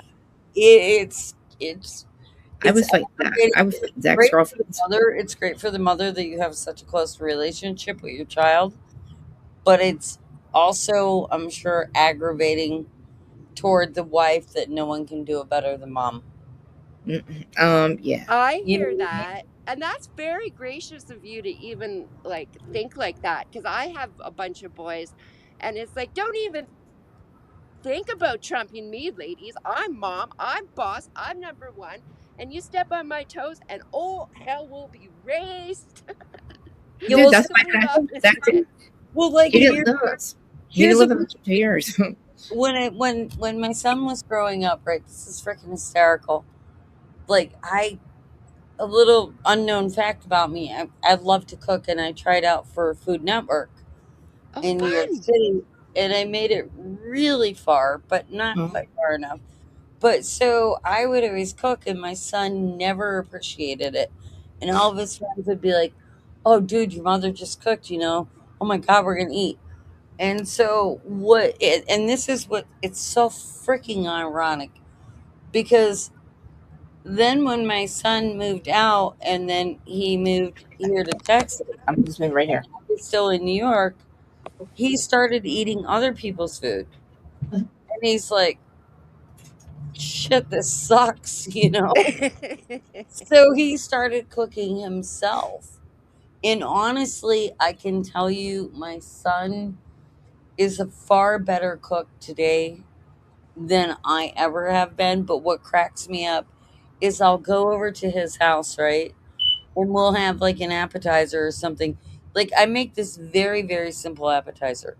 It's so simple, but it's delicious. You just take a baguette of French bread and you slice it at a diagonal, and you just put a little bit of olive oil, slightly toast it in the oven, pull it out, drizzle it with honey, and put a piece of blue cheese on top.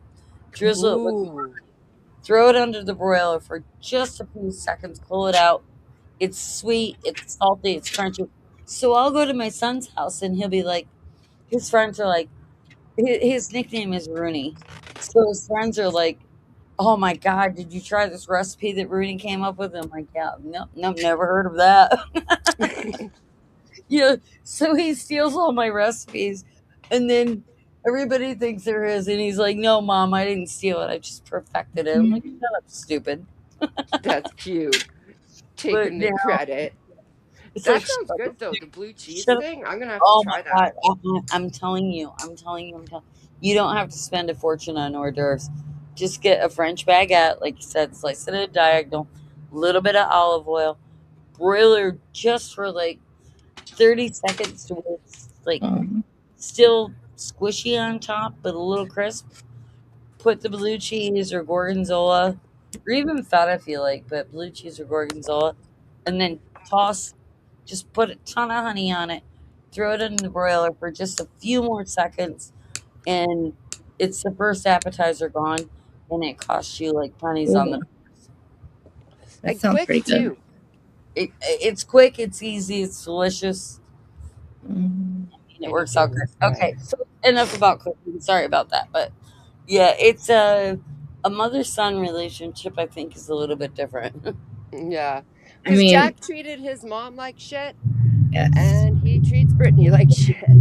Yep, and he just thinks he's not. He's I don't know. He's a self-medicating addict, but he's also a fucking narcissist that has no empathy.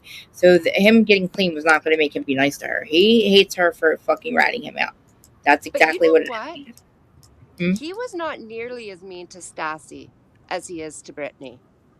Oh, I know. So maybe Brittany, not that it's Brittany's fault, but maybe they didn't mesh. Do you know what I mean? Well, she fucking worst out. She kept his secrets, and then she couldn't anymore. You know what I mean? Like, it wasn't fair to her. Like, for her to be called an alcoholic, when he's snorting cocaine. You know what I mean? Oh, like you're. could you imagine like, that? That'd have been so aggravating. Just biting well, your I mean, tongue for the he sake did of the it. reputation.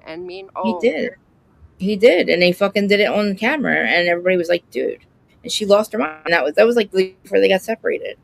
And it's like, dude, you motherfucker. Like, and then you start fucking, and then like you lost everything. And I said this too. I said he gets everything back. He's going to lose it. Watch. He lost everything within a year because he can't do the right thing. Well, I mean, if you really truly think about it and look back, obviously, he worked for Lisa Vanderpump, so he thought he knew the bar business. I mean, let's face it. Well, he was an alcoholic, and he fucking wouldn't fucking. He's been a reality star. Yeah, that's why he was there. A reality star doesn't make you a good business person. Exactly. His name was all he had. Epic fails. It was his name. That's what they needed. That was his contribution is 25. Actually, he only owed 12% because he had to split 25% with Brittany. He was only 25% partner, and and his name was his equity. So, but ultimately, didn't Lisa own the place? Lisa Vanderpump? Not the place that Jax had. She only owns Tom. Oh, she had Tom. That's right. Yeah. That's right. But she wouldn't go with Jax. That's right. She had Tom. Jax's bar was the back of a restaurant. I didn't know that. It's like a back of a restaurant. They just put it. Yeah, I remember that. You would walk through the restaurant to get to Jax's bar, but it's like, what the fuck, dude? It's not. Well, but you can't sit there and think that just because I'm Jax Taylor or I don't know what the fuck he thought that you can run a restaurant, run a bar, and be successful. You have to have the business acumen. He had nothing. He just figured, I'll throw my name up and people will come in. Well, he just literally he didn't deserve. It was on the backs of Scandival that he got this reality show and the bar and the podcast on the back of Scandival, literally, like Ariana's paid. And I agree wholeheartedly. Like nobody was thinking about them until that happened, and then the Valley is great without him. Like he caused chaos, and I think it's getting really good. And I can't watch the reunion. I really, really I'm Team Janet. I'm sorry, I'm Team Janet now. I think they tried really hard to get rid of her. Kristen tried really hard to get rid of Janet, and I'm not Team Naya or Danny. Danny was Zach and Cody. I think he's Zach or Cody on that Nickelodeon show, and his trad wife Naya, dude. I don't know. I think they're gonna get. She acts too happy. I think they're gonna get a divorce. I think because if he treats her like that on camera, I wonder what does she do? She is such a Stepford wife. She's a trad wife, yep. Or she's worse than a trad wife. She's like the kind that's so monotone and she's got I got to have 4 babies. Dude, 3 babies. She did not want to have a 4th child, dude. She didn't even want to have. Oh god, it made me so mad. She just kept having babies, and it's like she was not happy.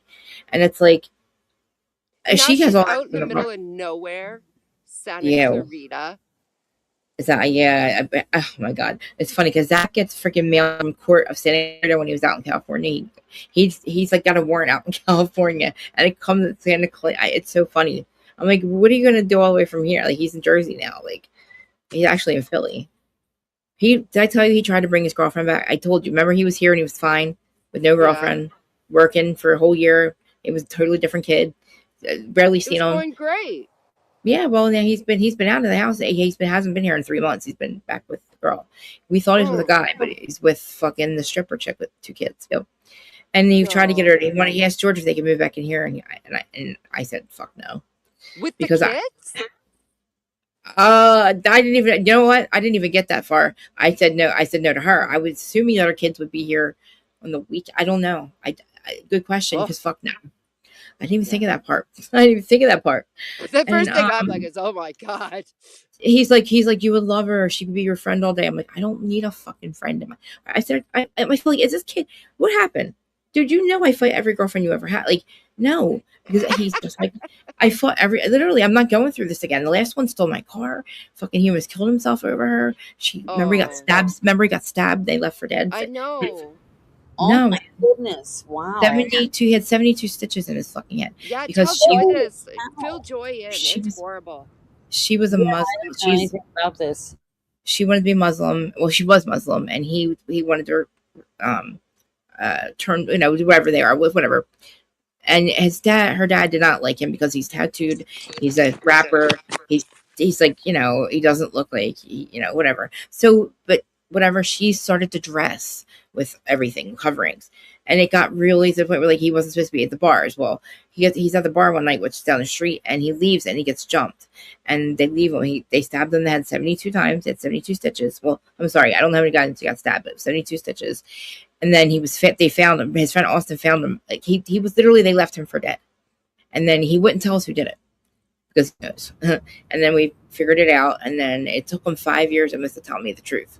And still, this person is still not going to live. Like, we know to have in this family, we wait. We just wait.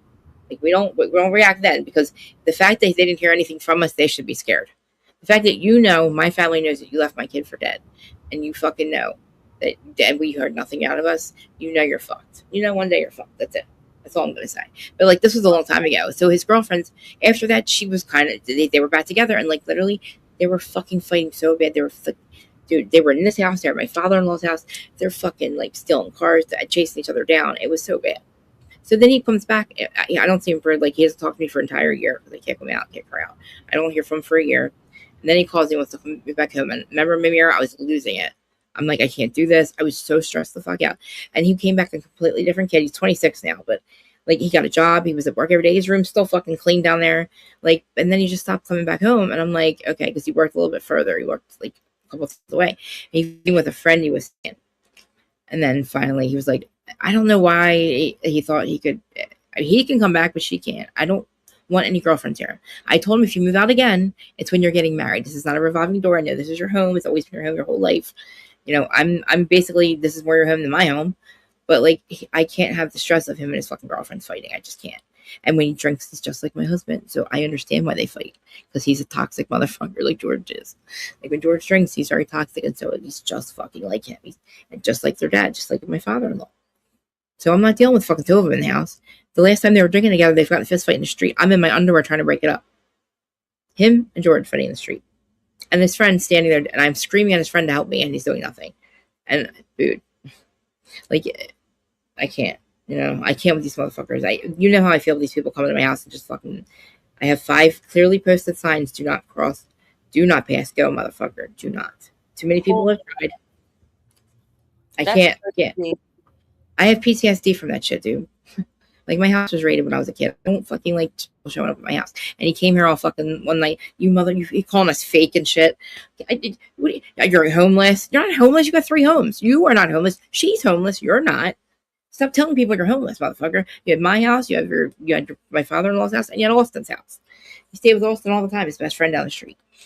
And then he goes with the girl. And look, whatever, man. And she's a stripper, and this is what he expects. He expects her to quit her job. She's been a stripper for a long time. That's how she makes money. She has kids to support. You met her because you hang out at the strip club, motherfucker. You can't expect her then to fucking go get another job, and that's what they would fight about. And I'm like, Zach, you're not being fair though. She's telling you she's not going to change. Like, you met her. Like, what do you mean you can't? Well, why? Because I want better for her. Maybe she doesn't feel like doing better, dude.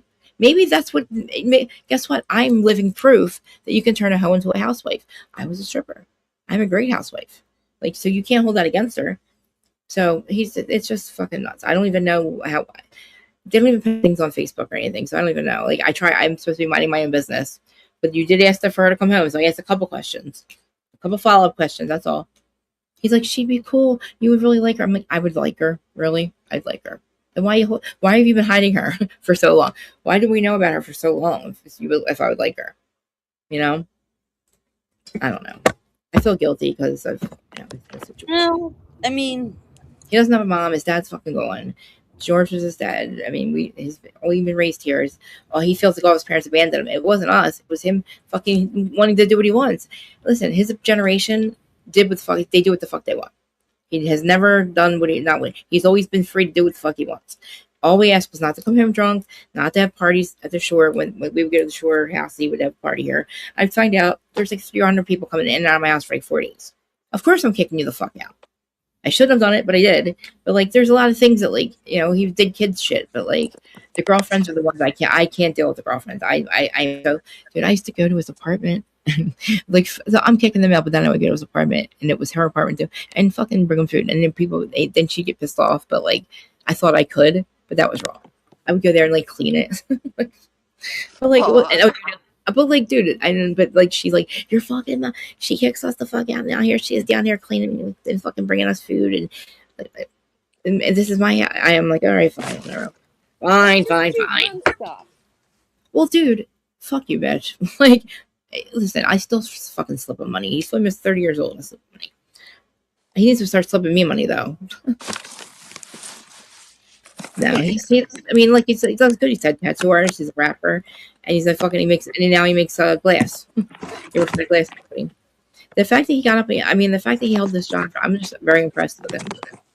But you know, he got that money with my grandfather died after my father-in-law died and blew it. And I really wish we didn't give it to him all at once. I wish we would at least made him buy an apartment or a trailer or something. But I don't like the couch hop. He's 26 now, but he was 23 when Pop died, just 3 years ago. And you can't give a young child like that money because it wasn't bad. Unfortunately, with an inheritance, I mean, really, what you have to do is have it structured to where it's in trust. I mean, it was just it was just a lump sum of money. We all got it, you know. Right, I understand that, but you know that's he could have. Like, I mean, that people don't realize is that estate planning is so important. Because that's what they do. They had it. You can't. George was an executor. A 20-year-old, you know, a lump like say you give a 20-year-old 50 grand. What the fuck are they gonna do with it? I don't know how much the kid got, but none of my business. But you know, you give a 20-year-old 50 grand. What are they gonna do? Oh, I'm gonna buy a motorcycle. Nobody know what he did. He says, I asked one question, but I asked also, he goes, he hired a fucking manager, a fucking manager for his rap career. Yeah, but you see what I'm saying? I mean, I'm like, what? You did what? So to me, like, you know, when I'm like, dude, come on, man. Like, what the fuck? Like, I don't know. My only thing is, like, when you have a will and he fixed my father-in-law. If you have a will and you're going to leave something to someone, you really need to have it stipulated that it goes into. Well, he's an adult though. Like he was an adult, so I mean, really can, you know. But you know, put it into what's called. You have two things. You have an irrevocable trust, or you have a revocable trust. Irrevocable means that you cannot. Revocable, you can change it. Revocable is in case the kid goes fucking batshit crazy and you're like, okay, yeah, no, I'm not giving them the money. But irrevocable, you can set it up to where, okay, let's just say the kid turns 20 and you die, and they come into, I'm just using a number, 100 grand. Yeah. Right? So then you say, okay, you know, you can get this much if you're going to go to college. You can get this much to purchase a vehicle. You can, you know, and then at 30 you get this much, and then, you know, at 35 you get the remainder. I mean, I don't know. Right. You know, estate planning is so freaking important. Well, we did it. George actually was his for a year before my father-in-law died. He was his what's it called? When he signed his name for, he was like him. Power of attorney, and then he was executor. So, like, the money, Zach's portion was actually supposed to be for Sean, but Sean passed away, his other brother. I mean, yeah, but with the power of attorney, unfortunately, one thing that people don't realize is you can be someone's power of attorney in life, but the minute that person passes that power of attorney, it didn't for us. It didn't for us. He just became the executor of the state. Well, that's where you have an executor, but yeah, well, that's what he was. George was. Yeah, the power of attorney, and that was when he was alive because he couldn't do anything. He couldn't walk. He wasn't able to do he couldn't go make shore houses and shit. He couldn't go sign paperwork. Yeah, it's fucked up. All right, Well, let's get back. It was good. It was good. I mean, it was good for us. Let's get back to what's going on with old Trey. Oh my God, dude. I just feel crazy. I don't know. I feel like, did you hear like the way she tries to answer the question? Did she actually say anything? She can barely get out the truth. She's stumbling over the entire thing, and I laugh because I'm the same way. But like the fact that she can't even give it was always, I didn't know what I was signing. He brought a paper. I signed. It was an application, something in her house, and she didn't know what she was signing. Okay, now she went to the closing. I'm sorry, I gotta back it up for a second because I feel like I'm a little bit out of the loop. Okay. Are we talking about the money that they borrowed from the other guy for the new house? No, this is before. This is when she went to prison for Joe. With her with Joe. Yeah, and she's like, "Oh, I was just talking about it. Housewife, and I signed everything." She fucking acts like she has no idea what she signed. She doesn't realize that. It was a fucking application. It was a mortgage application, and she signed Monica Jacone's name. Well, they lied about their fucking assets. And she lied about her assets. Didn't she say she was a realtor or something and made? Well, they asked her how much was in her bank, and she lied about it. Yeah, but didn't she also claim that she was a realtor earning X amount of dollars? That was. There's something fishy. That was okay. Listen, her person that sold her house is my ex-best friend. She was on the show for a little bit. I can't say her name. It's a big fucking thing. But like she was part of when we got in trouble for mortgage fraud, all of us got in trouble. But like it has something to do with Frank too. Yeah, she was collecting money on behalf of her estate, but it was all Michelle's money. It was a whole thing. So like Teresa's house wasn't worth what she said it was worth. Put it that way. And she overinflated the value, and then she overvalued it. Yep, she overinflated the value, if I remember correctly. And they got the money, and she split it with her. Yeah, she overinflated the value, and then on the mortgage application papers, I could swear that she said that she worked as a realtor and earned X amount of money. And this is a whole separate thing.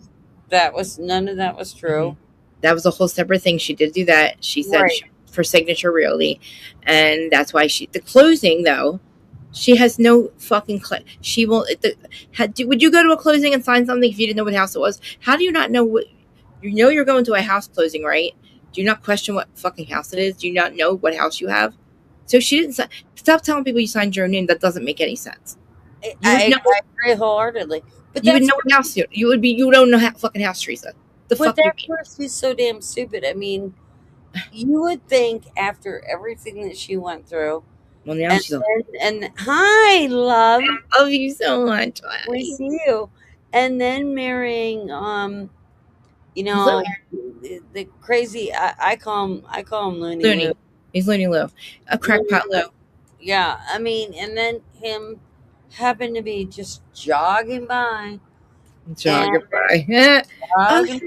You know what? I believe that. I believe the fucking tooth fairy exists. Okay, dude. He fucking literally was like, so he was fucking. Oh, he was trying to get her out. He had a girlfriend. That dude, he was living with the other dark hair Vanessa. Poor Vanessa. He leaves, never goes back, and leaves and fuck with Teresa. Well, of course, because he got a cash cow, and he knew she was dumb enough. Yeah. To fall for everything. She's like, oh, love. Still, love bubble. Oh my god, the love bubble. Oh my god, I forgot about the love bubble. I'm like, bitch, you know what? Your love bubble is nothing but a fucking fart, and it's gonna come in your face. Dude, the whole thing. Like, she's got no ass. She's got no fucking money left. She has to work. He doesn't work. He sits around in no-nos pajamas, fucking literally making bots, fucking going after everybody's live chats and hiring people bots on. And he looks like a fucking crack. He looks like he's been smoking crack, dude. He's definitely a coke pasta person. But now he looks like he's fucking on Ozempic or like, I don't know. And the fact that she is still running her goddamn mouth, I don't understand. You get a second chance at Bravo, right? Why did you ruin it? Like, I don't understand. Like apparently the season, I don't care if the season's boring. Boring is fine. I don't want toxic Teresa. But I don't know what we're going to find on this season. I don't even know if I'm going to like it. I don't even know if I like these girls that are on the show. There's a bunch of new girls that I thought I knew half of them. I don't even know any of them. I think it was a big mistake to get rid of Marge and have we have, oh my God, he threatened Marge's son with threatening to kill him. I remember that. And we have the fucking, I have the proof of the phone records. You cannot spoof another person's number. You can you can ask text now to give you any Jersey number, but not somebody else's. So you can't pretend you're Louis and have Louis's house phone number call your house phone number and threaten and then somebody else's voice. So that wasn't Louis, Teresa. You swore on your daughters that he didn't do that. And we got the fucking receipts. We got the receipts about you calling John Food his ex-wife. You fucking wanting it. On in her little text writing, little fucking group chat DMs. I want you to make a collage of Bulldog, right? Melissa's ex.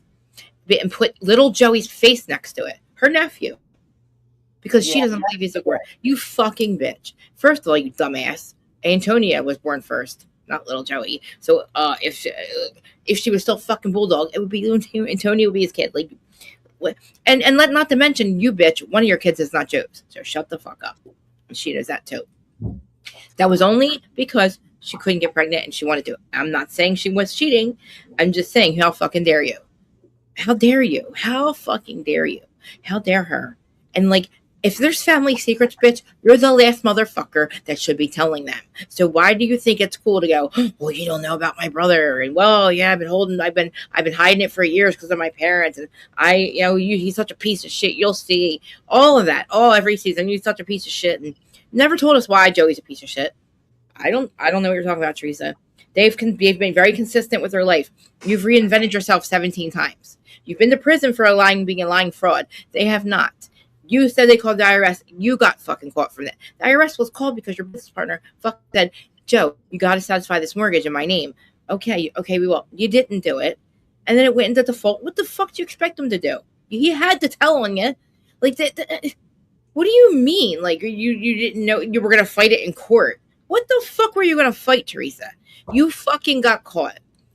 You're such a liar, and like it just makes me so angry that nobody questions how fucking stupid her story is, and it just keeps coming back over and over. It's like, dude, can we get to the shit with Vanessa now? How your husband fucking married you, and then he goes and hires 2 fake patients to pretend to fucking want to be Vanessa's patients because you're still in love with her, and you want to know if she still loves her ex-boyfriend.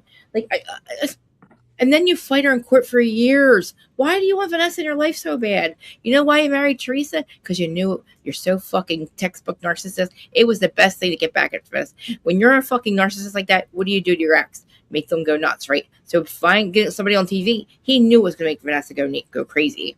And it did. It brought her out of the wood. Like, we were going to find his ex, whoever it was that he did the beach, it was the Vanessa that's on my show.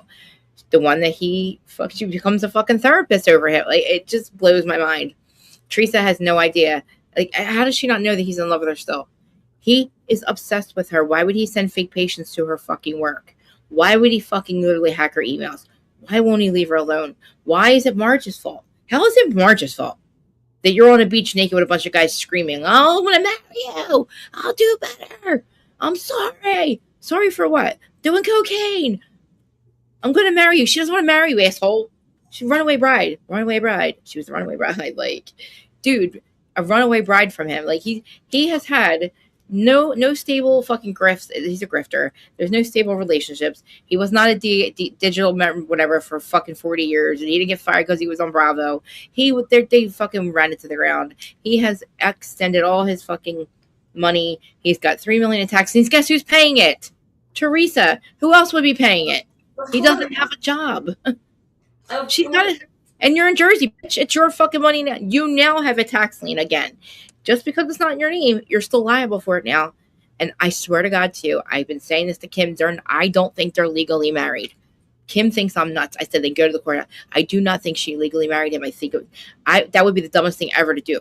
Like, I don't think they're legally married. And if I'm wrong, that's fucked up. If I'm right, that's good for her. Because she won't be liable for his fucking shit.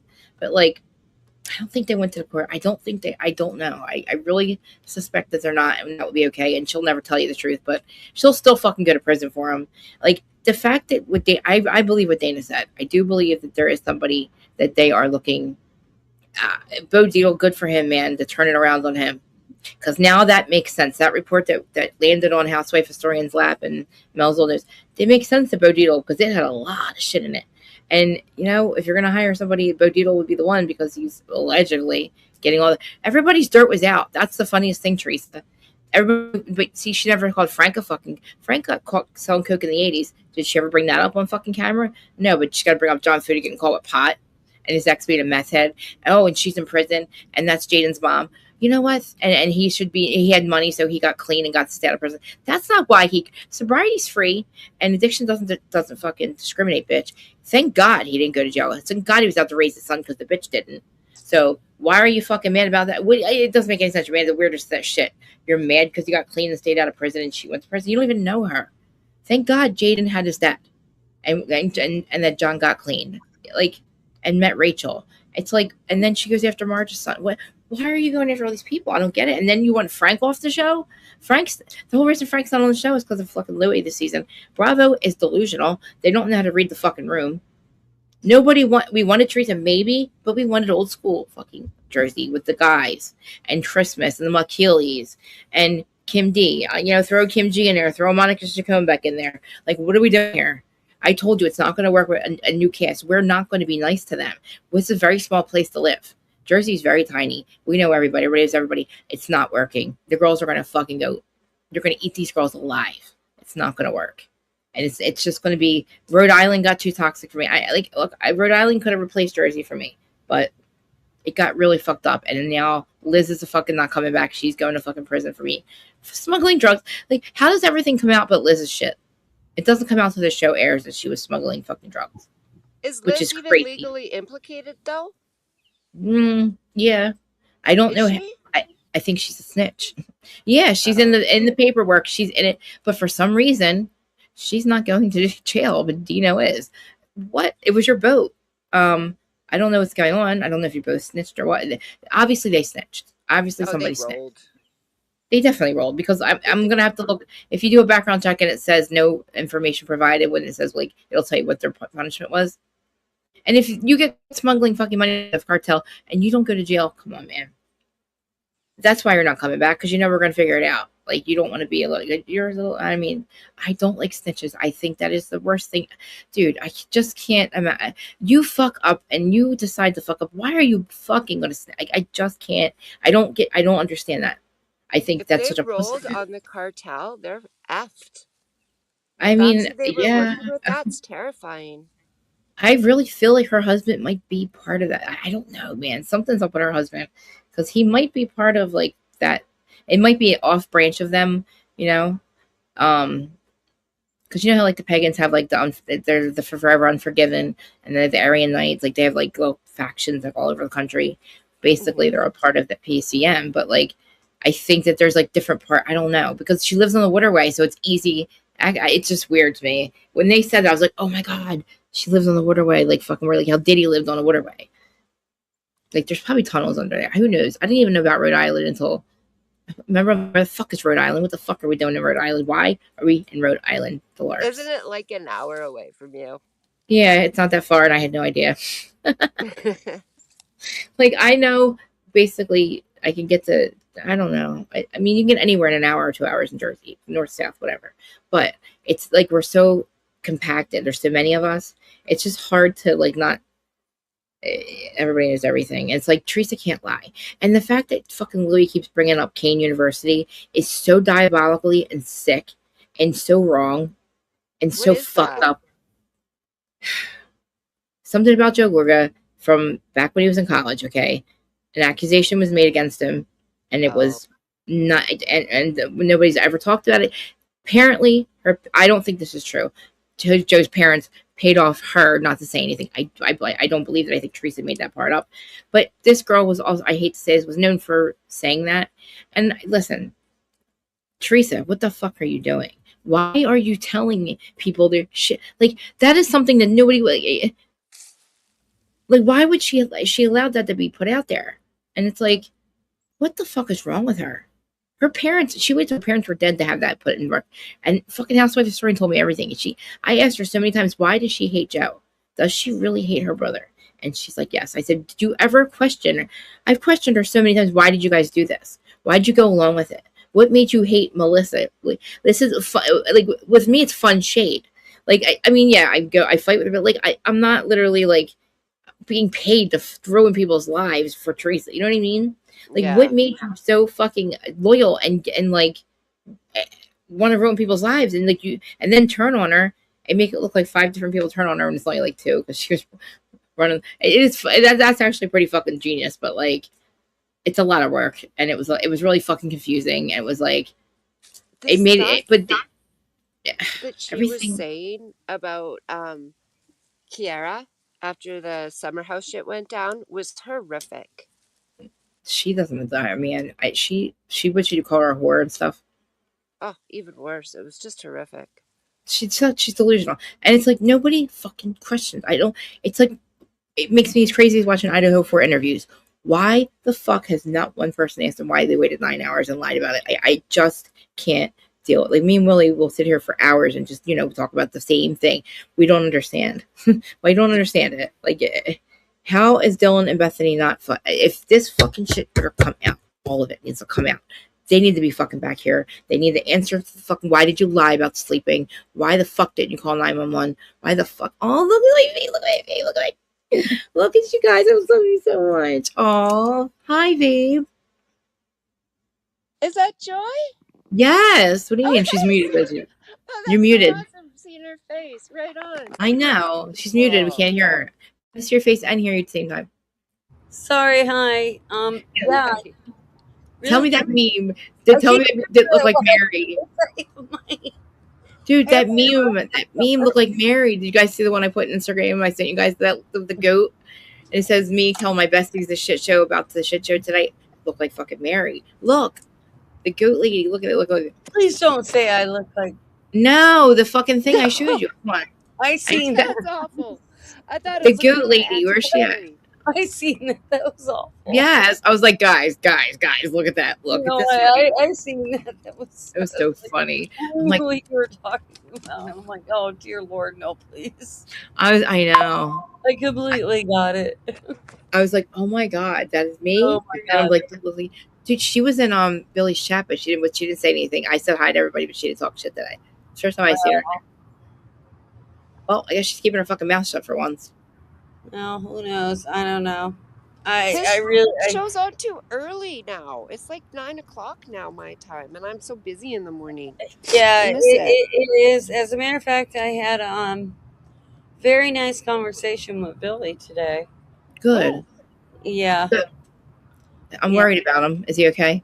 No, he's okay. He had hurt his back. Mm-hmm. And he's doing much better. But we were talking about, and I was talking to Steve as well today. Steve. Yeah, I like Steve. Yeah, as a matter of fact, Steve actually, sorry, I keep moving my thing around because, okay. Hold on, I've got to change my glasses because I haven't like those ones. Yeah. Well, they're bifocal readers, so I can't see shit. Oh shit! Hold on, my dog's barking. Yeah, like I thought, he just looks. I didn't know he looked bothered or something. He looks bothered after lately. What happened last night? He looked really upset. Well, yeah, well, but even before that, so no, I mean, essentially, what had happened was he hurt his back, and so he was in a lot of pain. Obviously, he's spending time in Maine with his mom, but was he on pain meds? I messaged him last night. Yeah. I wouldn't know that, but I messaged him last night. I emailed him about the whole Perez Hilton thing. Yeah. And so he and I were emailing back and forth, and I'm sure you girls are aware, but I had Dr. Yosef on Justice. So we were talking about, I said, like, I can get Dr. Yusuf on to come on to your show. And he's like, that's great. So we were talking back and forth. And then I was talking to Steve today. And I mean, we were just all so blown away about what happened. And I think really with Perez Hilton, because if you really listen to what happened, he was not himself. That was not him. Well, he had been in the hospital, right? He would like even when he's sad, he's not angry. To see his angry, I have never seen his face the way he was before the last one. The one before he did a couple hours prior, when he looked like the devil got to him. And well, okay, there's one thing that people like. Okay, obviously you girls know I'm following the Lindsey Clancy trial, and we're going very deep into that. But when Perez was sent into the hospital, he had sepsis. Yeah. And then sepsis can create sepsis psychosis. But so how? What we believe, or what it appears, is that he might have had a sepsis psychosis break. Now, even though the sepsis has been cleared up, it can still cause. We don't know the medication that he's on right now. Yeah, I was wondering. Google sepsis psychosis. I did it earlier. I mean, they were saying more like what's it called, ICU delirium, but because it doesn't last. But like there's a thing called ICU delirium, like and I believe when he was in the hospital, he said he was hearing voices, and that would be ICU delirium. That would be caused by sepsis psychosis. So listen. I mean, like, we was all spiritual there, like all the spiritual moving, wanting to move and everything. Like, but that was such a change in one day. Correct. I believe that clearly he had a psychotic break. I watched that video. I talked to Steve and Billy about it. I honestly, when I clicked on it on X, I thought that I was going to be seeing a 911 call. Yeah. In no way, shape, or form. Remember, I called you last night, Krista. I'm like, oh my god, I answered the phone. I know. George was. I was like so confused, but like when I saw, even looking at the fucking thumbnail of it, you don't know what you're looking at. Oh god, no! I seen the actual video. No, I mean I'm saying the thumbnail. You don't know you're looking at it until you turn it on. You're like, oh, that's like you realize. Oh my god, it was worse than Charlie Kirk shooting. Obviously, we've all seen the Charlie Kirk assassination, and that was horrific. And Zach Peter almost said it best today. It was 10 times worse. He was spitting his teeth out, his blood and teeth out. He kept spitting his teeth. I was like, this is not him. Even angry, he's not this person. He was in such a psychotic break. God, man. Yeah, it was absolutely horrific. The fact that he knows if people keep saying he was like faking it, he wouldn't do that to his TikTok. He wouldn't risk losing his TikTok channel. There was no faking. There was no. He wouldn't risk his channel. That's his income. He took a year to get that back. There was absolutely no faking that. And then Mimir, I believe you were in the same chat I was in last night. Remember, I'm not going to mention the name of the show. But that chat was so horrific, I had to get out of it. I know. I just popped in and I saw you. I said hi, and then I couldn't even stay. I was just like, this is just disgusting what people are saying. The people were so horrific. I got out of there. I went into another chat where people Pascal was good. Pascal had a good one. I like Pascal had a good chat. Pascal is good. Pascal is where I ended up going. Pascal's chat was very kind. The chat before, I'm not mentioning the name of the channel. I was in it too. I don't want to give it. I was shocked that she allowed it to happen too. It was disgusting. It was literally disgusting. Like how and listen, like Perez understands what this internet is. He knows, but he's gonna, when he comes out of this, I feel so horrible for how he's gonna feel about himself because I mean, what we saw was not him, and he's going. No. I feel like it's not going to be good. I'm really worried about his mental health after this because 100%. He lost his channel. He lost his income. Well, he lost his TikTok. But you know what? I mean, that's his income. And I think if there's a medical reason behind it, I don't think they can take his channel away. I don't know the content. He's already been warned a couple times for stuff. Yeah, I don't know how it's going to work. It's salacious content. This is kind of like, would you take somebody's channel away if they had a heart attack while live streaming? I know it's different, but he chose to do it. You know what I mean? He chose to be on there and do that. That's everything on TikTok. They struck his channel on. Does it still say? Here's the broader question that I would like to bring up, and I think it was brought up multiple times today. Is where were the overlords of TikTok that allowed that to continue for 34 minutes? I know. 36 minutes. I don't know. They strike me when I Bravo content. My stream will go down for instantly for 10 minutes instantly. So I don't know. Yeah, it was and both of you girls know I'm very closely what did Billy say about it? It's just it's horrific. Billy's seen the video, and anybody who's ever seen the video would say, I want him to, I want to go to wherever he's got a channel and just put a bunch of support. I want Perez to know he's still supported. I feel like we're all talking about him, but I mean, something we could write to him, or I want to write something to tell him how, do not be embarrassed. Where you are so supported, dude. I just don't want him to feel, and I'm glad you're saying that, Krista, because like you said, I've been following the LYNDSEYb Clancy trial very, very strongly. Hug her, man. I want to hug her. And watching her break down, people do not realize we've had a lot of experts on. I've spoken with a lot of people. A psychotic break does not just happen you're not psychotic for the day, for 2 days, for a week, a month, whatever. A break happens immediately. She was begging for help. Begging. She was begging for help, and her journals are very clear. Very impactful. Very, yeah, and the fact what the prosecution was trying to do. They're minimizing something that the worst thing that Patrick's ever gone through, the most horrific thing in his life, making it a fucking mockery of it, and making him try to say that it wasn't that serious. She would just.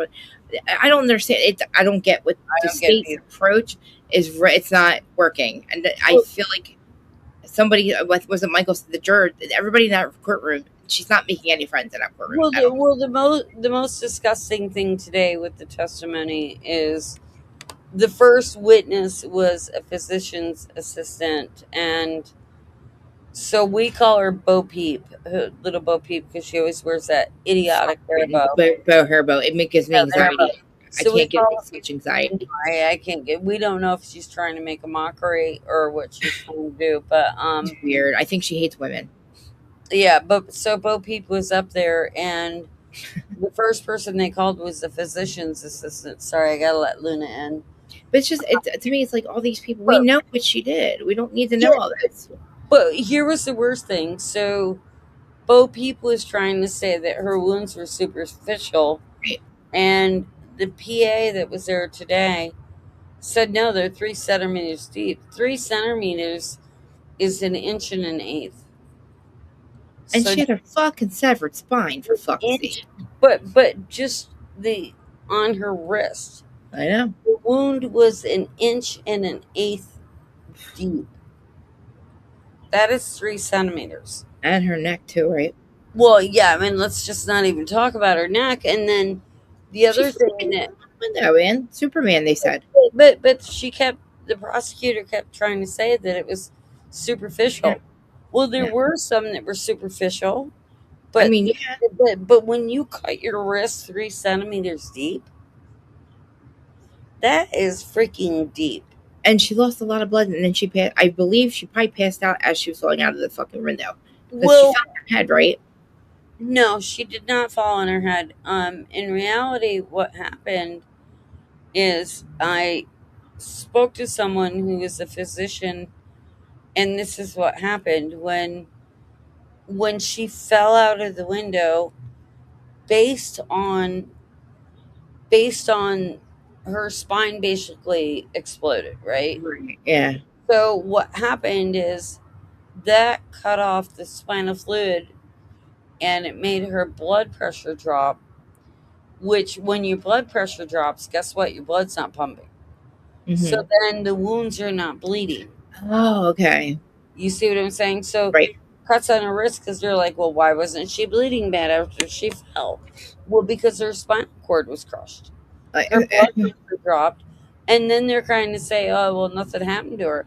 Okay, well, do you realize that she not only crashed, but that she also had to go in and get multiple blood transfusions because of the amount of blood loss? Even though it may not have come out of her wrist, it may not have come out of her neck because of the injury to her spine, it was internal bleeding. She's fucking. I mean, the people. The fact that I don't know what I don't understand the case. Nothing is in question. The DNA is not in question. The acts aren't in question. Their DNA expert today, that was fucking ridiculous. But why the fuck are we bothering with this? Why are we doing this? Nobody's questioning it. She's not denying what she did. She's not denying what she did. She's suffering the consequences of what she did. And she lost her. She killed her children. She's got to live with that for the rest of her life in her normal state of mind now. She was in prison. Well, you know what was really cool today Rosemary Scapicchio. I love her. Yeah, I love Rosemary. And Kevin Reddington's son, Kevin Reddington is her attorney. His son was in court. And Rosemary is representing Lindsay in the civil suit. So Patrick and Lindsay both have separate civil suits against. I can name all the people, but no way. Yeah, they both have separate civil suits. I didn't know that. Oh yeah. Oh, okay. I mean, I could list. That's good. I didn't know that. I didn't know she was. That's a good. I was wondering if they were going to try to because literally, I mean. Yeah, they both have different civil suits. I just hope this is horrible for everybody, but the best thing that could happen is maybe change will come from this. Maybe when they're postpartum, if you have any issues like this, maybe they may get a thing where you can't be alone with your baby for a year or something. I don't know, but something has to change. Something has to be. But you have to understand. She was perfectly fine. That's the thing. So you don't know if it's going to happen, then maybe you should have. She showed no reason to want to hurt the children. She never said that. Well, she did say a little bit, but at one point she had some thoughts. But the issue was with her is, as you're aware, and anybody else who has dealt with psychiatric drugs, so you have different classes, right? Yeah. So you have your serotonin uptake inhibitors, your SSRIs, and then you have, so what was happening is they were giving her, they started her out with Lexapro or something like that, and she didn't feel well. So rather than moving her to a different class, not realizing that, hey, you know what, this SSRI uptake inhibitor is not working. I don't know why would they were any kind of depression medicine. Instead, they doubled down. So then they doubled the dose, which made it worse. And she's like, I feel worse. So then instead of just say she was on Lexapro, then just say they put her on fucking diazepines and shit. Well, another SSRI. Well, clearly the SSRI is not making her well. So now they're giving her another SSRI. which is making matters worse. And then she's like, I can't sleep. I haven't slept in 48 hours. So now they're giving her trazodone to counteract the non ability to sleep. But trazodone is also in the same classification. So now you're just taking a problem. You're going up a staircase every day. Up, Yeah. up, up, up. But it's up. a problem, right? Like the problem is she's overwhelmed with all the work for that. The answer to that is to hire more of a nurse, have a night, have more help. I didn't know why didn't they get? They should have given her more help. I don't know why they didn't hire more help. Because you know what they. I mean, she was overwhelmed apparently. Yeah, I can email you a list of who's being sued and why, and like you said, Patrick has a civil suit. Lindsay has her own separate civil suit. But where it's going to be most fascinating to me is the people in the civil suit are witnesses or either called by the prosecution and or the defense, really pretty much I believe the defense, in the trial. So it's going to be very fascinating to see them. If you've watched the trial, if you've been watching it, and I have been. So have you noticed how South Shore Hospital, Boston, when their physicians are up, they're the ones that are getting really testy with Mr. Reddington? I didn't notice that. I just thought they were just answering. I mean, I just thought the questions are so repetitive over and over. No. They're answering Bo Peep's questions very nicely. But when Mr. Reddington crosses them, they're getting very the whole context of like behind everything. Well, they're getting hostile. And if you notice, they're the people with Boston or with South Shore Hospital. South Shore Hospital is being sued in the civil suit. I mean, the doctors, the experts. That's why they're being nasty. Yeah, but they're not. The experts aren't getting sued, so it's not like they're going to lose anything. I feel like just answer the fucking question. Listen, no. So far, we have not had any experts on. We've had MSP, Crime Lab, or people that have worked for either Brigham Women's Hospital, which Brigham Women's Hospital is not being sued, but Boston South Shore Hospital is being sued. So if you really watch and pay attention to who is testifying at the moment, I'm glazed over. You see the adverse reactions, like how one person is testifying, and when they're crossed, they're very polite, and how people that are working with South Shore Hospital in Boston, when they're crossed, like remember the one chick's like, I can't remember. You're a surgeon, but you couldn't remember. That's the hospital's being sued. Well, you know what? Look at your notes. Yeah. It just like people she glosses over things, and it's like Kevin puts the context of how serious, like the journal. Like you went from page 1 to 80 and acted like there was nothing in between, and there was so much in between. It was so much. Exactly, there was so much in between. What are you trying to do? And like at the jury, it kind of feels like Karen Reid. You're literally making making yourself look bad. They might just fucking tell. And see, the thing is, there are 3 options: are not guilty, right, or guilty by insanity, or guilty by criminal, right? Well, what are their options? Is that there's 3, right? No, not really. I mean, she's never going to see the light of day again. Well, then why the fuck are we in court then? You know what I mean? It should be a hearing on her mental state and if she should be. Because I believe. I mean, listen, all this is not going to change anything. We need somebody to talk to her, an expert to talk to her. Why are we listening to all these other people? I want to hear from her.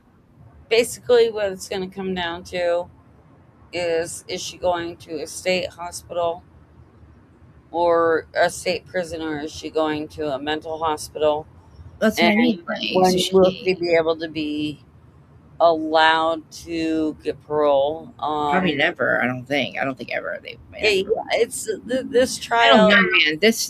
I don't think she's no win. It's a no win. It's no win, but I don't think she. I'm not forgetting that the 3 kids are gone. I just feel in my heart that they've forgiven their mother. I'm spiritual, so I know everything happens for a reason, but I don't believe they think. Like, Patrick is the person who saw her, but he is not mad at her. He understands what happened. So that's who we listen to. Him and put up for her. The people that were around her, not these fucking experts that saw her afterwards. Well, people before, after, you know. Even the nanny today said she was. I liked her.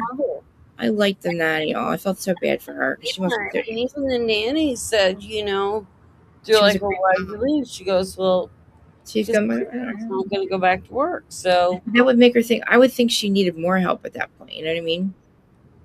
I don't know. But Maureen's got 4 kids, and she just was for a whole week. It was just. I think the main thing was it wasn't postpartum depression, and I think that's the main thing that people need to understand. Is she literally, just like Perez Hilton, had a psychotic break? I mean, haven't we all as human beings, and hear me out on this, as human beings, haven't we all gotten so mad by somebody that can push a button that the next thing you know, like, oh yeah, you're punching a wall, something you never do in your life. Yeah, but it's hard to but to think of never do in your life. I don't think words that you would never say in your life, and then it's when it takes that one person to push every button in you. I wonder that point of anger, and then you're like, "Oh my god!" Like, I can't believe I said that. Yeah, but that didn't happen with her though. No, I don't. But follow me with this. I can't though, because I can't. I'm trying to think of what was going through her mind at the time. But follow me with this. We've all been. I've never been to the point where we've gotten that angry, right? Correct. Not angry. Not. No, I mean, yeah, I understand that, but I don't. I mean, she wasn't angry though. You know what I mean? No. I'm asking you. Have you ever hit the wall? Yeah, I fucking know. I've raged out before. I'm my biggest fear to wake up. Right. Okay. So as human beings, that kind of rage would be towards somebody that deserved it, though. That kind of rage can come out with this. Now that's just rage. Think about having an actual psychotic break. I don't know. I don't. I want to hear from her. I need to know how she felt. I can't. I need to hear from her because I don't know anybody that's. She doesn't remember it, and that's the issue. She doesn't remember? When you have a psychotic break, wait a minute. Remember it. I thought I told everybody that she heard the voices and all that. She knew what was going on. She heard voices in her head telling her, right, to do this. But a lot of times, I believe as we go further in with the Perez Hilton thing, that he probably really won't remember a lot of it. I mean, I wonder if I feel like you're in a stage of psychosis. Yeah. I wonder if he was on benzodiazepines or she would. Because if Lindsay was, she might not remember. That's the reason she doesn't remember it either. I don't know. She had so much shit in her body. As a matter of fact, like I said, I believe you and I discussed it on the 10th. So it'll be Monday. Yeah. We're having a guest on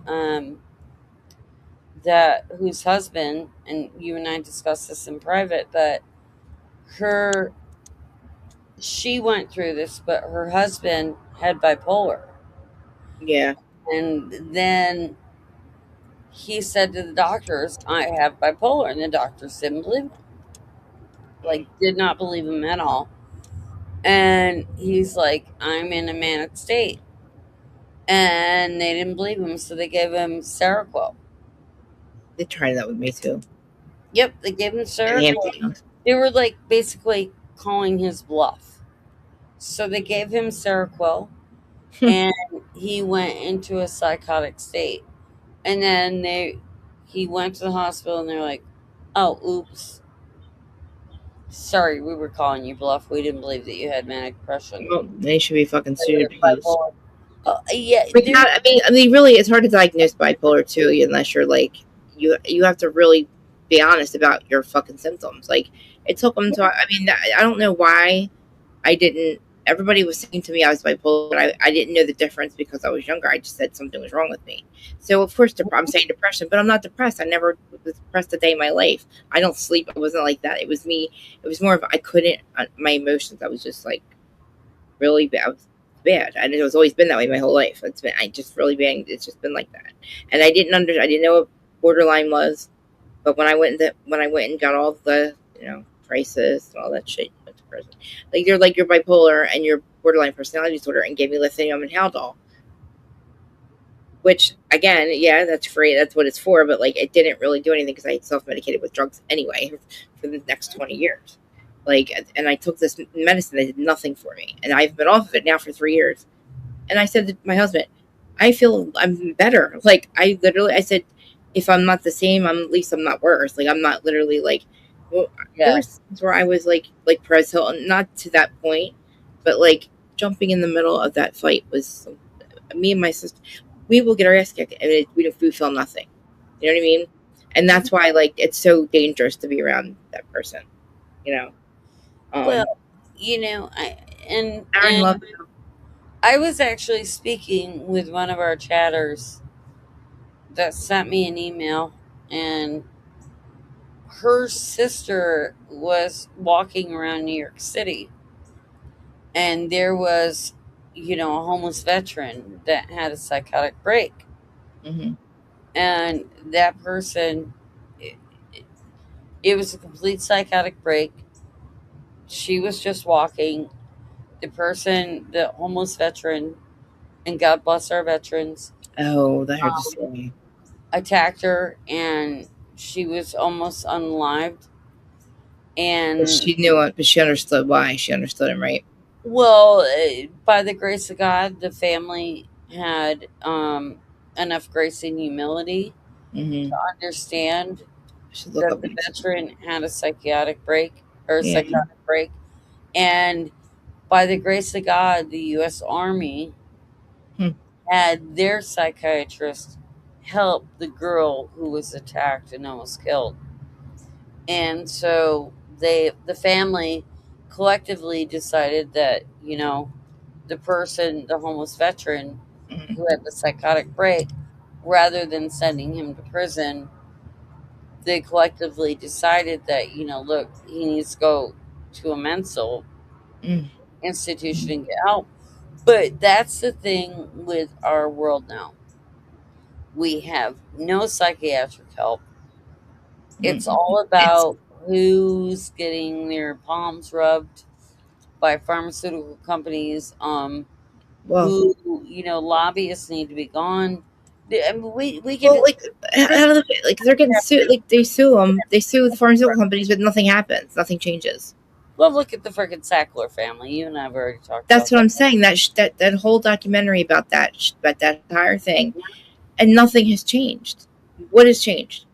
Nothing changed. Where's the fucking $1 million lawsuit for the people that have been addicted to opiates for? They instead they sued Walgreens, Walmart, CVS, every pharmacy. Every doctor was sued, but what happened to the Sacklers? They're still running around. I know. Living private jobs. But that show is so impactful. I wish everybody could watch it. It's on. I think it's on Netflix. Dopesick on Netflix. Yeah. Oh my God, guys, Dopesick! You have to watch it. You have to watch it. It's everything, and you're like, God damn it! That's the one I forgot. Dopesick. Yeah. And it goes back to, honestly, because it affects my life. My small town in upstate New York was a very blue collar town. So what they were doing is they were going after towns like coal towns in the Appalachians, and towns with, like in Maine, where people were loggers, towns where blue collar workers, where you were most likely to get hurt doing the job that you did. And you have to realize back in the early 90s, we didn't really have the internet. We had little newspapers. Oh my God, I can't. That's where it all started. I mean, it's we crazy could to think have about. a conversation for days over this. Honestly, we could. I was like William like he seems so much older than me, but like just what he was saying, like I remember when we didn't have the internet, we were like, what did we do? We went to the library and looked in like a book. How do we find new? Like I can't remember what it was like not the AOL dial-up.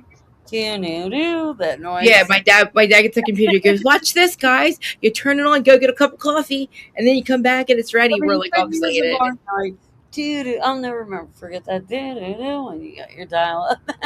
But like I don't even remember like I mean I had a car phone that was really big and bulky, and that you had to plug it into my lighter. Yeah, and went into your lighter, dude. Your lighter. They were like a brick, and it was one. Radio Shack, and then all of a sudden cell phones came out, and that was like my first cell phone was so big. I had a freaking beeper or a pager. Yeah, I had a beeper. Remember you beep somebody love or like 333 or what was that? 143. Yeah. God, yeah. And then you had to go find a payphone and 25 cents to call back somebody. Like what did you do? Like we had to literally go find a payphone. Like people think I'm not like kids think I'm crazy. I said, guys, I watch Marines kids. There's 4 of them, right? And they don't have the TVs on, but they're all on their phones. They're just watching shit on their phones, and it's like, and I'm sitting, and I'm like, hello, over here. Like it just doesn't. And then you got, it's just, but you know what? Caden quit school at he's fucking 11. God damn it, he quit fucking school. Okay, he's a gamer, and he fucking tells us to fuck off, get the fuck away from him. Well, me, I'm like, Jesus fucking Christ, Marine.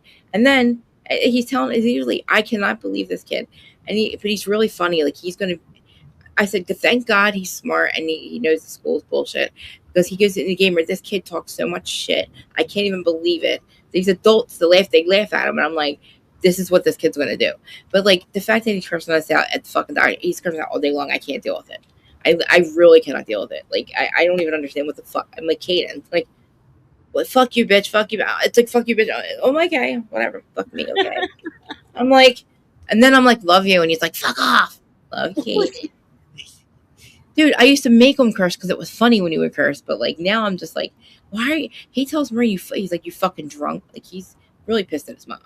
So he's always right too. Like he's like baby daddy, really. Like he yells at her constantly, but he needs to stop because she is the adult and he is the kid. But even though she's right, he's right. It's just like she was just some fucking mental ward for a week, and like you wonder why your kids get pissed the fuck off at her.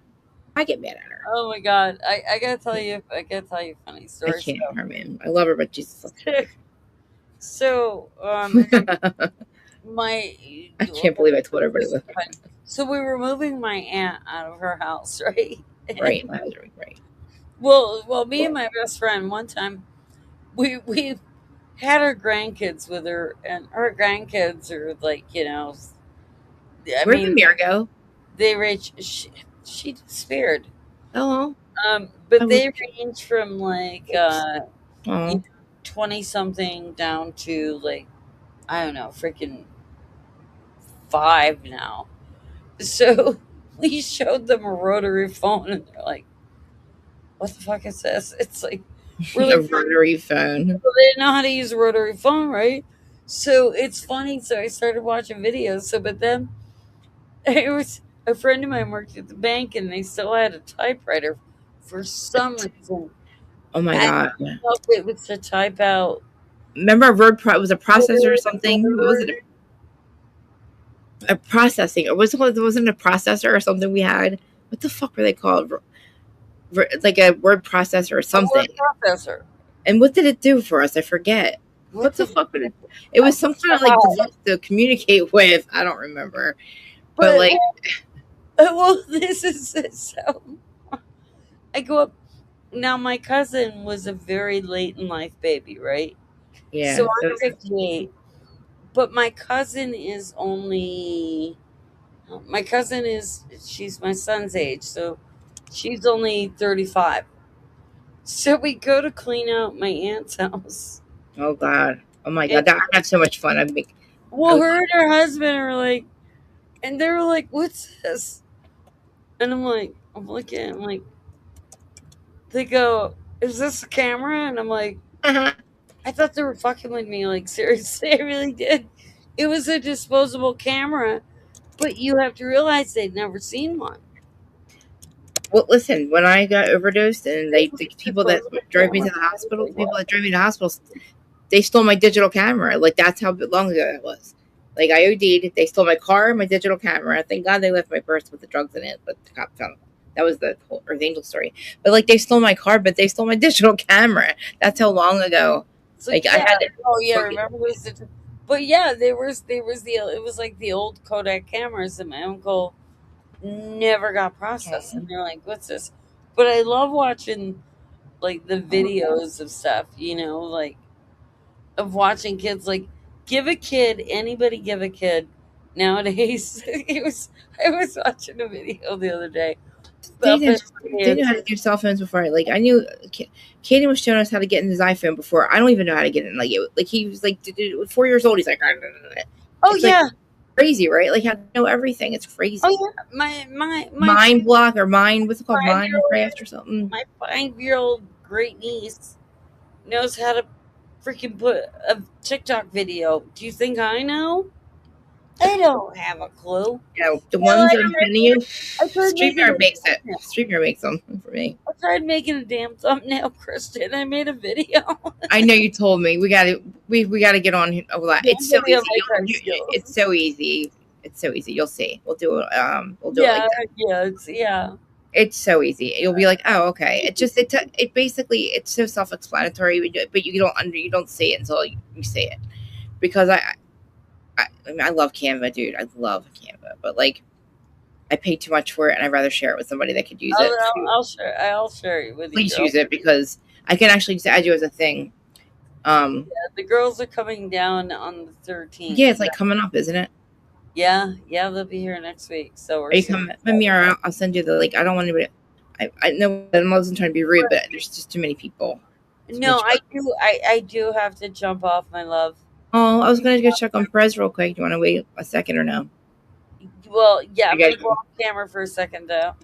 Okay, good. Sorry, I wanted to check on him before. Yeah, let's check on Perez. I have to jump off camera for a second. Oh, no. What? But I'm sorry video. What? Oh, well, the video's back up, and what video? I don't know. Hold on. Oh, I don't know if it's new or old. I don't know. So the video's back up of the one that from last night. So I don't recommend anybody going next and clicking his name. Who put that back up? I am afraid to look. Yeah, I seen it and I reported it like 100 times. This is the one I'm talking about. He doesn't look like himself. Yeah. All right. Let's listen to that one. I'm gonna jump off camera. Okay. Let's listen to it. Yeah. It's just overwhelming in the best, most beautiful way.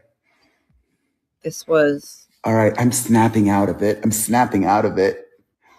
Hello, my fam. It is Perez, the queen of all media, the original influencer.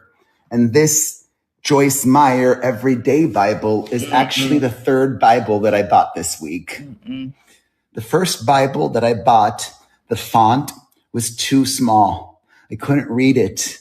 I'm an old man. I just turned 48. I can't read it. The second Bible that I bought didn't resonate with me. The language, whichever version it was, it was hard to digest. Then my friend Talia, sorry. I love him. My friend Talia, who's been an angel to me, suggested this version of the Bible, and I bought it. And this morning, I was reading about pruning, something that not only was I thinking of, but I was doing already. I was doing it already. Earlier this week, I started unfollowing a lot of people on the I place, the I place that then the G, I was following over 6,000 people. That's too much. So I've been pruning, trying to get it down to something manageable. Trying to get it down to something manageable, like 600. Why do you care who? And then I started sobbing. Pause this for a second. Sobbing when it was. I didn't read. I want to know what kind of medication he's on right Yeah. now. Because Something. he's on something. Yeah. I agree. He's definitely on something. This is not him. No, his eye movement. Holy fuck, dude. Yeah, I think he's in such a desperate state of despair at this point that he's just trying to get closer to the Lord, which is a good thing. But I would think that is. Because I see it in a form of severe desperation. But like he's well, they're selling him. And whoever has that damn video up on. Oh God. Let me want to hear the rest of this. I reported so many freaking videos last night. I want to look. I don't want to click on it, but no, we're not. No, do not show it. Do not show it. No, First I can't. But I'll look on my phone for you. You'll lose your channel, and I don't understand. Let me play the rest of this real quick. Look, I'll just say one more thing real quick before playing this. I was unfortunately watching Turning Point USA that day when Charlie was assassinated. Me and Willie were live when it happened. Yeah. Yeah, and I thought that was horrific, and it was horrific, and I'm not downplaying it. Look how many people. The video I seen of Charlie Kirk last night, I have to say, is 10 times worse. Mm-hmm. I mean, of Perez last night is 10 times worse. I wish you weren't going. There's 72 people on Twitter right now watching us. Yeah, don't leave me. Sorry. It's okay. It's been 5 hours. I'm being ridiculous. Finish playing it. All right, love. Finish playing I love you. Thanks for coming up. Yep, finish playing her. I'm just yeah. All right. I just want to address it. I want to address it. I didn't realize so many people on Twitter were watching, and I appreciate it. So, I was talking about God wanting me to have a fruitful life because God has already showed me that. God has already presented that to me. I've been going live on the clock app, the tickety-talkie, and people have been so kind. People have been so supportive. And I want to write them like something. I'm just so overwhelmed in the best, most beautiful way. I'm not used to being supported. I'm used to getting hate. So having people send positive vibes my way, thank you. I don't understand the hate anymore, though. I needed a moment to really finish this. Oh, God, I'm about to start crying right away. It's all good. Good. Oh. I made a lot of mistakes in my past. Everybody has. We all have. Nobody's perfect. Mm-mm. But my mistakes are very public. The internet is forever. Receipts are forever. Nobody cares. I carry with me deep shame and regret. I'm sorry. I will continue to apologize. But I don't understand. He's nothing to apologize for. Everybody gossiped in the 90s, and I don't apologize. I think. I mean, he's never really been that bad. I don't. Well, yeah, he's been very spicy. So a lot of people have. It's our job. Exactly, a lot of people have. And I think, he came to the realization that he was he was being as human as he could possibly be and say, look, I've made mistakes. I realize what I've done. I'm very sorry about that. And in wanting to change his course of his life. So I guess all I can say to anyone that may be watching right now, because I personally have dealt with this, is, kindness matters. It really does. That's why I want to leave him with positivity. I don't want everybody just to talk about it. We need to talk about him and talk about him. He needs support. Kindness matters. Yeah, whether he wants to do it for attention, he needs the attention then.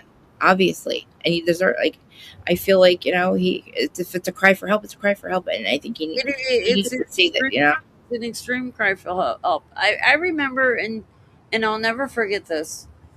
And obviously, I'm in Billy's chat all the time, and I've been there since day one, and and I know everybody, and I've made honestly amazing friends.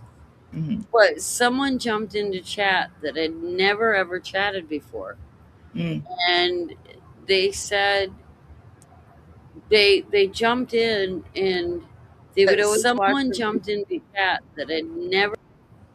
Oh shit. But they jumped in, and they'd never chatted before, and I try to say hi to somebody, and the person said, I said hi to the person, and they were like, oh my God, I can't believe you said hi to me. Like, you're joy. And I'm like, what? Like, I'm just a fucking chatter. But, and I'm not saying I'm any more important than anybody. Please don't get me wrong. What I'm saying is that little amount of kindness, made someone's day. And like like yesterday in Justice Served TV's chat, I produced the show, so I start comments, or not yesterday, but the day before, and there was a girl in there that was pretty shy. She didn't really chat a lot, and she asked a very intelligent question. And so, hold on, my dog's barking. So she asked a. Hold on, can you all hear my dog? Sorry. Yes. All right. I'm trying to see who's on TikTok. I'm on Twitter. Watching. But anyways, the person asked a very, very intelligent question, so I started. And so Michael Bryant read the question out loud. And the next day, the person was like, shit, sorry. The next day, the person was like, oh my gosh, I felt like such a superstar. I can't believe that Michael Bryant read my question out loud. What? Because I screenshotted it and I sent it to my whole family. I felt like a star for a day.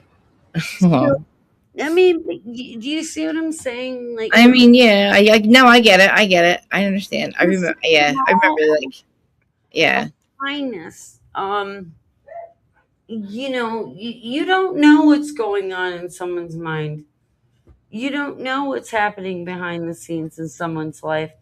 So if you can just choose to be nice and be kind, compliment somebody, it can change the trajectory of their day, their month, their week.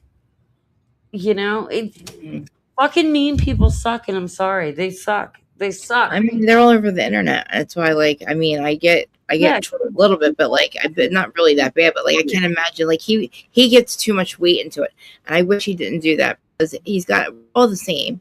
He doesn't have to. What people say, it's not him. They don't know him personally, so it's not like. So when he says he's made mistakes, I don't know. I just. But allow me to ask you this. What? You are a very popular streamer. Yeah. You are. You have a lot of followers. I feel like I've like, what's it called? You have to understand, like, if you have somebody that maybe might not be in the right mental state of mind, or even maybe in the right mental state of mind, when they sit there and they constantly read the comments about them, good or bad, it's fucking hard. They're not going to remember the good. They're going to focus on bad comments.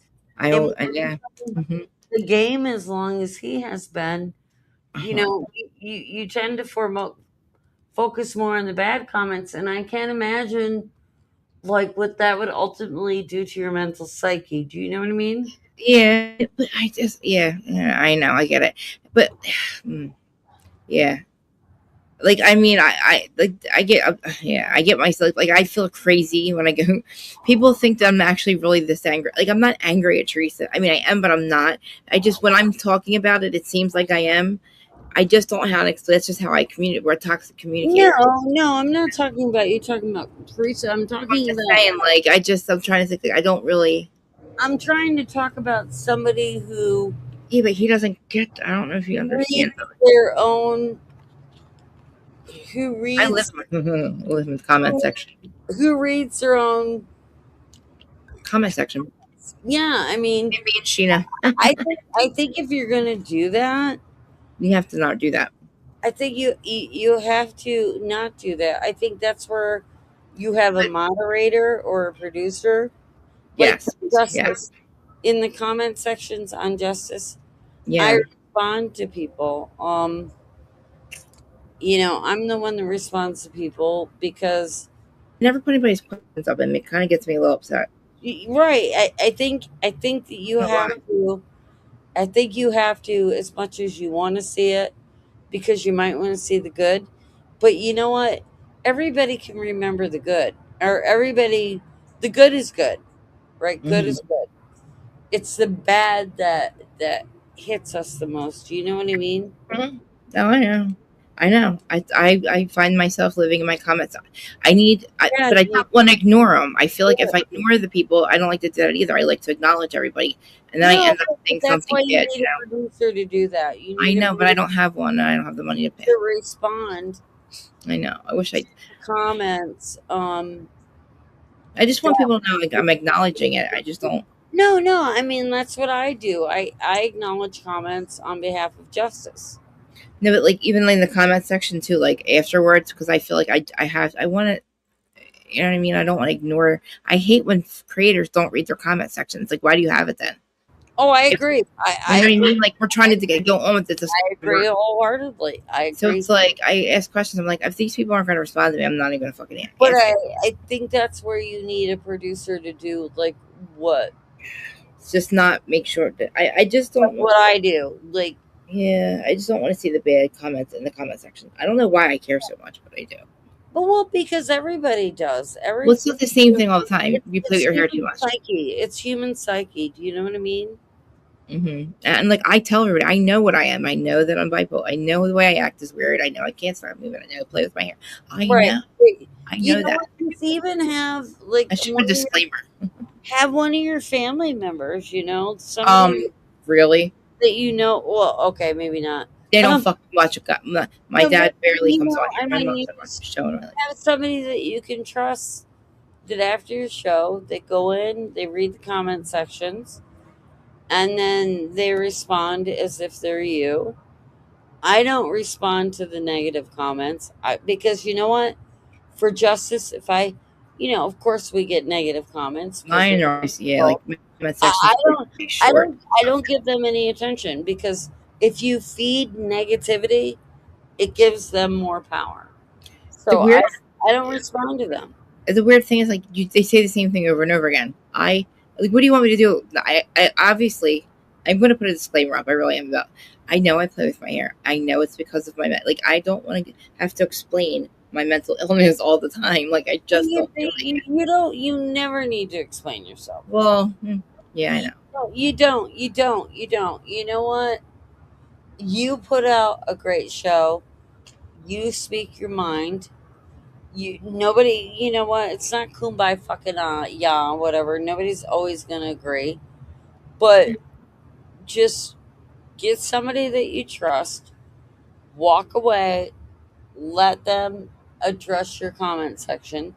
Like I said, I do not respond to negative comments because if I respond to them, then they're like, "Oh my god, I got attention," and then they come back more harder. You know? Yeah. You know, you don't need that. Nobody's always gonna agree. Oh, oops. But just get somebody that you trust. Oh, sorry. Walk away. I have you playing on the phone. I can't get you off now. Shit. Like I said, I can't respond to negative because I can't stop it. If I respond to I turn it down. like, oh my god, All right, sorry. I can't. My phone came on and it was live, so it was like in the background. because I was looking on Twitter and I wanted to see who was watching on Twitter because I don't know how to do spaces, but I was wondering if when I go look, because I'm live now on all the platforms, but the Twitter live, is it spaces I'm on?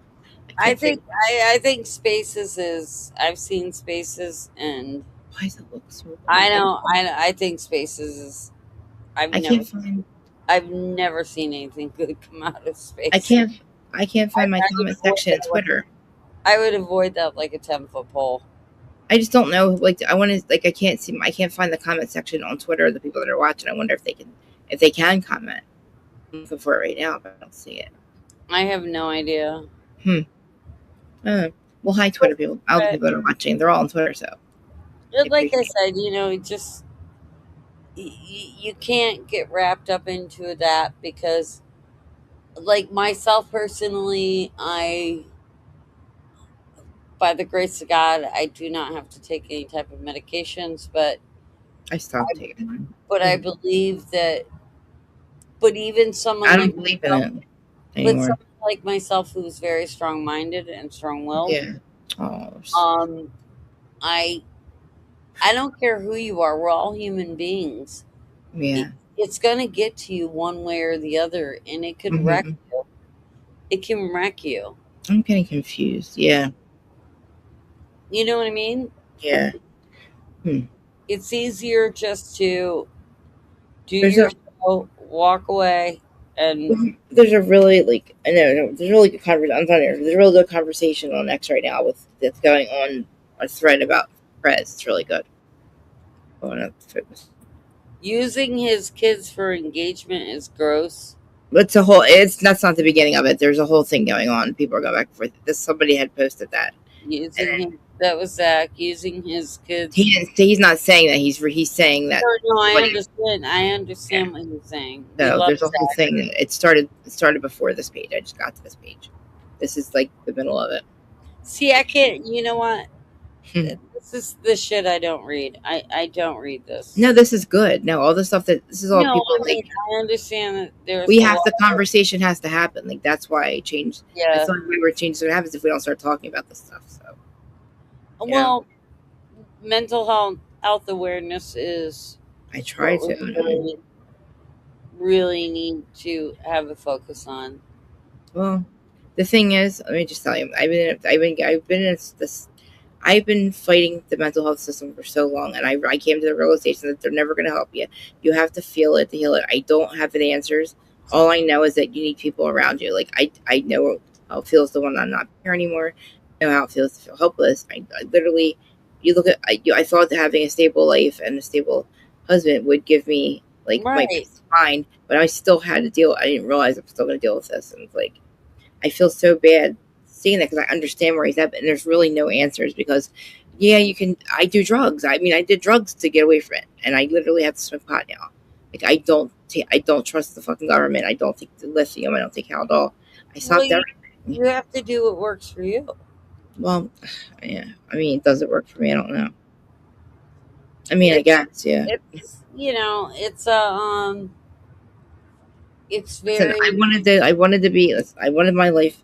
I had to get to the point where I wanted to live more than I wanted to get high. And it used to be, I wanted to get high more than I wanted to live. And when I met my husband, and something changed, something clicked that last overdose. And I mean, it was too late. I was 36. I was considered a dead. I was just another dead junkie. That's what we would have been. Oh my God. Everybody were dying left and right around me. My brothers, everybody died from heart overdoses. Thank God they brought me to the hospital when they did 4 times that they did. They didn't have to bring me there. I'm so sorry. No, it's my fault. I did it for 20 years. No, I mean, look, you know what? Addiction is a different type of animal. Like when you really okay, so I'll tell you a very quick story. Mm-hmm. One of my friends had twin boys. They were her only children. Mm-hmm. And one went into the military and he got hurt. And they gave him Oxy. Again, this is when Oxy was considered.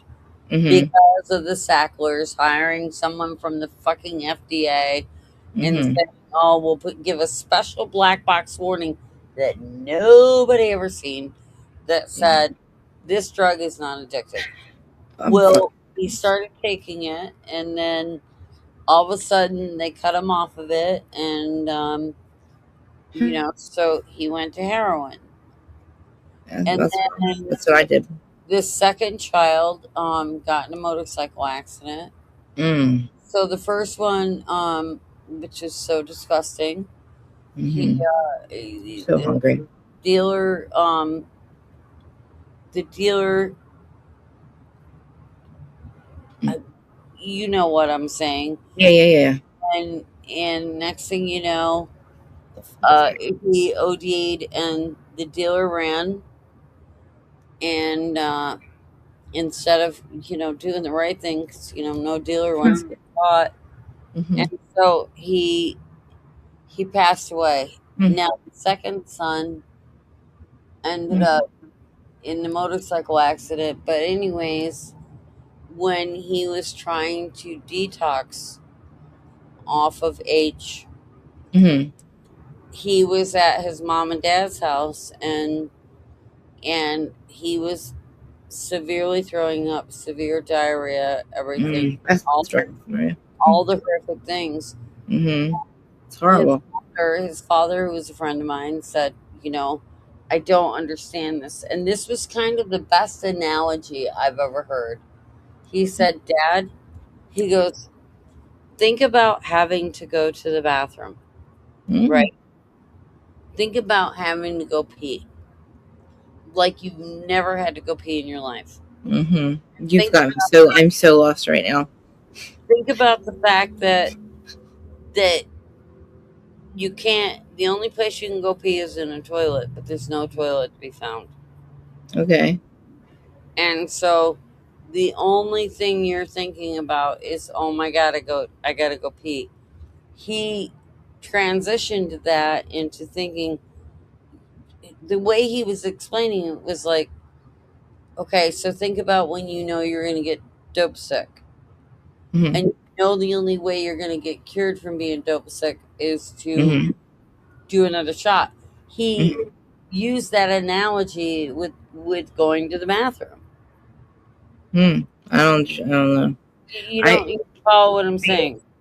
Kind of, because not really, because I mean, listen, like that's a whole other, like, no one I'm going to get dope sick is anxiety for me. And but you see what I'm saying? It's like what he was saying is when you're like his mental illness, you mean, or like no, when you're dope sick, like when you need another shot, right? Yeah. Of H. And the only thing you're thinking about is, oh yeah, I need another shot because I'm going to get dope sick. So you're going to do whatever you can do to find that other shot. Or Suboxone. That next score. Yeah. Whether it's crack, whether it's methamphetamine. Well, it's got to be something, like it's got to be another opiate, so you don't go through withdrawal. But you know what I'm saying? Addiction transfers. I did all of them did. You know what I'm saying? So what he was equating it to was like when you're an H addict. Yeah. And you're the only thing you can think about is, oh my God, if I don't get another fix, I'm gonna get dope sick. I'm gonna start throwing up. I'm gonna start vomiting. I'm gonna start. Yeah, it's just the worst thing ever. I'm gonna think about it. Right. So that's what he was. The analogy was like having to go to the bathroom, but not being able to use the toilet. I have no idea. I don't even think of it. I can't even. I can't follow that analogy, but I can't think of anything else other than like impending doom. But like most H addicts, like we already have our next thing. Like I always, the last 2 times I overdosed, I was withdrawing first. Like I had to go and get some, and like I was withdrawing by the time I got and I couldn't shoot myself up. My friend had to do it for me. Oh God, please! I can't even.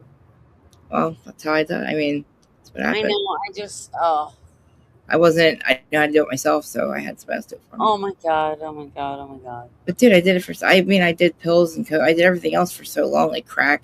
I'm so lucky to be alive. I don't even know how. Like, it's Russian roulette every time that needle went in my arm. Oh God.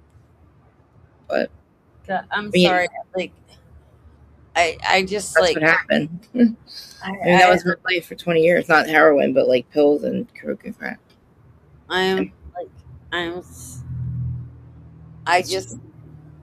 can't imagine that. I mean, that was a lot of people though. Like a lot of people were addicted to drugs, and it was like we had this. But I was also functionable. Like I had a really good. We were in the mortgage company, and we were making a lot of fucking money.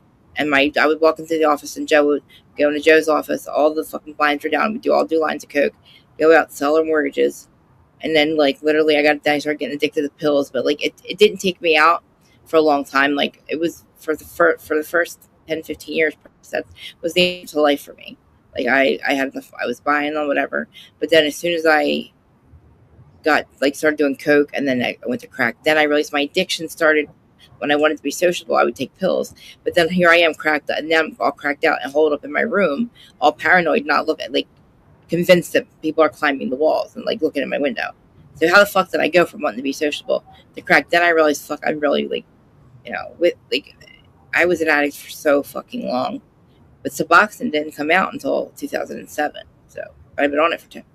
See, I can't personally relate. It was self-medicating. Because I've never, by the grace of God, I don't have that addictive type personality. Yeah, me too, Mamir. Me too. I can't even I don't. But I can't personally. It wasn't like it was that. It was like I just wanted. I never felt good about. I just didn't. I can't explain it. I didn't love myself. I just didn't feel right. Something was wrong. Like I told my mom my whole life, I don't feel right. Like I just didn't feel happy. I just was angry. Like they called me psychotic. They called me like, oh, she's just crazy. She's just psycho. It's like, no, something's wrong. And then I found drugs. And I found drugs at like 22, and I was like, oh shit. Percocet. Holy, what is that? I have twice. Friends, that I've seen so many of my friends' children pass away, and yeah, we all know a lot of people. Their children go to prison. Yeah. Look at Willie's freaking girlfriend, or Leah's mom. Dude, and it's so sad, and it's pretty kitty. Hi, babies. You come to get your dinner. So horrific, and and I understand functioning. I mean, well, you could call functioning until I functioned until about 30. In my early 30s, it started to really lose it. Like I lost my car first, and then I started smoking crack. And then I lost my job, and then I was. So you see, that's what I want to say to you. Sometimes when you get down and you and I have personal conversations, I'm just depressed. I just feel get a little bit down. Yeah. And that's exactly what I say to you. You know what? God does not make junk. That's what I thought for a long time. God does not make junk. I did not realize that. Like, I really thought that I was a broken human. And look at everything that you've been through and where you are now. Even Mamir and I have had conversations, and everything that she's been through.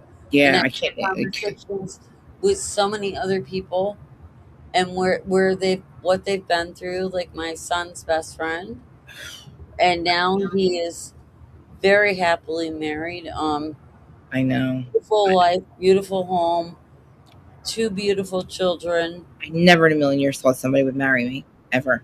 Yeah, but see, that's what I'm saying. God does not make junk. I just never thought. Like, I just thought when I got out, it was like I literally was done with everything. I'm still on parole, but I still had 10 years. Well, it was 2014, and I still had 5 years left when I met George. So literally, I didn't start doing the right thing. I was on it since I was 17. I didn't do the right thing on it until I met my husband. That last overdose is when the Earth Angel saved my leg.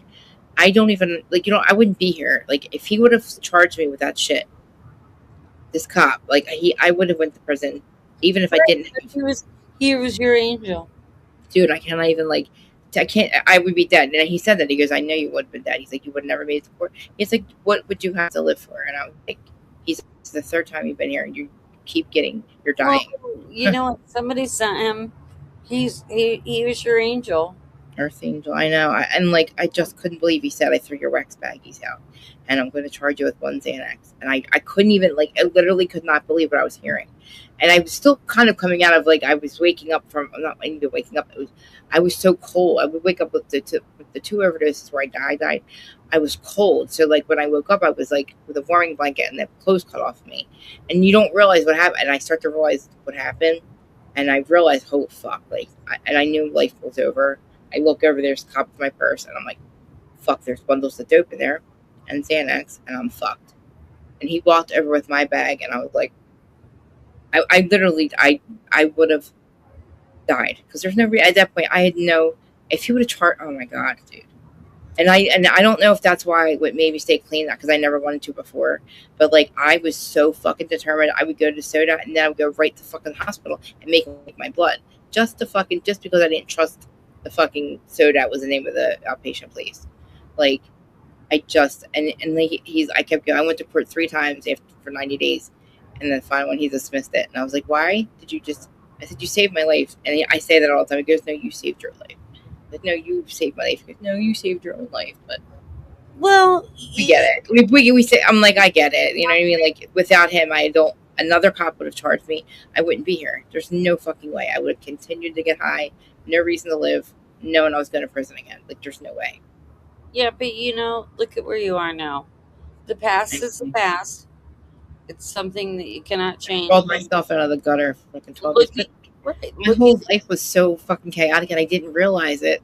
I remember Erin that's in the chat. She interviewed me a little bit, and whenever the first part of my life, I just when I say it out loud, I'm like, wow, not even me, just with what happened with my family. Me and my uncles and my dad were all addicts, and we were all away, all in trouble, all in prison. And then 10 years later, which was around now, we're all clean, and nobody's in trouble. Everybody's back with their wife. It's just crazy. And then my mom leaves my dad. That whole shit thing happens. But whatever. It's they're all sociopaths. I understand. I always thought I was the problem. Here, I've come to find out they're the fucking problem. Just kidding, Mom, if you're watching. I got a whole nother set of issues now with my brother. Well, literally, my mom fucking got my inheritance. I guess you got it, my brother. I'm fucking pissed. I had to say that. I'm sorry. I'm not gonna say it again. I will never repeat it. I'll never say it again. I don't give a fuck. I just had to say that out loud. No, it's fine. But what the fucking fuck, man? What did I do to these people? What the fuck did I do to my family? I don't get it. He's a dick. I'm reading Ramirez's comment right now, and it says that officer was divine intervention. I believe that with my heart. He was our angel. I agree. It just takes. Oh my god! I know. You look. You know what? Have you ever seen Okay, and this might sound a little off the wall, but have you ever seen like when a car flips over, and there's Tom 2 little girls that all of a sudden get this superhuman strength? Yes. They're able to lift a car up that they should never in their life have the strength to do it. It's called divine intervention. So what it says to me is, God has great plans for you, and you bring so much joy to people's lives with your show, and you're so kind, and you're so beautiful, and you have such a good heart. Thank you. This is what you're meant to do. So I hope so. You can't keep looking. You know what? When you look in the rearview mirror, you're never going to see your future. Okay? Yeah. Remember that. Looking in the rearview mirror, you'll never see your future. Stop looking at the past. Look at the forward. I know. That's the only thing. I just can't. Yeah, I know. I know, and I get it. I put too much weight into what my family. Yeah, hypocrites say. I just can't. The fuckery of people. But sometimes. You have to. You can't. Okay, there comes a point in time where you have to cut out all toxicity from your life. I know. Regardless of who it is or what it is. It could be your mother, it could be your father, it could be your siblings, Yeah. it could be your best friend, it could be anybody. If someone is bringing toxicity into your life, you have to get rid of it. I know, but this happened to be my parents. I can't really just get rid of it. I'm sorry. You know what I'm saying? Like, it just happened to be my parents at one point. You have to sit here and look at yourself and say, you know what? I have a beautiful home. I do. I have a husband who loves me. Yeah, I don't think they realize I don't understand. Like, I'm strong. I'm strong. And they're hypocrites. And I'm a good person. Yep, and I don't cheat on my husband. And you know what? If you're gonna cause chaos in my life, then I'm sorry. You have to. I love you. I love you with all my heart. But you got it gone. I know. It's just hard. I don't know. It is hard. It's hard with my dad because I don't know. I feel something's wrong. Like, I don't know if he's got dementia. The way he's been acting, it's worse than ever. And I really feel like there's something really wrong. And I don't want to just. My mom just left it. I don't know. My mom leaving him really fucked him up bad. I'm not trying to make excuses for his behavior, but like, I can't. I don't know. It's just. I don't know. I can't abandon them right now. I understand what you're saying, but I mean, I understand. I'm not a psychiatrist. I'm not a psychologist. I'm just here as your too many. I'm done with them. I'm done with all of it. Nobody can tell somebody what to do. You're gonna have to get to the point in your life where it's your everybody, like, it's easy for me to say I do, but I did for 3 years and I missed my family. Like, I miss them. But you have to, regardless of what anybody says to you, everybody's very good at giving advice. Yeah, I know. I know. They don't take my advice. Everybody's an armchair psychiatrist, That's why I'm saying I don't want to hear from experts. Aren't really going to tell me much. I need to hear from Lindsay herself. But if we can. But you have to you're going to get to a point in your life where you're going to make a decision, and it's going to be your decision, and you're the only one who can make it. You just please realize that you have a great support system, and that we're all here to hear you out, and we love you. And you got to do it on your time. What else can I do? I mean, I don't know. I'm not to say what else can I do. I know there's more I can do. I have to I really have to focus on meditation and stuff. Well, did you watch the episode with Dr. Yusuf that I told you? Not yet. Please watch it. Please. I will. Please watch it. I've heard everything. Anybody watch it. I'm really stubborn. It takes me a little. I'll listen to you eventually. Ask Aaron. Like, they'll tell me in the chat a million times, and it takes me about a year to listen to them. But eventually I do. Please, I'm asking you as a friend. All right. I mean, I watch it. I have so many questions I would need answered. I want to know if having bipolar 2, if I made the right decision by not having kids, if it would have triggered it. Did she have bipolar before? Did she definitely have bipolar 2? Did having kids give her bipolar 2? And what the fuck does that have to do with psychosis? Why does that have to contribute to the psychosis? Her case is so convoluted that. Well, that's why I want to know. I don't understand. They say bipolar 2, but okay. When I'm talking about, when I'm saying listen to Dr. Yusuf, I know. I'm just talking about listening to him talking about Lindsey Clancy. I know what he's talking about. I just heard it all. No. Hear me out. I'm talking about what he is saying about mental health as a whole. Mm-hmm. And forget about the fact that he wasn't just talking about Lindsey Clancy. He was talking about, and honestly, the things that he said, as I was listening to it, like after I lost my parents, I struggled for a bit. And then I was given. Yeah, but it's like that's situational depression, which is like very normal for somebody to struggle after they lose a parent. You know what I mean? Like that's a normal struggle, right? Like yeah, but people we struggle for no reason. but I fell into a rabbit hole of depression, and then I was given Zoloft, and I couldn't sleep. I could not sleep. Could not sleep. I don't sleep I either. was just like so tired, begging for sleep. So then, guess what they did? They give you trazodone to counteract that. Oh, here, take the trazodone so you can sleep. Well, that's a false sleep.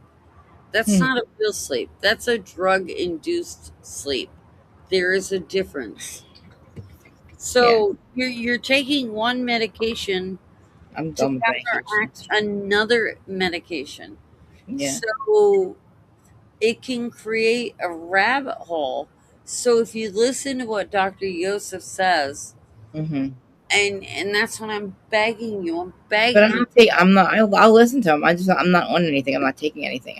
I refuse to. No, I do it a different way. It doesn't matter what you're taking or not taking. That's not what I'm talking about. Right. What I'm saying is the way that he describes what happens will resonate, because then you're like, oh shit, well that's what happened to me. And then he explains how you can overcome it. Please, I beg of you, watch it. All right. I really do, because I love you with all my heart. You're such a wonderful person. And you deserve all the happiness in the world. I have it. I just don't know how to. I don't know why I can't. I don't know. There's so many things I have to work. I thought that I had things I need to work with. There's a whole new set of issues now. So now I understand that. I have to schedule my breakdowns now. Well, just know I'm always here for you, my love. Thank you. All right, sweetheart. I'm gonna jump off because thank you. No, it's like 6 hours. I'm starving.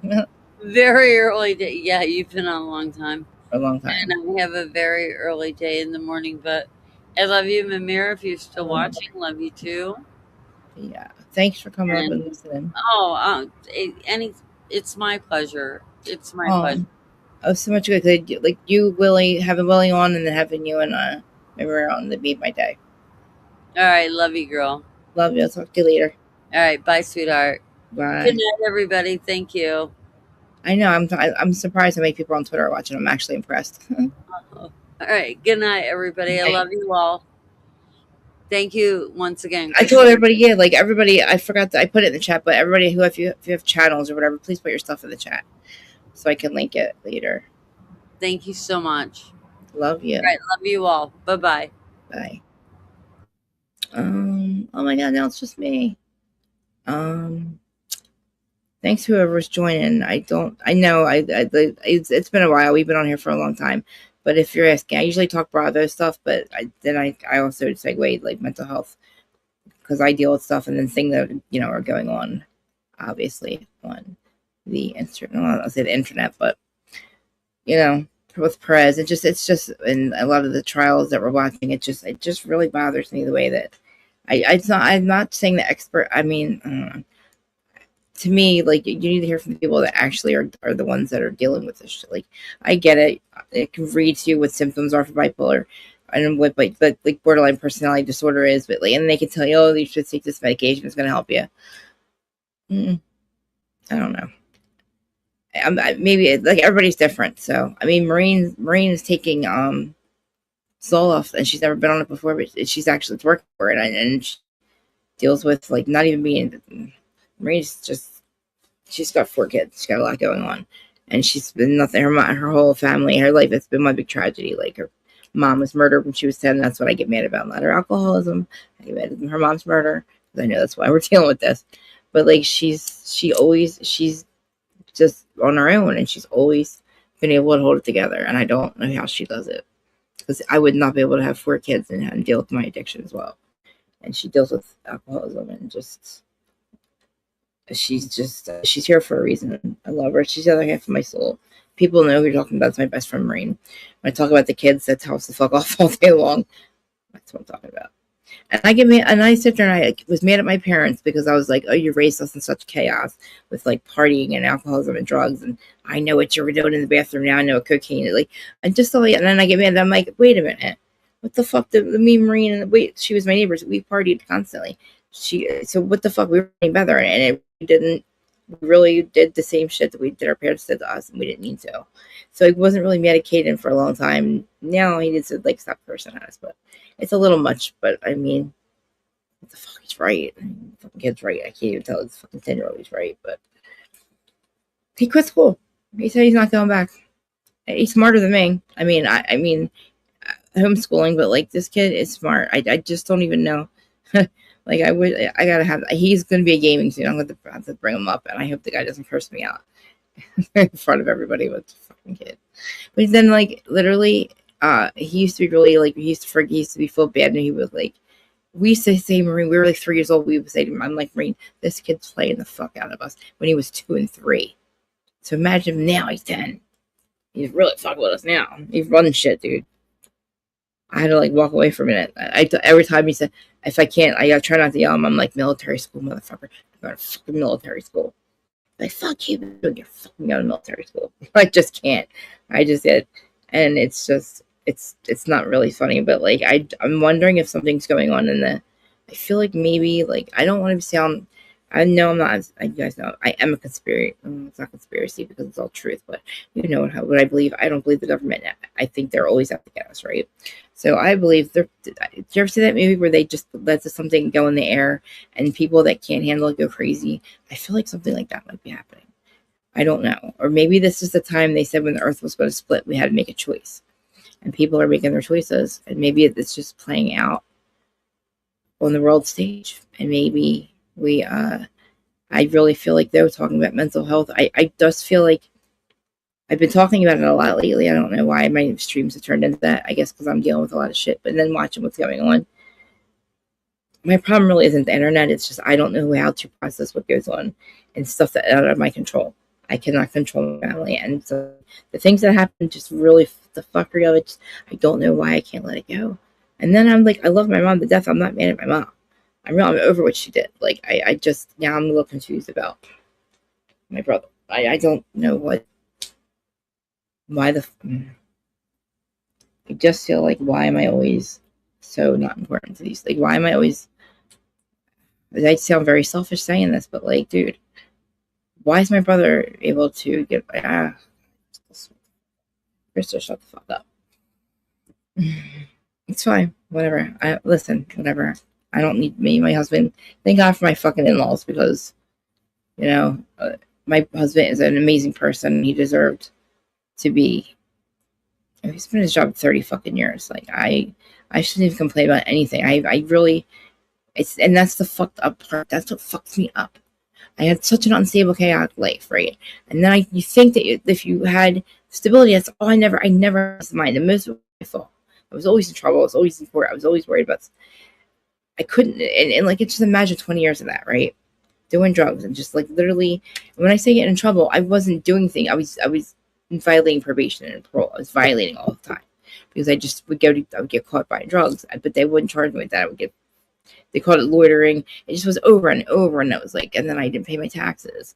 That was the biggest thing. And then there's another kidnapping charge, and there's a lot of stuff that happened, you know, theft by deception, and then I've held somebody captive, allegedly. I mean, I chased her into her house. What if I mean, listen, it was never ending. And then I was not going to my probation, and I was getting in trouble, and I overdosed it last time. And literally, he was right. If he would have charged me, I was already in trouble for violating again. And here I am overdosing every other fucking week, and I'm living. And the fourth time, it was pretty bad. I know now what happened. I didn't remember that. It took me 10 years to remember what happened, but something happened in between the time when I died and they woke up. But that's not important at this moment in time. The Earth Angel that didn't write me up for the bundle of dope I had, like I said, he's still in my life to this day. He just retired as a police officer. He was at my wedding. I was at his wedding. We went tubing a couple weekends. Like, we've been seeing each other's life. He's not that much older than me, but he didn't know me, and he said, he just said to me, he's like, you don't look like you've lost everything yet, but you're on the brink of losing everything. And he's like, the people that dropped you off put you on the fucking sidewalk and drove away. He said they took my car. It was my vehicle. Stole it, went to Camden, stole everything in it. But they threw me on the sidewalk, and the runner said she's dying of a heroin overdose. I don't know any of that, obviously. It was 8 minutes by the time they got me back. Wait. And I just remember waking up and going, I'm fucked. I am so fucked. Because I'm like, man, my parents are really not going to. And I went to they were, my house, I mean, like, I had never had peace of mind. Me and my sister, I was always afraid of, like, the pimps and hoes coming back to shut up our house. You know what I'm saying? Like, my sister was fucking wild in Camden. And I'm just like, we got to get the drugs and get out. I don't know how the fuck I lived through. I mean, I had a blast in my 30s. When I was working at the mortgage company, we were going out in Philly a lot, but like that was when I could be functional on cocaine. I thought I needed cocaine. That's how 10 years later, I'm doing mortgages. I'm like, wow, if I stopped doing drugs, I probably wouldn't be able to do this job. And it hit me that, oh my God, what a fucking loser I am. I couldn't do this. I'm like, wow, I need drugs to fucking fun. I needed cocaine to be the top, to be sociable. But then I realized that wasn't my fault. Like, I was self-medicating. But and here comes find out I could still sell my ass off of drugs. But I mean, that's not important. I didn't have, I got out of, it was 12 to 12. The date is significant if people understand spirituality. I didn't realize the significance of 12/21/12 until about 5 years ago. There's another person, a creator. His name's Dankster. It has the same sobriety as me. We have the same it's crazy. We have the same backstory. But I've talked about it a lot, so I feel like I just repeat myself. I will hold space for somebody else. I always say, if anybody wants to come up and talk about their life and their past, please do. I will listen. I just don't, I just don't know what else to say when I'm talking about it. I feel like with Bravo, guys, I sent Carl a fucking interview request form and KJ, and neither one of them got back to me, and I don't get that. I don't know how to, and I don't know if I'm doing it wrong, if I'm saying it's the wrong thing, I don't know. But I asked Dana to look into it for me because I want to interview Carl Racky because he's gotten sober and stayed sober on Bravo. I want to interview Lala, but I don't know if she'll ever fucking probably not do that. But I'm like situation. I never probably do it for me. I'm afraid to ask. Yeah, I send out interview request forms and I don't get it back. It makes me, it really sets me back. I'm like, I don't understand. I get confused. I'm like, well, people I don't understand. How do people that are just starting out get interviews with people? I don't get it. Maybe because at BravoCon, I would hide behind Adam. You see how tall Adam is. If you see the picture of us next to each other, I could hide behind him and nobody knew I was there. And that was part of the problem. He's like, why are you hiding? I'm like, because I'm scared. He's like, they tell me you're so unapproachable. They have to go to Adam. People are going to Adam to ask me to take a picture with me because they were afraid to ask me. And I'm like, that is crazy. I felt like such an asshole. And I don't like to be rejected. But for some reason, I was not thinking people would be there to see me too. I'm talking about the tour, by the way. Aaron did the fucking online stuff. Oh my God, Aaron. Do you realize, remember we said, the funniest thing is we're on the tour, right? And we're thinking we're the talent. I assumed we were the talent, right? Forgetting that Marge and all the housewives, the people that were going to be there, we see a table, Adam and Jason. They don't tell us. We just see a table that says talent. So we all sit there. Me, Joe, Sunshine, everybody that was there with us, like all of our people. And then Marge and like Joe B and like Lynn's, the people she brought walk in, and then they sit at the table we were supposed to sit at. But then also your credit card's linked to that table. So we're ordering food and it's going on Marge's fucking credit card. And they're ordering drink and it's going on, I forget whose credit card, I think it was mine or it was what's her name? Sarah. Remember Sarah Bahu? It was Sarah Bahu's credit card. And we thought we were the talent. And we did. We laughed about it. Thank God Marge didn't care because she was on stage. But it was just hilarious. Rachel Lucatel was sitting behind me.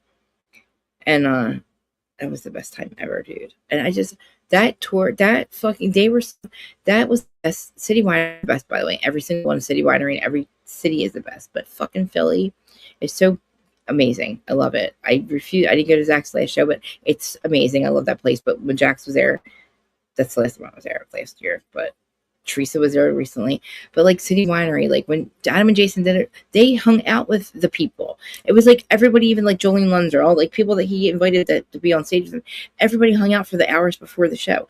You go down to like Empire and stuff, that's not it's so different. I'm like, this is not what, no. Like, what do you mean there's no, it was just not the same. And I just feel like I really miss those days. I guess that's my whole point. Watching Adam lately and how the fuck did I let that throw me off for like 2 weeks. Him ignoring me really fucking fucked me up. And because I don't understand. He can't even tell me to fuck off. Like, just tell me to fuck off. If you don't want to, like, how are we going to be in the same town? Look, I'm going to a Hilton Head. I'm going to be at Bravo Fest. You're there too, apparently, allegedly. What the fuck? You can't go out to dinner with me? Why not? What the fuck did I do? Is it that, I mean, really? Adam, really, Jason Lee, really? You can't just say, oh, I don't know. I don't know what the problem is. I supported Zach. I don't think that's the problem. I don't know. That can't be. That doesn't make any sense. Nobody told me to make a choice. But how do you spend every day? How do you have somebody on your platform for a year and a half and then just forget about them? How do you just forget about me? I don't get it. And I don't get it. And it makes me feel very fucking unloved. And it's not that I see the people that love me. I see you guys support me. You know that I love you and appreciate you. It's just, I don't know why I fixate on those things. I fix on what he's doing, why he's ignoring me, Zach fucking with Donna crawling up his fucking asshole, like, and him just like forgetting about me too. I don't know. I just feel very like, all right, maybe I'm not your cup of tea, but you brought me into this life, Dana, Zach, and Adam. You dropped me into here, and now I'm by myself, floundering. 5 years later, I'm just kidding. I'm fucking with you guys. I used to think I couldn't do it without Aaron, and I thought I couldn't do Aaron. I think I could do it by myself. And who said, I mean, 30 people, it's 30,000 is not that much for 5 years. It's a couple scandals, you know, and me, maybe, and doing some viral things. That's it. Like, being on, it does help being on the 5 platforms live. I don't know why people, I think that anybody streaming should be on all these platforms, because I wouldn't have 75 people watching if it was for Twitter. You could be hate watching me, but I don't think you'd be telling me in the chat to fuck off. I'd love you to do that. I mean, listen, I fight with Teresa's fans. I don't know what they are. Teresa, I don't know. But we always end up laughing in the end, because when it comes down to it, like, we don't really know each other. There's no reason. It's so stupid. And me and RHO Obsessed, we have been battling for years over Teresa. And then we just started laughing in the DMs. She's like, bitch, I'm not that fucking bad. I said, neither am I. She's like, this is fun. I said, I know it's fun shade, right? And she's like, you can't spell. I'm like, I know.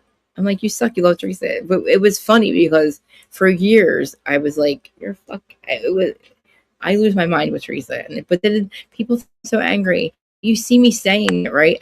Do I look angry when I'm telling? It's the truth. It's just the truth. I just don't know how else to explain the way we toxically communicate. Me and Jacqueline one day, Joe Leader, where we were not fighting. It seemed like we were fighting, but I was just telling her to stop recreating history with Kim D about it being Melissa's fault. Like, stop. Like, what the fuck are we, like, no. Stop. Every time you like, and Kim would make me so angry, because, like, what the fuck are you doing? Kim knows the fucking truth. She knows. I know. We live here. Okay, we know what Jacqueline said to Teresa in season 6 was exactly how the fuck she feels, and it's how everybody feels. It's how we feel now. It's how she felt then. Why the fuck are we, like? Why would you? And, you know, Jacqueline comes on with Kim D and Teresa. Oh, well, we're making up, and you ask Kim, you know, what did you miss about their friendship, whatever. Little sappy thing.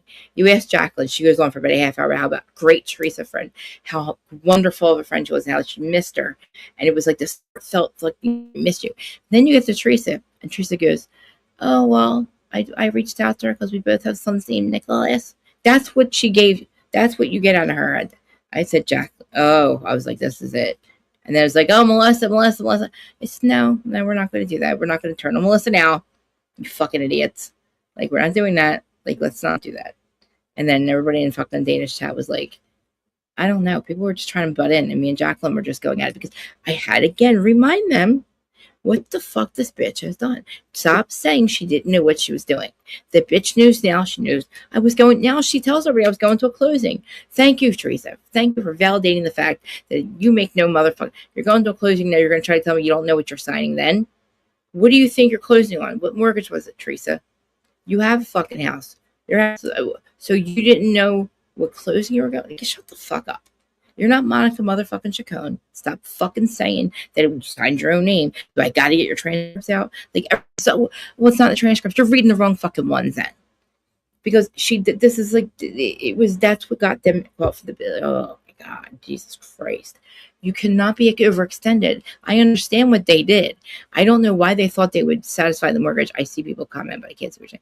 I don't know why they thought they would satisfy the mortgage. I mean, hey, Villa Download, do you guys want to come up?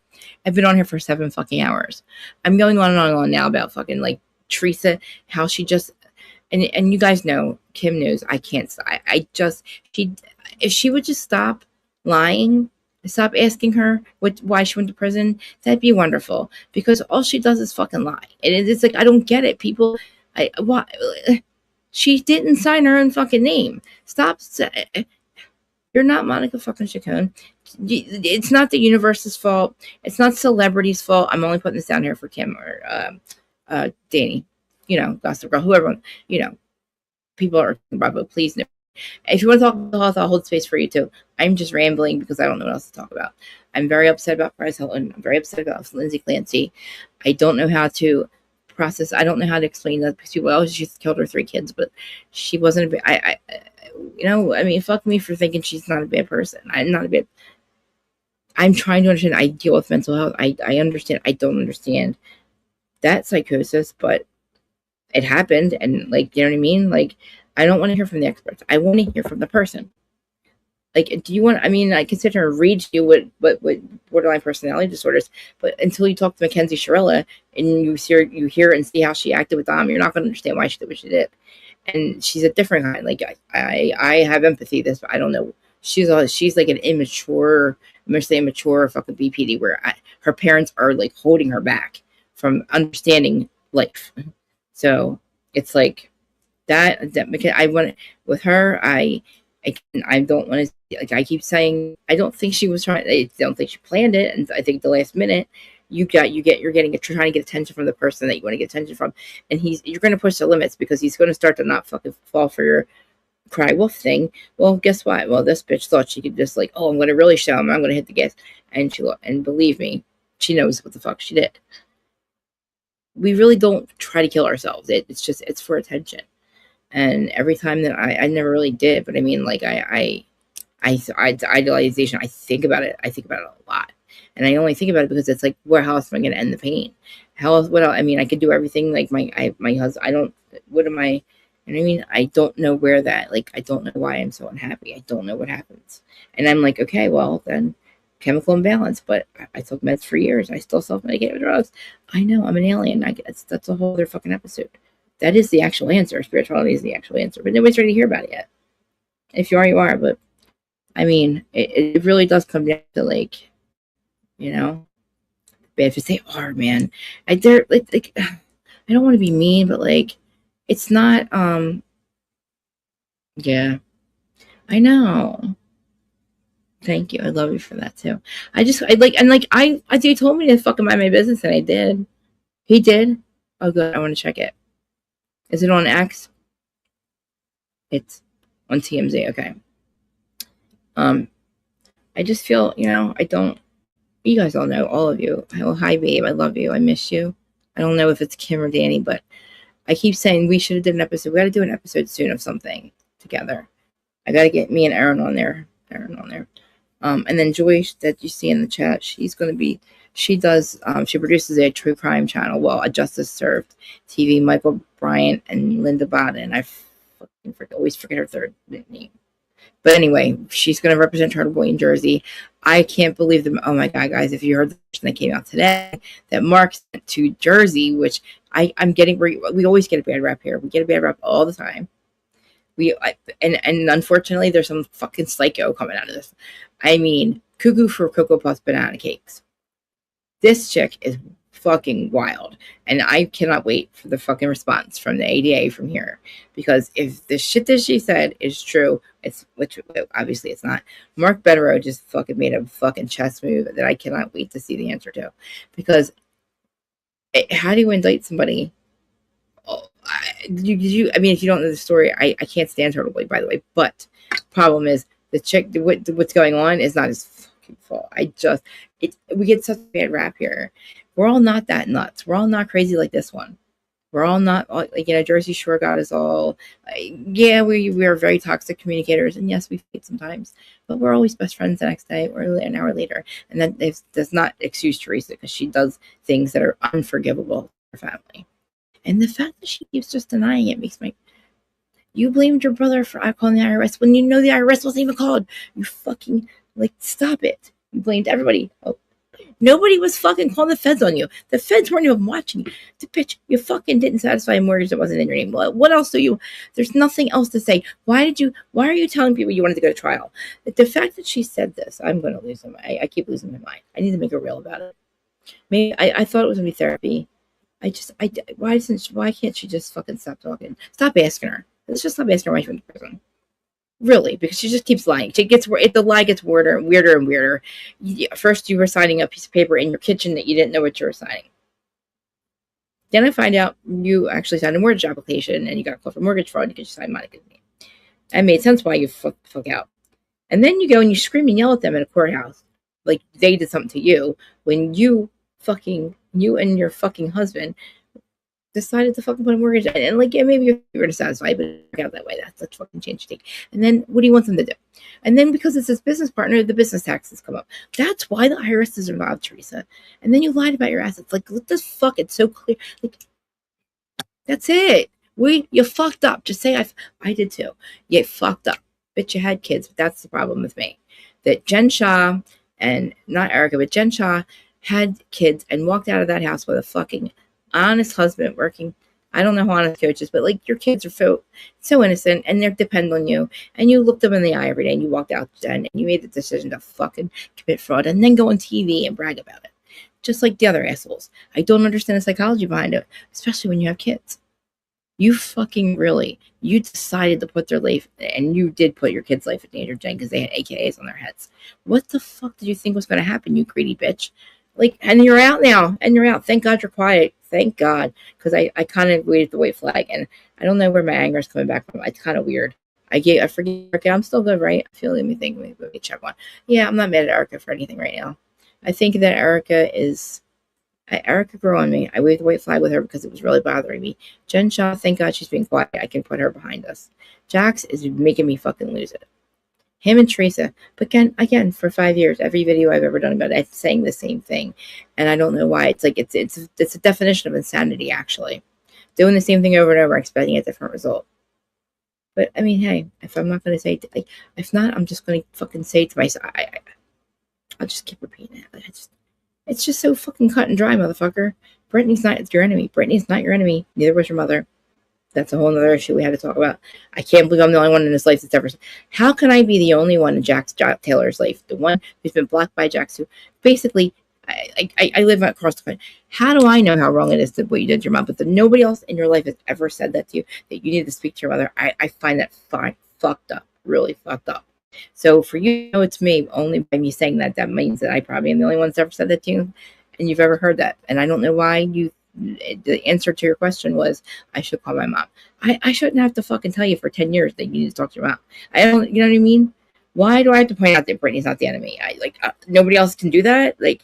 I'm sorry, your publicist is a fucking asshole. Trying to suck your dick the whole time. Probably sucking your dick the whole time, Jax.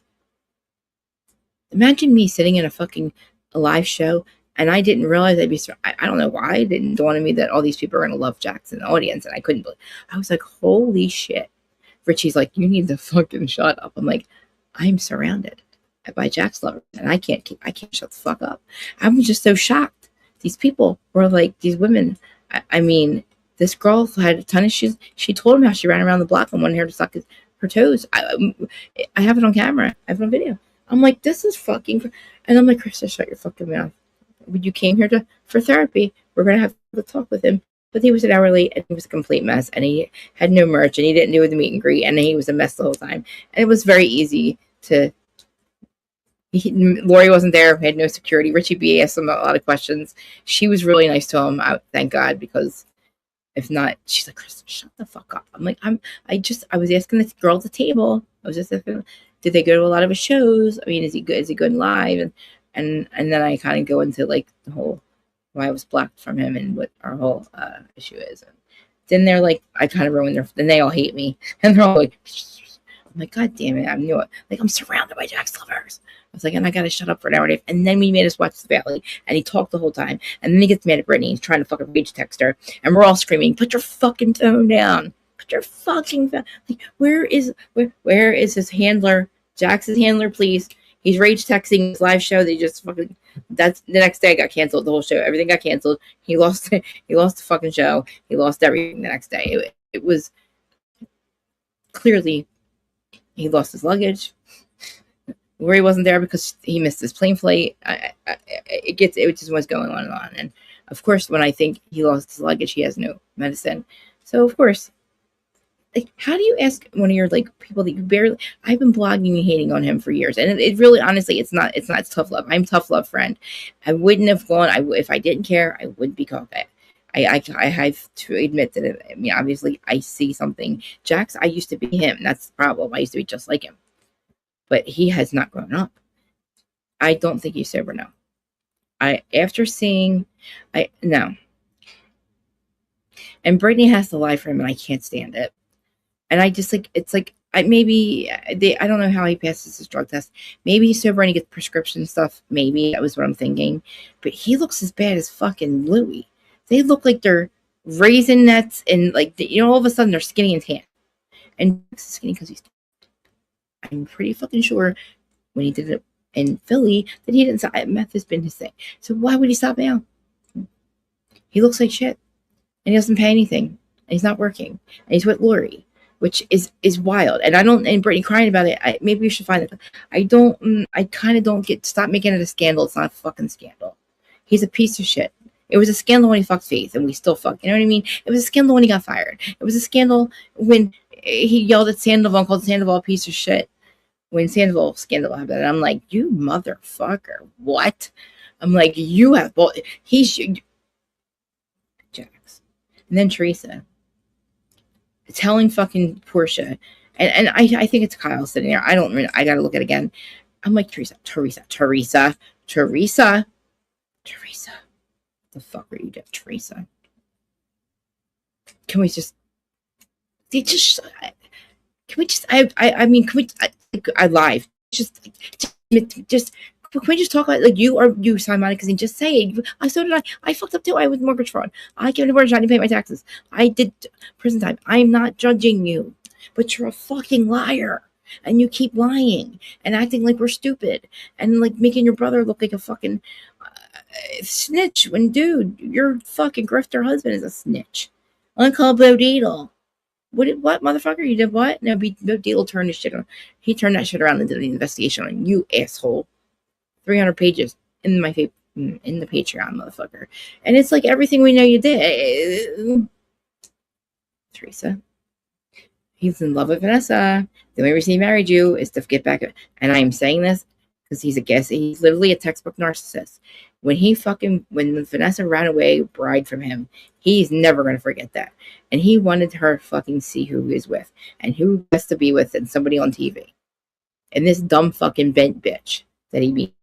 And I'm going to be mean, Teresa, but dude, she was freshly out of prison. Joe goes away. Her parents are both gone.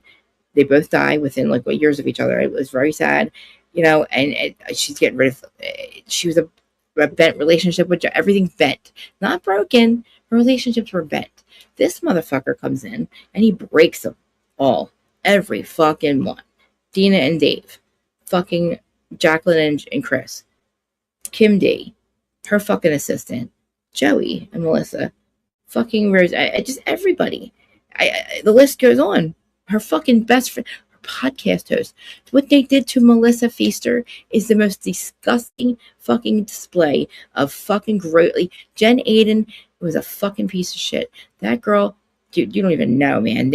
First of all, her husband is a fucking billionaire, and literally, she's a little podcaster, and was Teresa's probably only friend ever.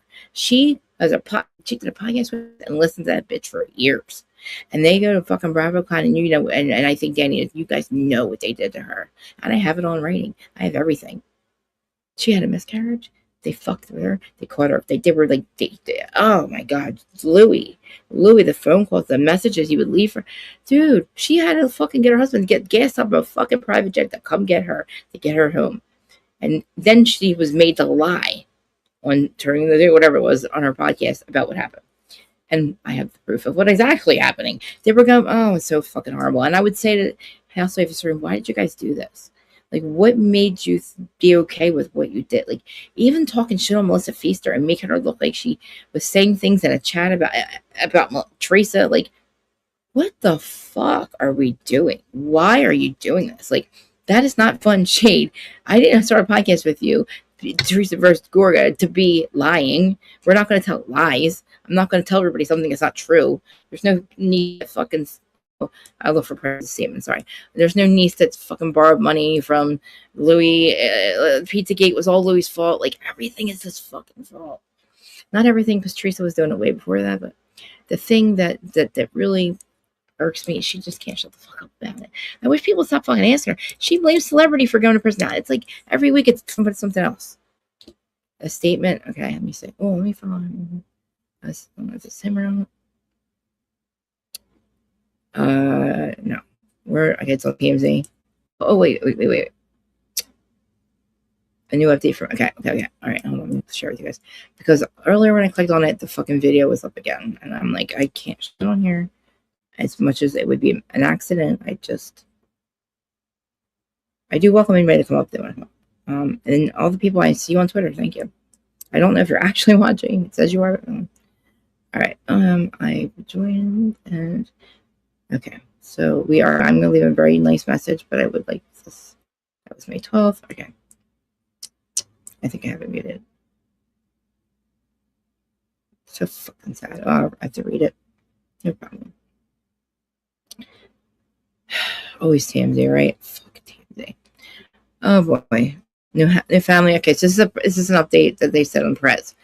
Our family wants to once again thank... No, stop, you pop-ups, fucker. Once again, reached out, prayers, kindness, and support for Perez. I'm going to leave him one. Your compassion, humanity during this profoundly heartbreaking time has meant more than words are all can express. I'm going to cry. This has been incredibly difficult and emotional for us. Made even harder because we're very little information made available to our family. While we continue to wait for further updates, we remain hopeful. Oh my fucking God, no, they don't. Oh my God. We have also been able to confirm that Perez is able to communicate, which has given our family hope. We respectfully ask continued prayers, understanding grace, and Perez continues to recover. We will share additional updates and receive confirmed information and are able to do so. For now, we are taking things one step at a time and keeping our focus where it belongs on Perez and his recovery. Again, thank you truly for all your support and kindness. We are so grateful. Oh my God. They are giving him a lot of information. That's not... maybe he doesn't want his kids. I don't know what's going on fucking Twitter. I don't like what I'm saying. It's people... Zach's defending things, and I just feel like it's not... We're going to... It's going to be all the time then. You know what I mean? We can't really... People are going to say what they say. But I'm so glad that... Who's dead? Oh my God. Oh no. Oh shit. Why is everybody dying? Oh yeah. Fuck you, man. I'm sorry, I didn't say that. Wow. Okay. Well, yeah. Usually I go into the true crime side, but I don't want to. I can't do any turtles. I'm not in the mood today. I don't know. I'm very behind on it, but actually the funny thing that came out today was that it was, maybe I should, you guys might want to hear this. Like, you know that some chick in New Jersey was trying to be a part of the Karen Reed orbit and decided to try to have an affair with Paul O'Keefe at work. She told her what, there's a whole thing. It all comes down to her suing him. And look, I was on her side for a little bit until I realized that she was lying about everything. And the things she lies about are just crazy, and it just makes us look very crazy. It makes us look very... Yeah, so Bo turned on Louis. So I for the longest time I thought it was Carrie Ann that did this background check, but I couldn't. It was given to Melissa's old nose, which was given to the House Historian, then given to us. Well, me and her. She will not confirm that it was from Carrie Ann, but it makes more sense that Bodita will do it because it's so in depth. And the fact that Dana wouldn't even accept it, I don't understand why she just. Who cares? It's a fucking. Like, what do you mean? Like, we want cover, but she didn't want it. It was so fucking bad. But now she's talking about it, and it's like, I gave Kim access to the Patreon. I gave her my code to get in to get the stuff from out of there. Housewife of Serena's ghosted me on here. I did talk to her a little bit on TikTok, but only about. I don't know why she just. I still have access to the Patreon. I guess I'm allowed. I don't know. I had full permission. I took all the receipts out. I mean, listen, like, Melissa's old news. She was trying to sell her fucking account. I'm like, that's not there. Come on, lady. It's all out there. But like, just to have everything, and like, what people say, oh, she made it up. No, it's Teresa's blue check mark. They don't understand. Like, it's like I had to pull them out again. It's like, do you not see her blue check? Do you not see Jim Leonard's name and everything with Jen Eden, everything that Jen did, and all the all the giving out the screeners and all that? Like, it's all here. The John Feuda stuff. It's all receipts, timeline. Sorry, receipts, proof, and timeline, bitch. Stop lying, Teresa. God damn it. I know nobody listens to me. Nobody fucking listens to me. God damn it. I'm blocked on all TikToks though. I'm not blocked on the family anywhere else but TikTok. What did Dana have to say? My bestie. My bestie. Just kidding. Kind of my bestie. She's my we'll call her my mentor. Even though I can't believe she'll do live with Kim David, she refuses to do it with me. I don't know why. And Chris, stop focusing on that, making me upset. Whatever. Oh, no story today. Okay. So nothing today, Dana. Today's not Tuesday. Oh, yesterday she did. Yeah, so I didn't watch the live. It triggers me sometimes. If anybody in the chat has watched the live, let me know. I think Jenny Eden is going to. Jenny Eden, I told you the other day what she said, that she did give them money. So that's another fucking person that Louis took money. Yes. No, I think that both thought this motherfucker was like, when you go to say, like, so, like, what he did was fucked up. And that's why I would say, like, I'm like, why would Bo even, I mean, he's a private investigator. I guess you ask the people to investigate you if you pay. I don't know why Louis would admit to that and why he would want that. Why would you look for information? Why would you look for dirt on people? Why would you do that? You could have been accepted and this case could have been still running. We could have had a good fucking, but you're so dumb and fucked up that, like, you don't see what's in front. Like, I don't get it. You sabotage this, and it doesn't make any sense, Louis. What do you think? You're going to go to Miami? You think moving to a different state's going to change your fucking? Everybody knows who you are. Like, you're never working this town again. You know, you are a fucking weirdo, dude. You wear no-nose pajamas. That's the weirdest thing. I'll never know where to put that ever. I hate you for that. That bothers me that you wear no-nose pajamas. You liar. Because then Teresa goes, oh, it wasn't no-nose pajamas. It was a new pair he never wore. Well, then, motherfucker, then him wearing them wouldn't make any sense to make your kids feel safe because they never seen him in those pajamas. So why the fuck would they remind them of no, liar? Again, not my name. Well, then why'd you go to a closing, Teresa? Shut the fuck up, okay? Just stop. Your kids are trying to tell you, and you're fucking letting them. And another thing, Melanie did not want to go back to Tampa. She wants to be with her family, and you're fucking, oh, I think about my daughters first. No, you don't. You have now taken this man over your daughter. Your daughter punched you in the face and then punched Louis in the head. What do you think, Teresa? She didn't want to go back to fucking... And then her best friend dies. And you act like you with the Bravo moment. Bring cameras. Get the fuck... I mean, come on, Teresa. Like, I'm trying to be tough love friend here. I don't know why people aren't telling you how fucked up you are, dude. They probably are, Teresa. You just don't listen. You got... What happened? I'm a celebrity. Somebody... Just answer the question. Just stop saying you signed your own fucking name. God damn, dude. Because then people believe you might not know. But then when you say you went to a closing, that blows my mind. Thank you for that. Thank you for that clarification. Now I know you knew where you were going and what the fuck you were actually doing. And you know that you're not Monica fucking Chacon. Teresa fucking Judice. Like, Jesus fucking Christ. Even Juicy admits to the fucking shit. Like, I just, like, your daughters are watching. Your brother's watching. Stop lying. This is going to clip and people are like, fucking, and then people are going to argue this and then there are people, they argue the stupidest shit. It's like, you don't argue facts, you argue, you're stupid, you're dumb, you're washed up.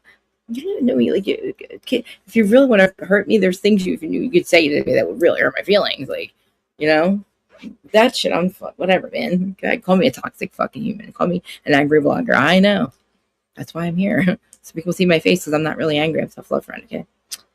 Anyway, Mom, if you watch, sorry, I'm just a little. I don't understand people that don't.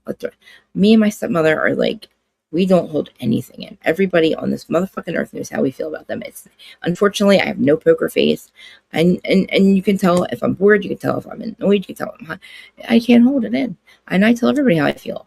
And then I have people might say don't, and I don't understand that, and I live like that for so long. But then it's like, well, wait a minute. Like I don't like. Do I even know? I don't know. I'm mind fucked. I'm completely mind fucked. And I'm mind fucked again. I feel mind fucked again. Because I'm like, what's going on here? Like, that's nice. I like how my brothers get everything. They're like, how do they get everything? How do these motherfuckers? Me and my sister are like, Jesus fucking Christ. Like, here we go again. Whatever. I don't want to sound greedy, but I'm just pointing out some things that make me upset. I should really just be grateful what I have. I'm grateful for this house. I'm grateful I don't have a mortgage. I'm grateful for my in-laws, my husband. I'm grateful for my show. I know I don't have a lot of followers. Maybe I do. I don't know. I do. I don't know why they follow me. I love you all. Sorry that I'm rambling. Obviously, I am struggling mentally, but I'm not in that state of mind. But I did feel really pretty shitty for a couple of weeks. And I appreciate every single one of you that reached out to me and kept in touch with me and know me and understand what I deal with and what I dealt with. And I'm not really blaming. I'm tired of blaming everybody else. It was I chose to be who I was. My parents are not to blame for my drug addiction and the shit that I became my father, you know. We kicked it though. Me and my dad, you know, my biological dad. He relapsed once on gambling, but you know, my mom leaves my stepdad, and then that happens, and then I'm like, all of a sudden, all four of my parents are getting divorced. Then you guys really knew I was like, where am I? What reality did I wake up in? But there's like a kind of mom back, my mom that I had when I was younger. Like, I love you, Chris, like that mom. But then it's like, I don't know. I don't know how do you believe somebody who you thought could leave was incapable of telling a lie. Told one for, and then it's so sad that my mom was so unhappy. Like, I didn't realize, and we didn't know. She is better. Yeah. I really think she should go live with her dad. I don't think that living with Teresa is a good idea anymore, obviously.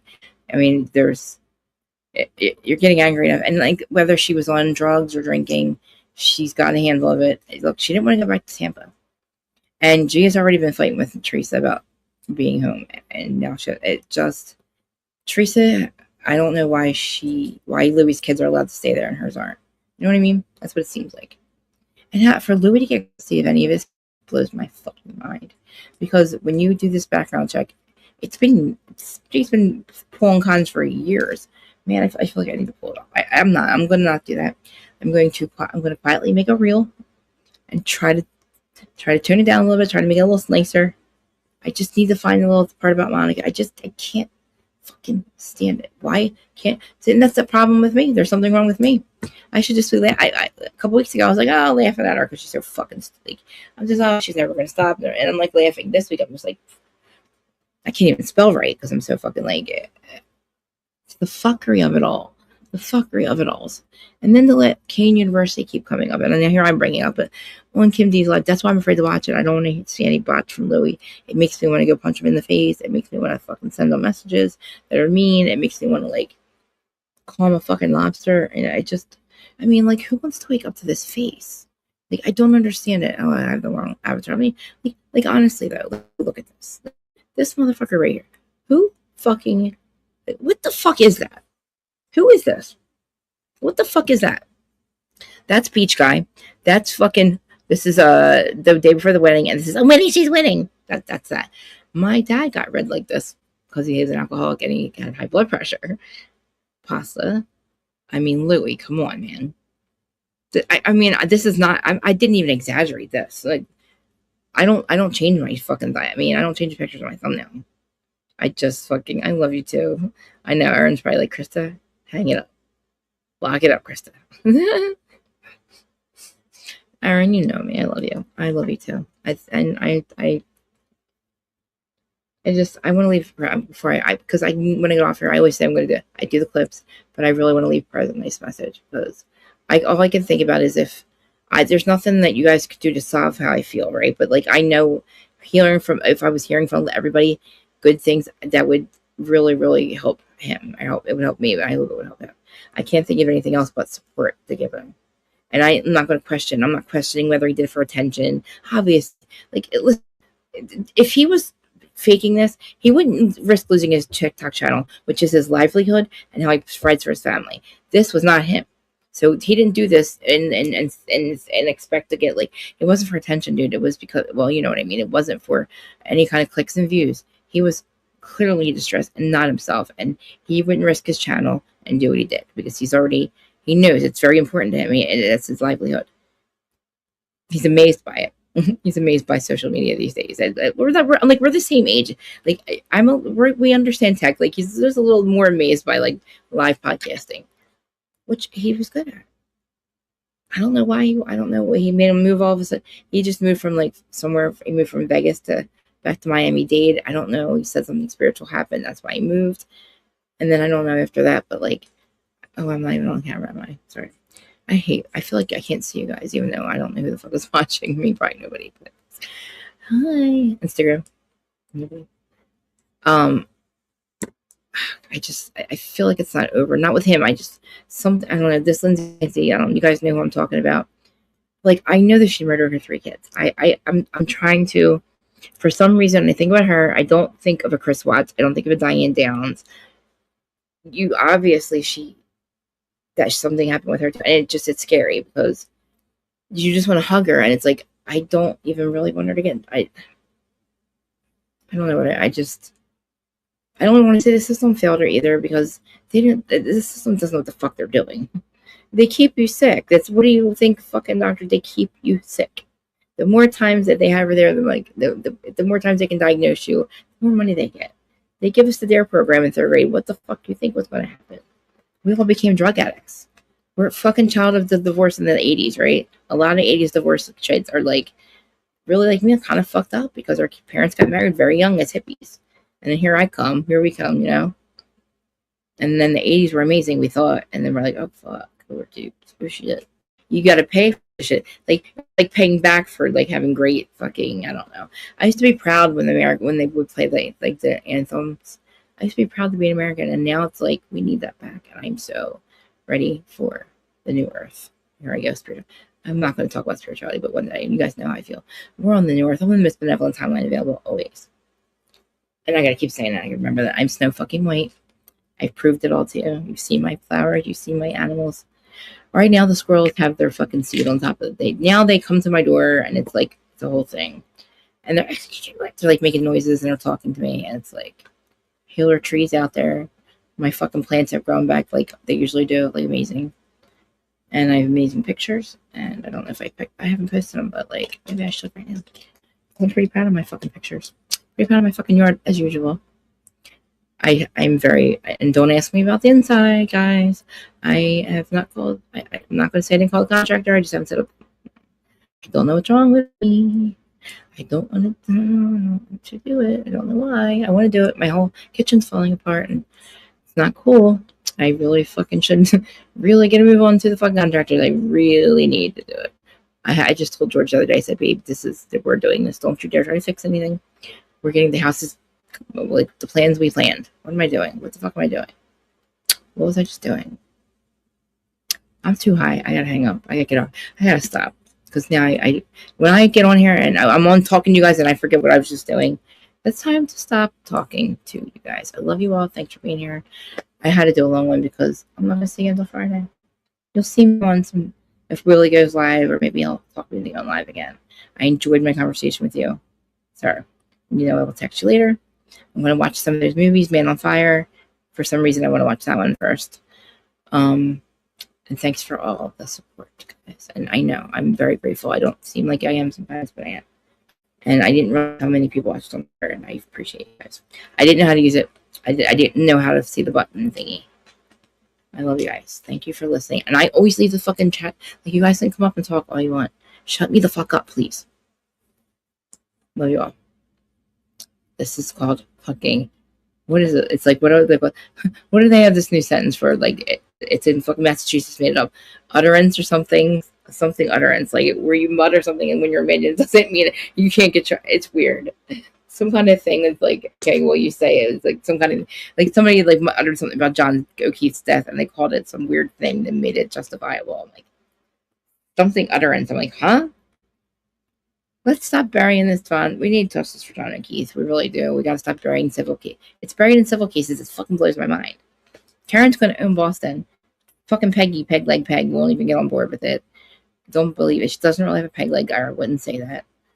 And the Lindsay chick, Lindsay Stinch and Angie, that fucking got Paul O'Keefe to cheat on his wife. She is, I don't even know. She posted pictures of that weren't even her. She stole celebrity pictures. She said she was best friends with Morrissey, Meatball Morrissey. I had no idea the lies this lady was telling. And then getting caught. And then trying to get Turtle Boy. People, I don't get it. It's not that, they're not that great, guys. They're not that great of a group. They're all fucking, they're eating each other alive over there. And over here in Bravo Land, we don't do that. True Crime Land, we don't do that to each other. If we don't like each other, we avoid each other. These people are fucking wild. It's wild. Wild, wild west. All right. I don't know if I'm high or hungry.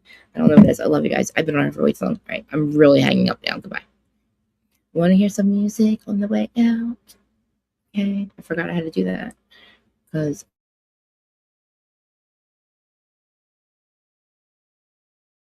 I love y'all.